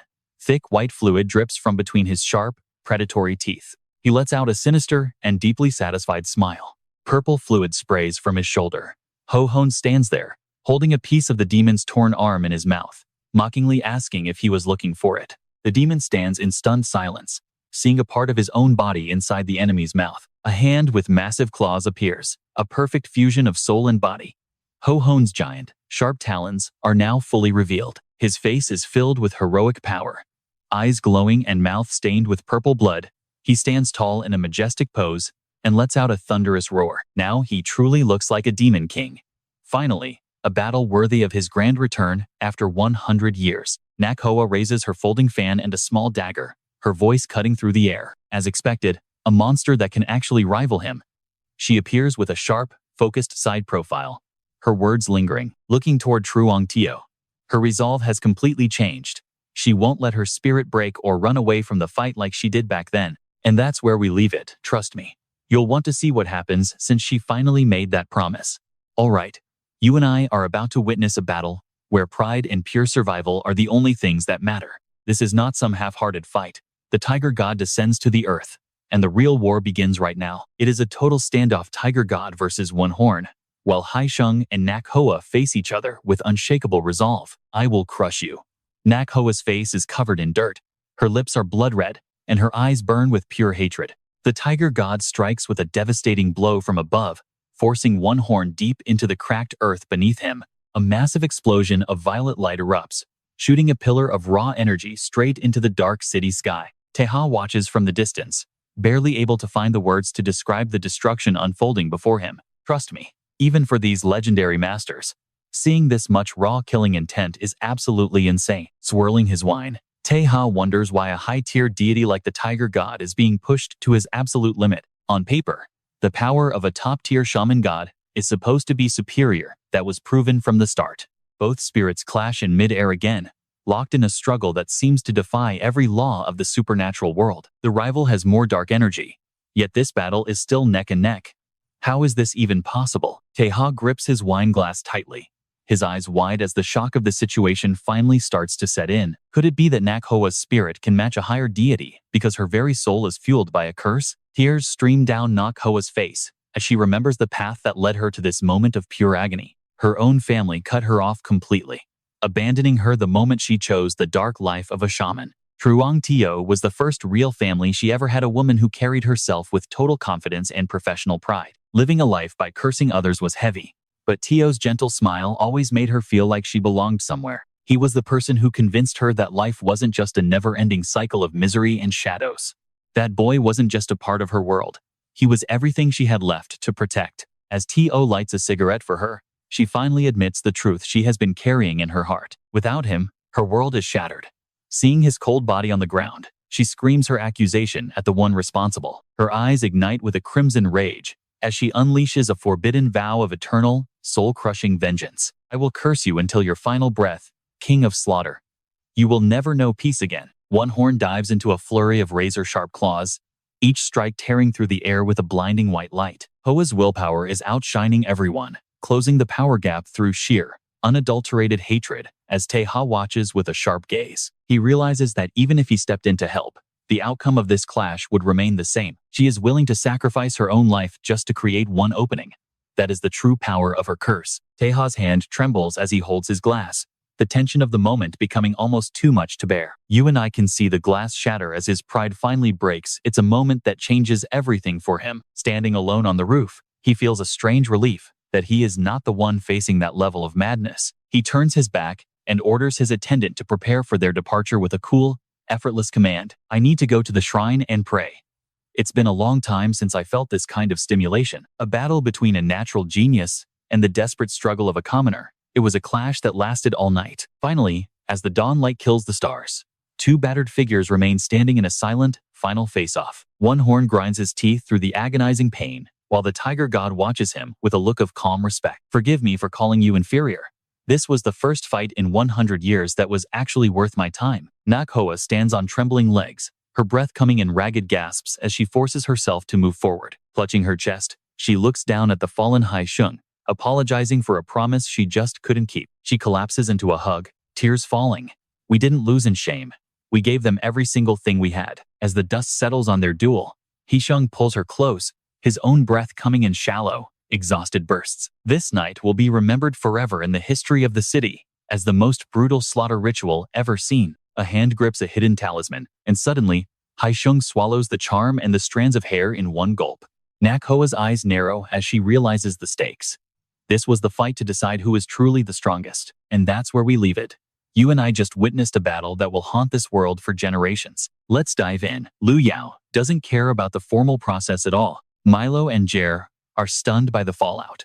While Uyo's words echo back to them in this world, only the final result actually matters. Panic erupts as the market opens, revealing a brutal reality that leaves every person in the room clutching their heads in pure desperation. With stock prices in a freefall, the crowd is horrified as one man shouts that every single value is dropping together at once. The crowd is panicked. Wasn't the Hansang Jason stock the only one we were supposed to watch today? Why is every price crashing like this? This sudden market collapse is becoming a terrifying nightmare for everyone involved. Mido and Jason watch the news screens intently, wondering what kind of disaster could have caused such a massive market crash. Leader Mi, is this linked to our battle? Mido replies with a calm and focused expression as she watches the numbers. Pay attention here, she's remembering the savage clash between the fire tiger and the poison horn as their murderous killing intents collided with force. Milo explains that the massive energy from their fight hit the stocks, causing the company holdings to literally melt away into nothing. Retail investors start panic selling as the market collapses for reasons that nobody can even begin to explain to the public.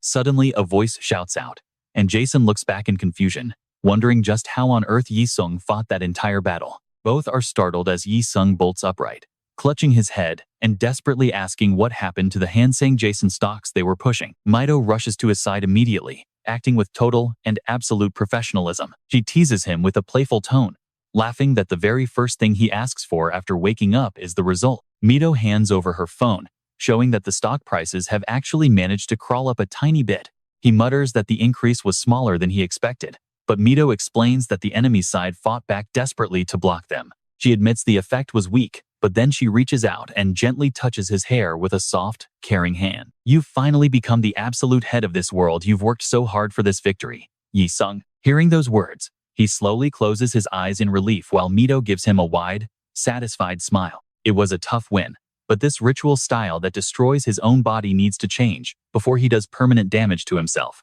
Why end up in the hospital every time? At this rate, he should probably just buy his own permanent VIP room. Jason jokes about renting it long-term, but Mido ignores the banter and focuses on the high-stakes reality they are currently facing. I was only half joking. Suddenly, a delivery man walks into the room carrying a large and expensive gift basket. Is this the room for Yi-sung? He asks what's being delivered, and the courier responds immediately, without wasting a single second. I don't think this room is big enough to hold everything. There's a long line of other delivery drivers waiting right outside. He stares at the courier in total disbelief as the hospital room is quickly transformed into a warehouse filled with expensive gifts. Stick with me. It seems the rumors of his victory have already spread everywhere. As Mido inspects the gifts that shocked the others, Mido picks up a gift, confirming that everyone now knows he defeated Nakhoa. The gift tags call him the king of killers and the new ruler of their world, while Tesu watches everything closely and starts giving instructions. He orders a meeting the moment the mage is discharged from the hospital, ready to offer a massive cash bonus if he joins their side. Chairman Shi and Tesu agree. This stagnant market has been fixed under the same old powers for far too long. A fresh, violent wind is finally blowing through. Director Lu Sung and Chu Johan discuss maintaining relations, while staying very cautious to not turn enemies against them. Don't make enemies yet, he says, sensing that a massive, all-out war will soon shake the entire region to its core. A massive war is coming, and the world is about to shake. The investment directors are confused and ask what the plan is. But Chairman O steps in and tells them to leave everything as it is. Why? Because this chaos will only make our own market value go up. Hunting rifles only sell when the wild boars are running rampant across the mountains, so they carefully calculate their next moves. To keep blessing mages in business, you need ritual mages to go out there and cause some serious trouble. He warns that if that boar ever tries to ruin their fields, he will personally step in and put a bullet in it. Why not just take over and manage it yourself? Taeha laughs it off, saying he'd consider it if the annual salary was at least 50 billion won. Light hits Na-Kwa's eyes as she opens them on the bed, terrified to find she's still breathing after that fight. And that's where we leave it. She's shaking, still feeling that lethal killing intent piercing her soul like a cold needle. All right, you and I are back. News arrives that the injury was just a lack of red syrup and minor bleeding. Duty bows, saying it ended this way because the unicorn fought until the very end and wiped out the demon's remains. Na-Hoa asks if T.O. left, but she just stays silent, looking absolutely terrified for what comes next. She realizes it was not just the unicorn that child fought and bled in her place while she did nothing. What am I supposed to do now? She grips her head in agony as Duty comforts her, saying she must live a bright and shining life no matter how hard things get. Maybe that is the curse Truong Tio left. Meanwhile, more and more fruit baskets are being sent to her hospital room. Visitors arrive to see Hai Shuang as he recovers. Everyone is busy peeling and eating fruit with a lot of excitement. They eat together until Deho turns to leave, saying it is finally time for him to head out. The others complain they are too full. Your mouth smells like tropical fruit. You really eat a lot, do not you? Hai Shuang points to the food crates. Take whatever you want if you are tired of fruit. There is also luxury chocolate. Hearing that, Deho grabs 2 baskets. He has to take these home so his daughter can have a treat. He wants her to eat well. Hai Shuang sends his regards, but Deho just brushes him off and ignores the gesture. He threatens to tell everyone Hai Shuang is hospitalized again. He needs to stay healthy and stop ending up in the hospital. He smiles shyly, knowing the boss already scolded him. But then, Hai Shuang remembers something he meant to ask earlier. He asks why Hanlo Lahong did not come along with the group to visit him today. Deho says she is coming tonight to talk privately. This leaves Hai Shuang feeling totally confused, wondering what she could possibly want. Now, watch this. Jia An walks in, stuttering while trying to find her words. He listens closely as she drops a massive bombshell. She is quitting her role as his assistant shaman. Hai Shuang is shocked. Was it about the money?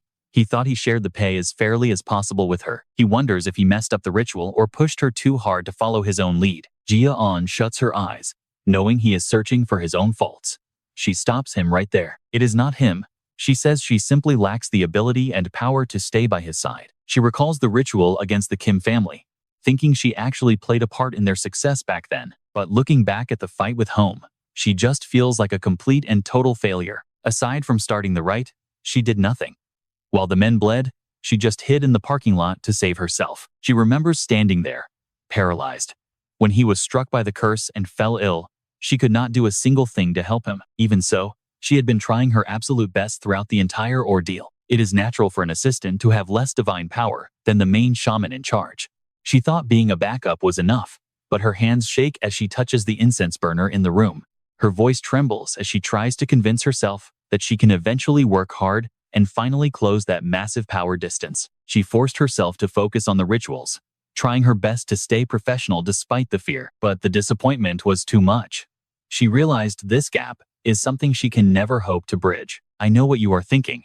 That power is insane, but look at her terrified eyes as the light explodes. She admits she lacks the courage to perform the great killing rite to protect the shaman she supports. She calls herself a coward who is unworthy of being an assistant to a great shaman like him. She turns to leave and pulls out a formal resignation paper from deep inside her coat. She places it on his bed, promising to return every cent she ever received from him through Mido. Jia An continues speaking. She smiles softly and thanks him, but as she turns to leave, Hai Shuang grabs her wrist to stop her from going. He stops her, asking why she thinks she can just say everything she wants and then leave. He repeats her words back. Is she quitting just because she feels inadequate to stay by his side? His eyes narrow. If that is the case, he cannot let her go just because he is still lacking too. She is confused. To her, he is a natural-born genius. He immediately stands up to argue her point, and that is where we leave it. You and I both know a true legend is never a solo act. All right. You and I are about to watch a heart-wrenching moment where our hero tries to keep his partner from walking away. He admits he needs her to fill his empty gaps, but Jia Eung pushes him away and tells him to find a better deacon. Her lack of confidence is shattering. She cries out that she is useless and does not want to become a burden on his journey. She already feels guilty for taking so much from him. With tears streaming down her face, She insists she cannot drag him down anymore. In this moment of despair, her mind drifts back to her other former teammates and the memories they shared together. She admits she originally joined for the money, but now they mean more than that. Feeling guilty, she runs away, remembering the helpless child she used to be, just a small child with nothing to her name. Stepping into this dangerous world for the very first time, Vi-shung finally snaps, his anger rising as he tells her that just being with him is enough. She must stay until the end. He warns her that if she leaves, the guilt will crush him. He might even lose the upcoming ritual because of the gap she leaves. Hearing this, Jia-eung stops. She looks up and speaks with a mysterious and heavy tone about the past. Her foster father once taught her a lesson. Blessing mages die because of selfishness, but what about the mages who cast curses? Cursing mages die because of their feelings. She takes back her decision to quit, realizing she cannot let her emotions destroy him. Instead of quitting, Jia-eung asks for a leave of absence. Vi-shung is left completely stunned and confused by the sudden request. Now, pay attention here. This is the turning point where she decides to find out if she is still worthy of being his support. She travels alone to a quiet, secluded place. With a cold and determined look, she walks straight toward a mysterious building hidden inside. Reaching a desk, she hesitates before the door. Closing her eyes, she announces she has come to see her master, Jium-eun. Na-on stands nearby, looking absolutely disgusted. She mutters about how shameless it is for someone to just leave and then come back. She questions if Jia-eung expects a warm welcome after her behavior. Suddenly, a voice tells her to enter, and she rushes inside. Master Jium-eun lies there, motionless and silent. Seeing him in such a state, her eyes fill with deep worry and fear. She bows low to show her respect. The master weakly asks what brings the little child back to seek him out today. She bluntly states her wish to become stronger. Just like he was in his youth, she wants to be the most powerful shaman alive. Jium-eun turns and tells her to look him straight in the eyes. He sees she finally found a reason to fight. He warns her that if he gives in to her selfishness, the other disciples will be furious. He smiles. It has been a long time, and he is truly happy to see her. As he raises his trembling hands, Jia-eung breaks down and cries. She rushes forward and pulls him into a tight, emotional hug. He smiles kindly while stroking her hair, promising to become the source of strength she needs to finally grow. Inside a locked room covered in sacred talismans, a priest kneels on a mat. The ritual setup is intense, with barriers surrounding them. He slowly places his hand on her shoulder, beginning the process of transferring a massive surge of power into her soul. Jia-eung closes her eyes and clenches her fists. She tries her best to endure the agonizing pain burning through her body. You feel the tension too, right? This is Nganga, transferring divine energy into her trembling body with absolute and deadly focus. After a long moment, Nganga slowly opens his eyes and stares forward with a heavy expression. The energy around them begins to fade. The room returns to normal as the priest sits in total silence. Suddenly, Nganga clicks his tongue in annoyance. He tells her she is useless and should just forget about becoming strong. Jia-eung is completely panicked. She turns around and stutters, asking him why he would say such a cruel thing to her. She was once considered talented under her previous master. Nganga looks at her and asks what she thinks talent actually is. With an honest look, she answers him. It is something a person is born with from the start. He calmly confirms her thought. Yes, it is exactly that.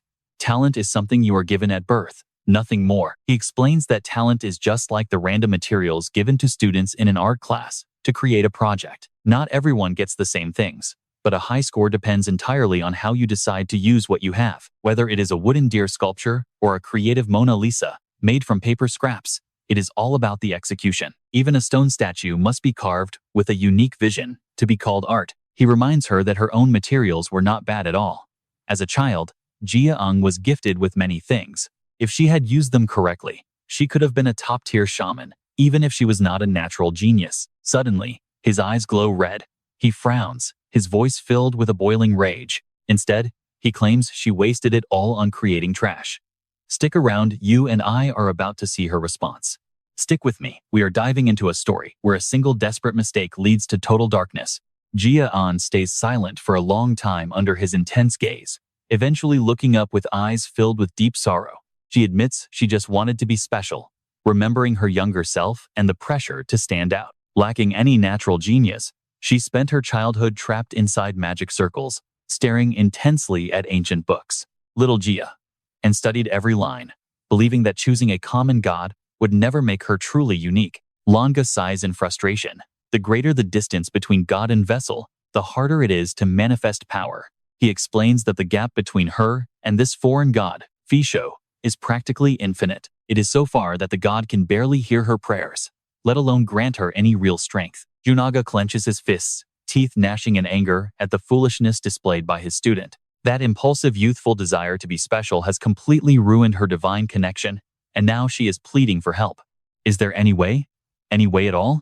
Her senior brother closes his eyes in utter helplessness. Since she wasted all the materials, receiving a proper new god is impossible. There is zero hope left. Tears begin to spill down her face, a constant stream of regret as her world falls apart. She breaks down crying, weeping with the raw regret of a small child who desperately needs someone to protect her. He tries to calm her, reminding her that the first step must always be the right one. He asks if she thinks other mages are fools for choosing gods that actually match their own souls. Ever since the master started pampering her, he knew things would end up like this for her. Suddenly, Jiam-un enters, telling them to stop the crying because a hidden method actually exists. He calmly explains that there is a way to fix this, and it involves entering the silent chamber. Now watch closely, because this is where her training becomes something truly terrifying and intense. It seems the master finally wants to turn this spoiled child into a real adult through suffering. Tucked away in a quiet garden corner is the mysterious silent chamber, an artificial vacuum space with no exit. It cost hundreds of millions to build this artificial void, where no sound enters and light is strictly controlled. They all stand before the door of the silent chamber, staring into the dark abyss waiting inside. Langa explains it was built for mages with broken divine connections or those who cannot hear their gods. By cutting off the physical world entirely, the chance of a prayer reaching the heavens increases significantly. Jia-an is confused and wonders why such an extreme setup is necessary just for simple prayer. He looks at her with genuine pity, asking if she has ever experienced a state of total isolation. He explains that when external noise vanishes, the only things left are your own breathing and heartbeat. In that absolute silence, the sound of your own body becomes an echoing, overwhelming roar. Most people cannot stand it. Hearing the internal mechanics of their own body drives them to their knees. You saw that, right? The mental toll of this chamber is absolutely brutal and causes instant nausea. Then there is the darkness. Your eyes will dilate to their maximum, desperately searching for any speck of light. Hallucinations will form as white lines, and static crawl across your vision like ghosts in the dark. It is enough to drive anyone insane, he says, pointing toward the heavy door of the room. Only 3 types of people walk out of there: those who quit, those who go mad, or those who become powerful. With steady steps, she begins to walk toward the open door. Jiam-un warns her that he won't check on her for 3 full days. Despair is her only friend now. Despair is the ultimate weapon for ordinary mages, and she listens intently as the door begins to shut. He tells her to seek, to cling, and to beg with everything she has left inside her soul. He shouts into the room that she must continue until she feels truly pathetic and small. The chamber fades to black as Jia-an stands alone, swallowed by the oppressive and heavy silence. Without light, time disappears. Without sound, space feels like an infinite, painful void, stretching forever. She bites her lip in terror. This infinite emptiness makes her feel like a tiny, insignificant speck. And that is where we leave her. Trust me, you and I are about to see a miracle or a tragedy. Trust me, you and I are about to see just how far someone goes when their god abandons them. Jia-yun clings to a silence that has lasted a lifetime. Darkness swallows her small frame. Was it all a lie? Was everything she believed in just a cruel, empty illusion? Or maybe this deity treats her despair like entertainment, just a twisted game to pass the time. Suddenly, her body reacts. A strange sensation takes hold as her heartbeat thunders in her ears, fueled by rising dread. Blood leaks from her ears. She feels herself slipping, the world blurring as she teeters on the edge of madness. No, she was probably already mad the second she stepped here. She grips her clothes, refusing to let the insanity win. She balls her hands into fists. This place is a den for the deranged. She strikes her own legs to stay grounded. You have to be crazy to survive, to keep chasing. Her heart beats faster. Only the mad are worthy of this path. She remembers her master's words: search, cling, and beg. Do it until you feel utterly pathetic and beyond contempt. Clasping her hands together with raw intensity, she screams, "Even if I go insane, I am not giving up." Her voice rings out with iron determination. "I am not leaving this spot until you finally give me an answer." Jia-yun offers one final, desperate plea.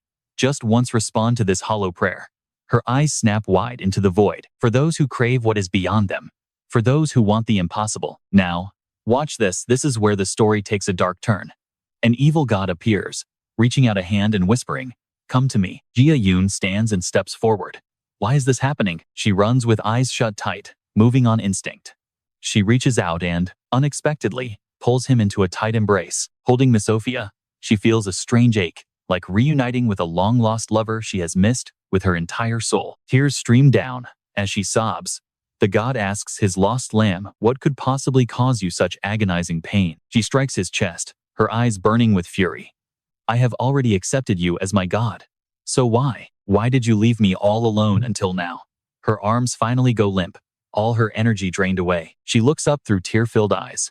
"I am pathetic, right? Even with a god like you, I still cannot stop clinging." Miss Sophia tilts his head, staring deep into her soul.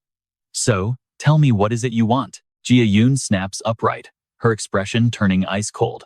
"Power. I need the strength to keep up with the geniuses." She grinds her teeth with unwavering resolve, stepping forward without a single hint of hesitation in her stride. She sprints toward the darkness. "Give me the power to trample everything in my way." The god raises a finger. "Fine."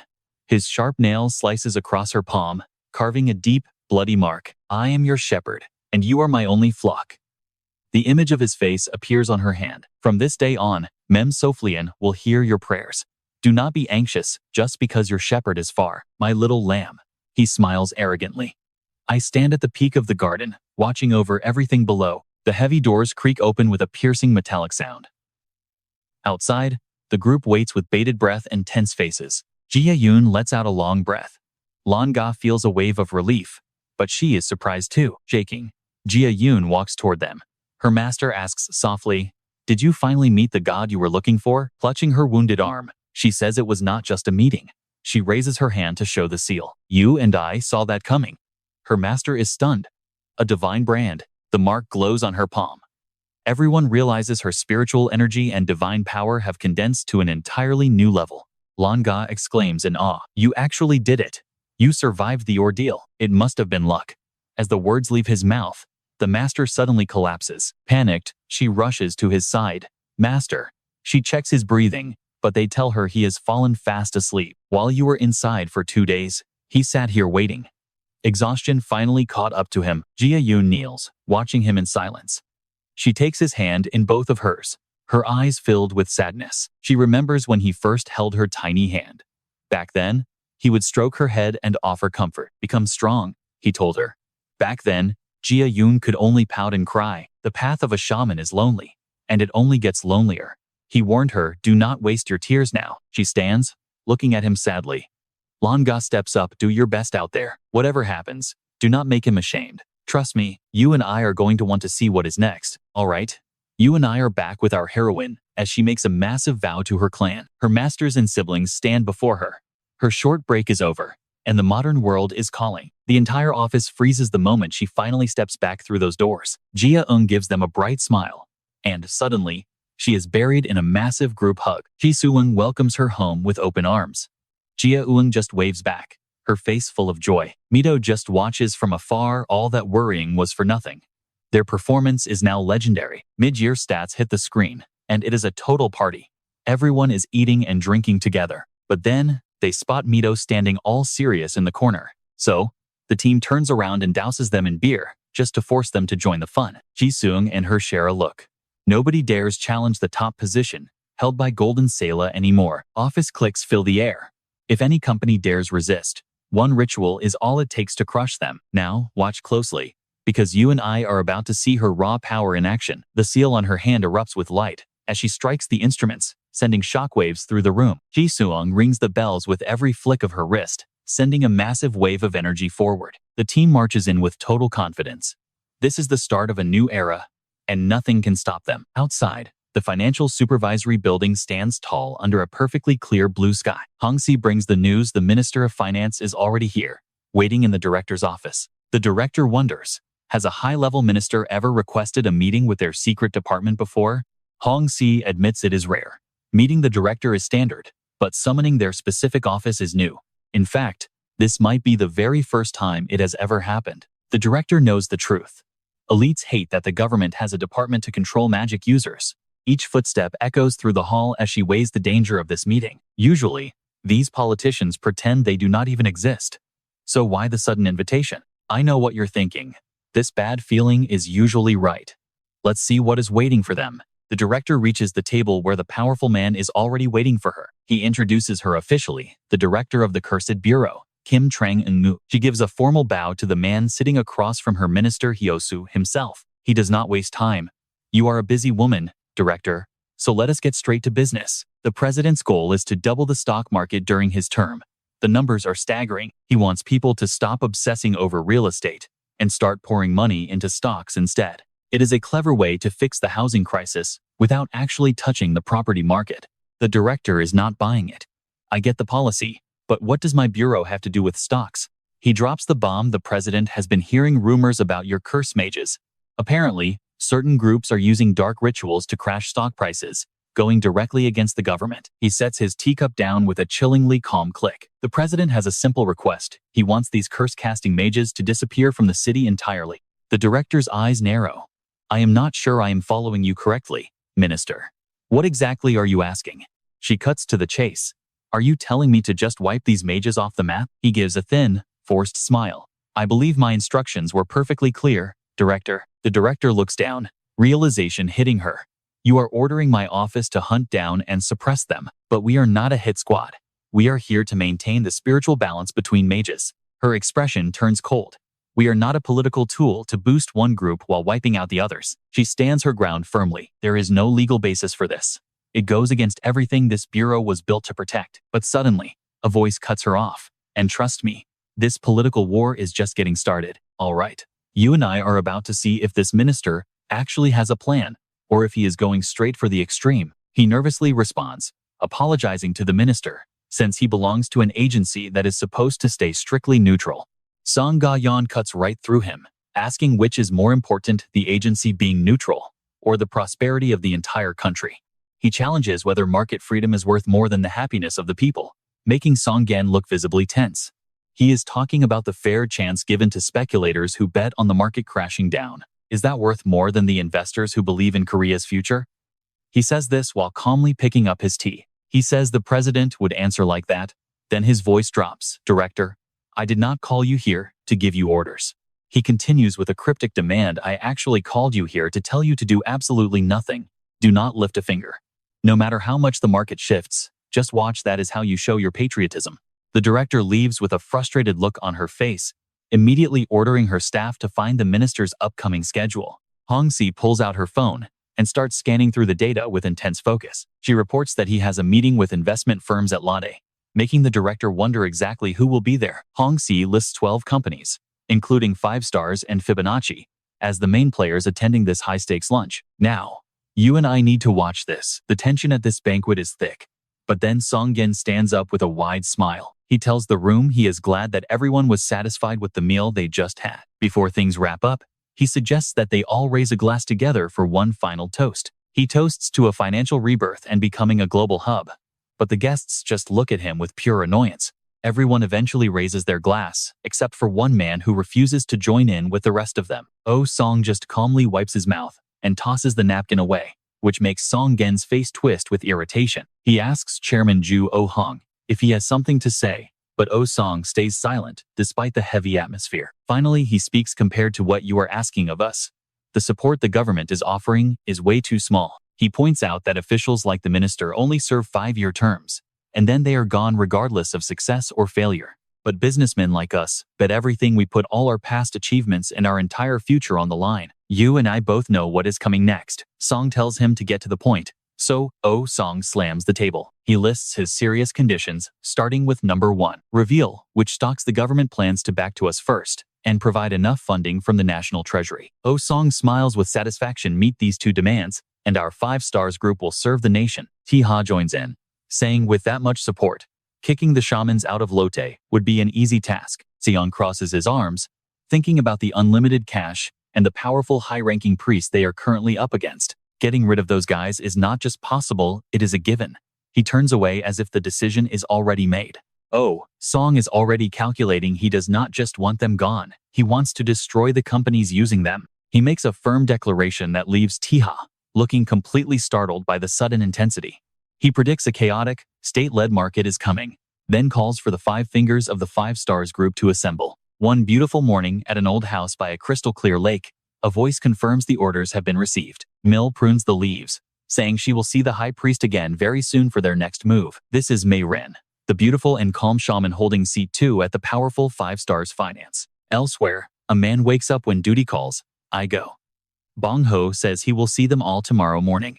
It has been a while since a summons like this.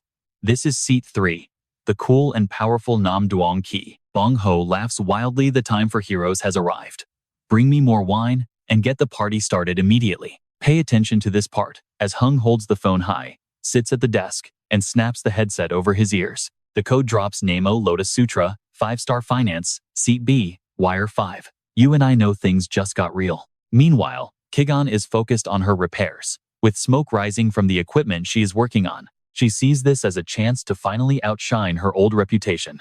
Tonight, she is not getting any sleep. And that is the squad. The 4 shamans are finally gathered. And trust me, you and I are in for a wild ride. Tiha raises a finger and gives the order for the files to be handed over to the team immediately. All right, you and I are about to see how shamans actually rule the stock market. Look at how they study this stock list. The ones marked in purple are the specific stocks where the deadly kill shamans are already making their moves. There are careful notes on the paper, warning everyone to pay attention during the ritual. Myling is shocked by the sheer amount. She points out that the top 5 fingers usually don't get involved directly unless a massive corporate profit is on the line. So why the sudden change? Why is the leadership shifting towards such a heavy, aggressive offensive strategy this time around? The One God Taoist explains it simply. The government is stepping in to pump prices and support the blessing shamans. He analyzes the situation. It is an unprecedented ritual. For them, this is the start of the ultimate hunting season. Watch this. He demands they hold nothing back, finally showing the sharp claws they've kept hidden.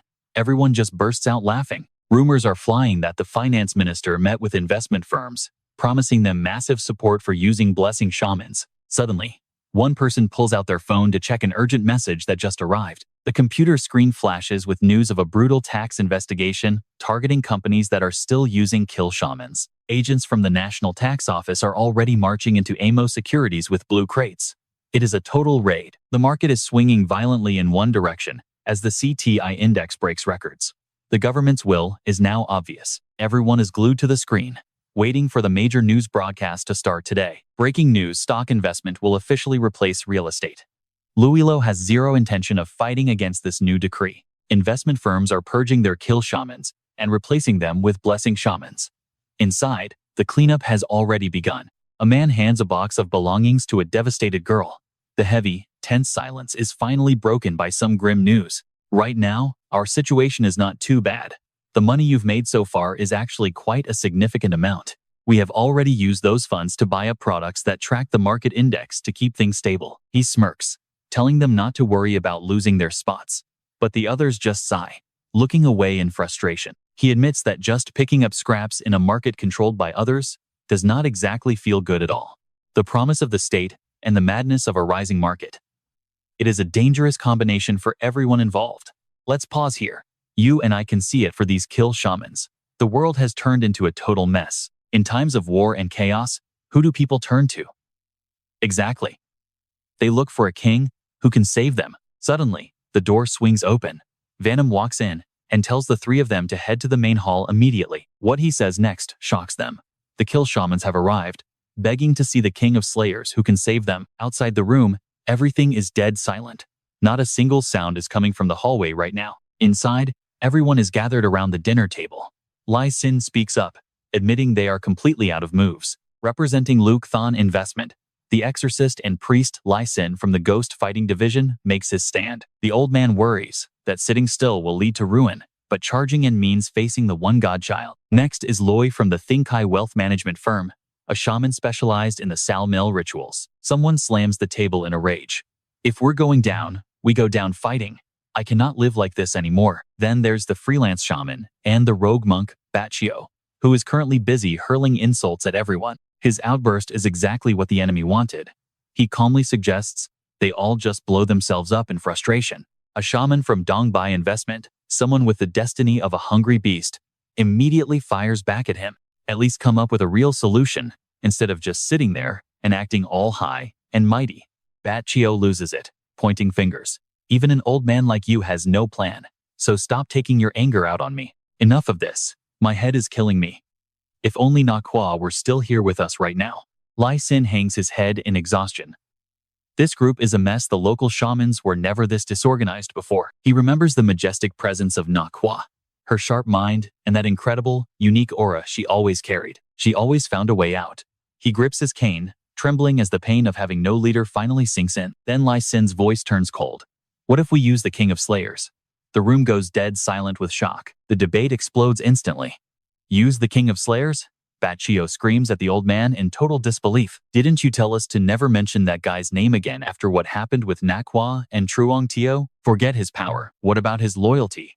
You and I both know this is a gamble that could end us all. All right, you and I are diving into a story where the old guard refuses to recognize a new king. Lai Sin snaps, refusing to admit he is senile while still denying the boy's right to lead. But then he lowers his voice. Realizing the situation is becoming desperate, he flashes back to the image of a lone wizard, walking away into the distance. The number of bone-eater wizards leaving Lu Yo has hit double digits. Many have been struck down, while even more are being hunted by the 5 stars. Old man Ingi insists they must do anything to survive, even sell their souls. Li Sin argues that this isn't about betraying Nakhoa at all. Teha and Ti Shuang appear, plotting to pit him against the first godchild. They imagine the satisfying sight of their enemy finally being crushed. If he gets hunted down, they can just call it revenge for Nakhoa. But if he wins, that creates a path for all bone-eater wizards to survive for the greater good. Bat Chio rubs his chin, realizing this is a brilliant move.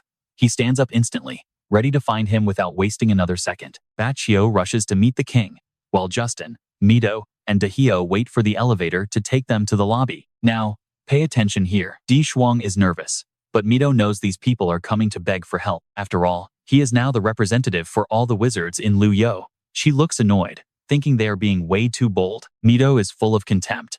They didn't even say hello before trying to steal his livelihood. They were nowhere to be found before. But now, they just barge into someone's corporate headquarters. Justin sighs, saying business is business. He tells them to hear the offer first. It might actually be a sweet deal. An elder from a major startup investment fund is actually with them. Mido wonders if it is because he is not in his robes. She thinks he looks too much like a high schooler to be a deadly sorcerer. If he goes in looking like this, they will definitely look down on him. She reaches into her pocket and suddenly moves her hands toward Di Shuang. He asks what she is doing. Mido tells him to stay still while she handles this emergency. A moment later, she looks up and says it is done. She tied his hair back neatly, making him blush. She promises to support him but warns him not to be intimidated by the wizards outside. Justin stares at the new look and admits that it actually suits him quite well. She reminds him to stay superior, no matter what they say. She grabs his shoulder and tells him he is the king before they walk in. They approach the group, and Di Shuang stares them down. These are the bone-eater wizards from Dayo. His eyes land on Li Xin, the supposed king of the Salon wizards. You and I can see he is confused. He cannot sense any malice or power from this man. Let's see what he finds. The smallpox demon? Di Shuang watches Li Xin closely, as his face suddenly darkens. The world is full of crazy people. The tiger spirit appears, asking if they really dare to flaunt a fake god in his presence. Lai Sin denies it, but the tiger spirit just watches before letting out a massive, earth-shaking roar. The old man hides his face behind his cane. Suddenly, a bright red light begins to glow beneath his feet. He tries to speak, but Di Shuang waves him off, telling him to stop right there. He calmly warns them that he cannot fully control the spirit, so they should not provoke it. The markings on Li Xin's neck vanish instantly. He falls to his knees, desperately asking for the god's true name. Di Shuang answers for him. It is the tiger spirit Ma, an ancient god of plague and death. It makes sense why Nakhoa fell to such a power. He realizes he has no choice but to humble himself. The old man kowtows, introducing himself as a servant of the smallpox demon and greeting the king of assassins. Everyone is stunned. His shocked allies try to pull him up, asking if he has lost all his pride by kneeling so easily. Bat Chio is horrified, asking if they really have to go this far. Lai Sen insists that this man is the only one who can save their people. Di Shuang quickly moves to help the old man up. He tells him to stand up because it's making him uncomfortable. Mido mocks them, calling out their fake display of pity. She calls him a cunning old fox. She tells them if they are going to bow, they should do it right and then leave. The others look frustrated but remain silent as they prepare to depart. One man steps forward, apologizing for the terrible first impression and offering his business card. He is Chu Hoan, chairman of a major investment fund. Justin recognizes the name immediately. So, you and I just saw a king humbled, but trust me, the real game is just beginning. All right. You and I are diving into the success of finding the legendary king of slayers. Our man Ju Huan offers a cold congratulations, even mentioning the special gift he sent to the hospital room. Only then does Wei Chang realize this guy was one of the many people sending get-well presents to his bedside. Ju Huan apologizes once again, stressing how truly sorry he is for the sheer rudeness of the sorcerers belonging to his company. The director, Justin Li Jian, makes a bizarre request everyone in this room needs to hold hands right now. Mido keeps her face twisted in a scowl. She asks why they would ever want to hold hands with them. There is absolutely no reason for their group to trust people like this. He doesn't back down and asks a chilling question. In a city like Ryuhilo that is currently drowning in the scent of blood, how do you people plan on surviving? Wei Chang's mind flashes to the images of the 5-star faction and the ruthless lapdogs they keep on leashes. These guys even receive direct policy intel from the government itself. The Eden priest has already begun his ruthless hunt, tracking down the sorcerers who chose to follow him into the shadows. He demands to know how they will handle the heat, but Mido shuts him down with a sharp and immediate retort. Her plan? Keep the King of Slayers hidden until this madness blows over, then wait for the right opening to strike back. Now pay attention. Ju Huan asks them a question. Do they even know Qi now when this madness actually ends? And once this cycle is over, what if 5 stars and their corporate vultures have already completely conquered Ryuhilo? Justin and Wei Chang are both stunned into silence. Ju Huan's logic is terrifyingly convincing. They are up against a faction backed by the power of the government itself. If 5 stars expands their power and monopolizes all the top sorcerers, do you really think you can still make a profit using the King of Slayers? If they are going to strike, it has to be now. He is certain it is their only chance. Suddenly, a voice cuts through the tension. It is Li Te-ha. Realizing they are all gathered here to plot a rebellion, he steps forward, radiating pure killing intent. It is late, yet these sorcerers are still working so hard, he mocks them. Wei Chang watches Li Te-ha's back, his eyes filled with a growing sense of dread and deep unease. Wei Chang remembers a moment from before, when Mido walked in with a thick stack of papers and set them on the table. She laid out a massive list of stock codes that would bring in huge profits if they shorted them. She told him to mark whichever ones he felt a connection to. She casually noted that as partners, he needs to learn how to make these kinds of big decisions himself.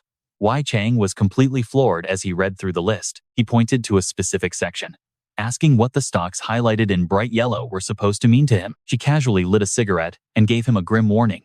Those, if you touch them, you are a dead man. Let's pause here, because this is where we realize the true danger.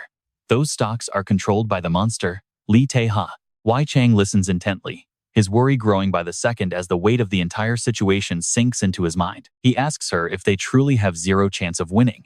Even with their momentum looking so strong right now, does she really believe they are destined to lose this entire war? She is absolutely certain they cannot win, yet his eyes only burn with more resolve than ever before. Mido mentions another sorcerer she trained named Gio.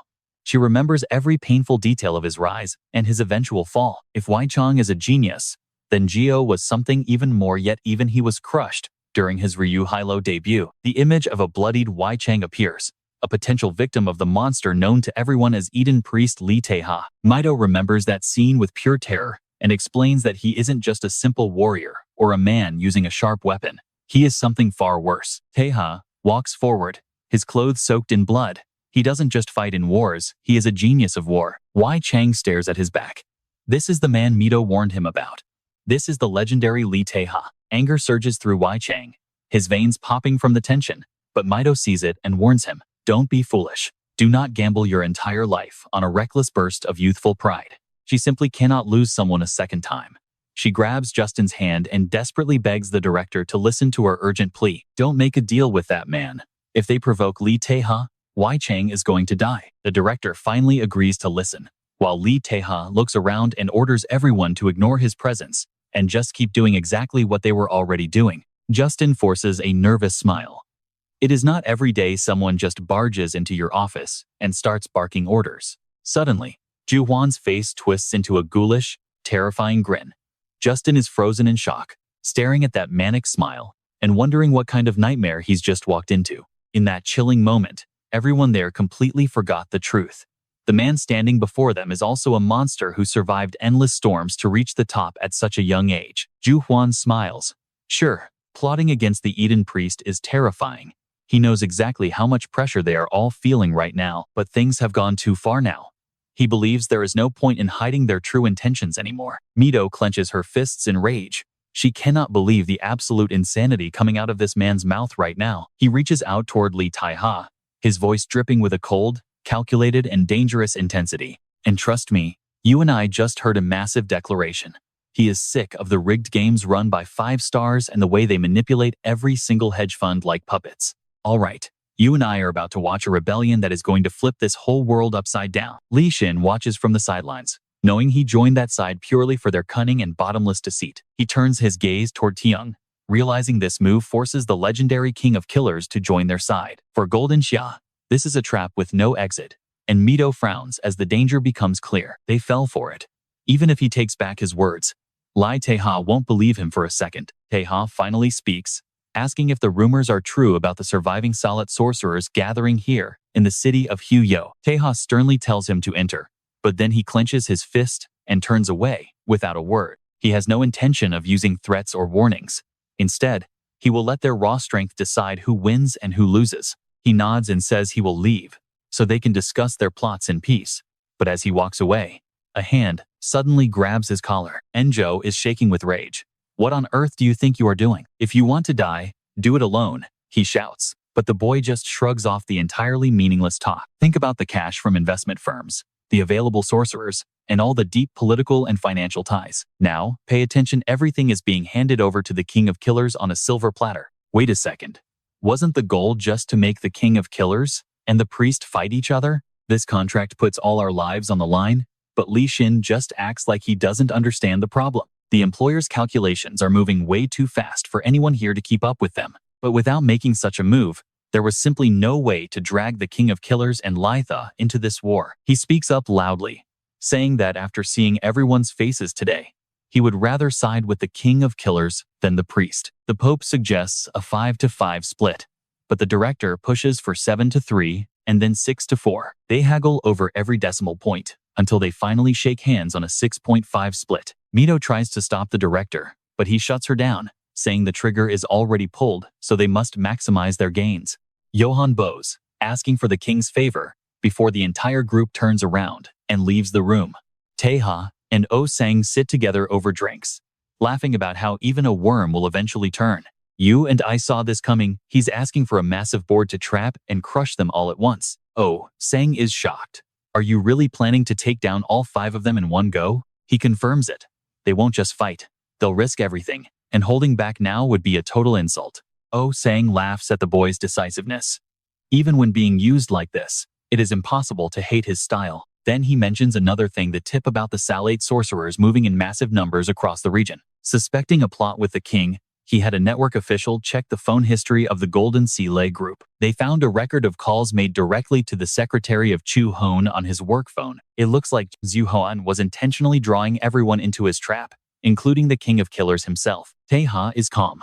The process doesn't matter if the king enters the battlefield. He imagines taking down Qi Sheng personally, promising that the man will definitely die by his own hand. But then Teha pauses, thinking that maybe the process is actually important too. Oh Sang raises his glass, toasted to the reconstruction of the 5 stars as their final and shared goal. Meanwhile, Mido sits alone with her thoughts and a cigarette until a voice suddenly calls out to her. She remembers the helplessness, the screaming for an ambulance, and the desperate race against time in the past, calling them all fools. She rushes to support the heavily injured and bleeding Qi Sheng, but as she grabs his arm, it simply detaches from his body, leaving her paralyzed in pure horror. He begs her to save him, crying out that he doesn't want to die in such agony. The memory makes her tremble with fear as she crushes her cigarette and reaches for her phone. And trust me, after what we just saw, this next meeting is going to change everything.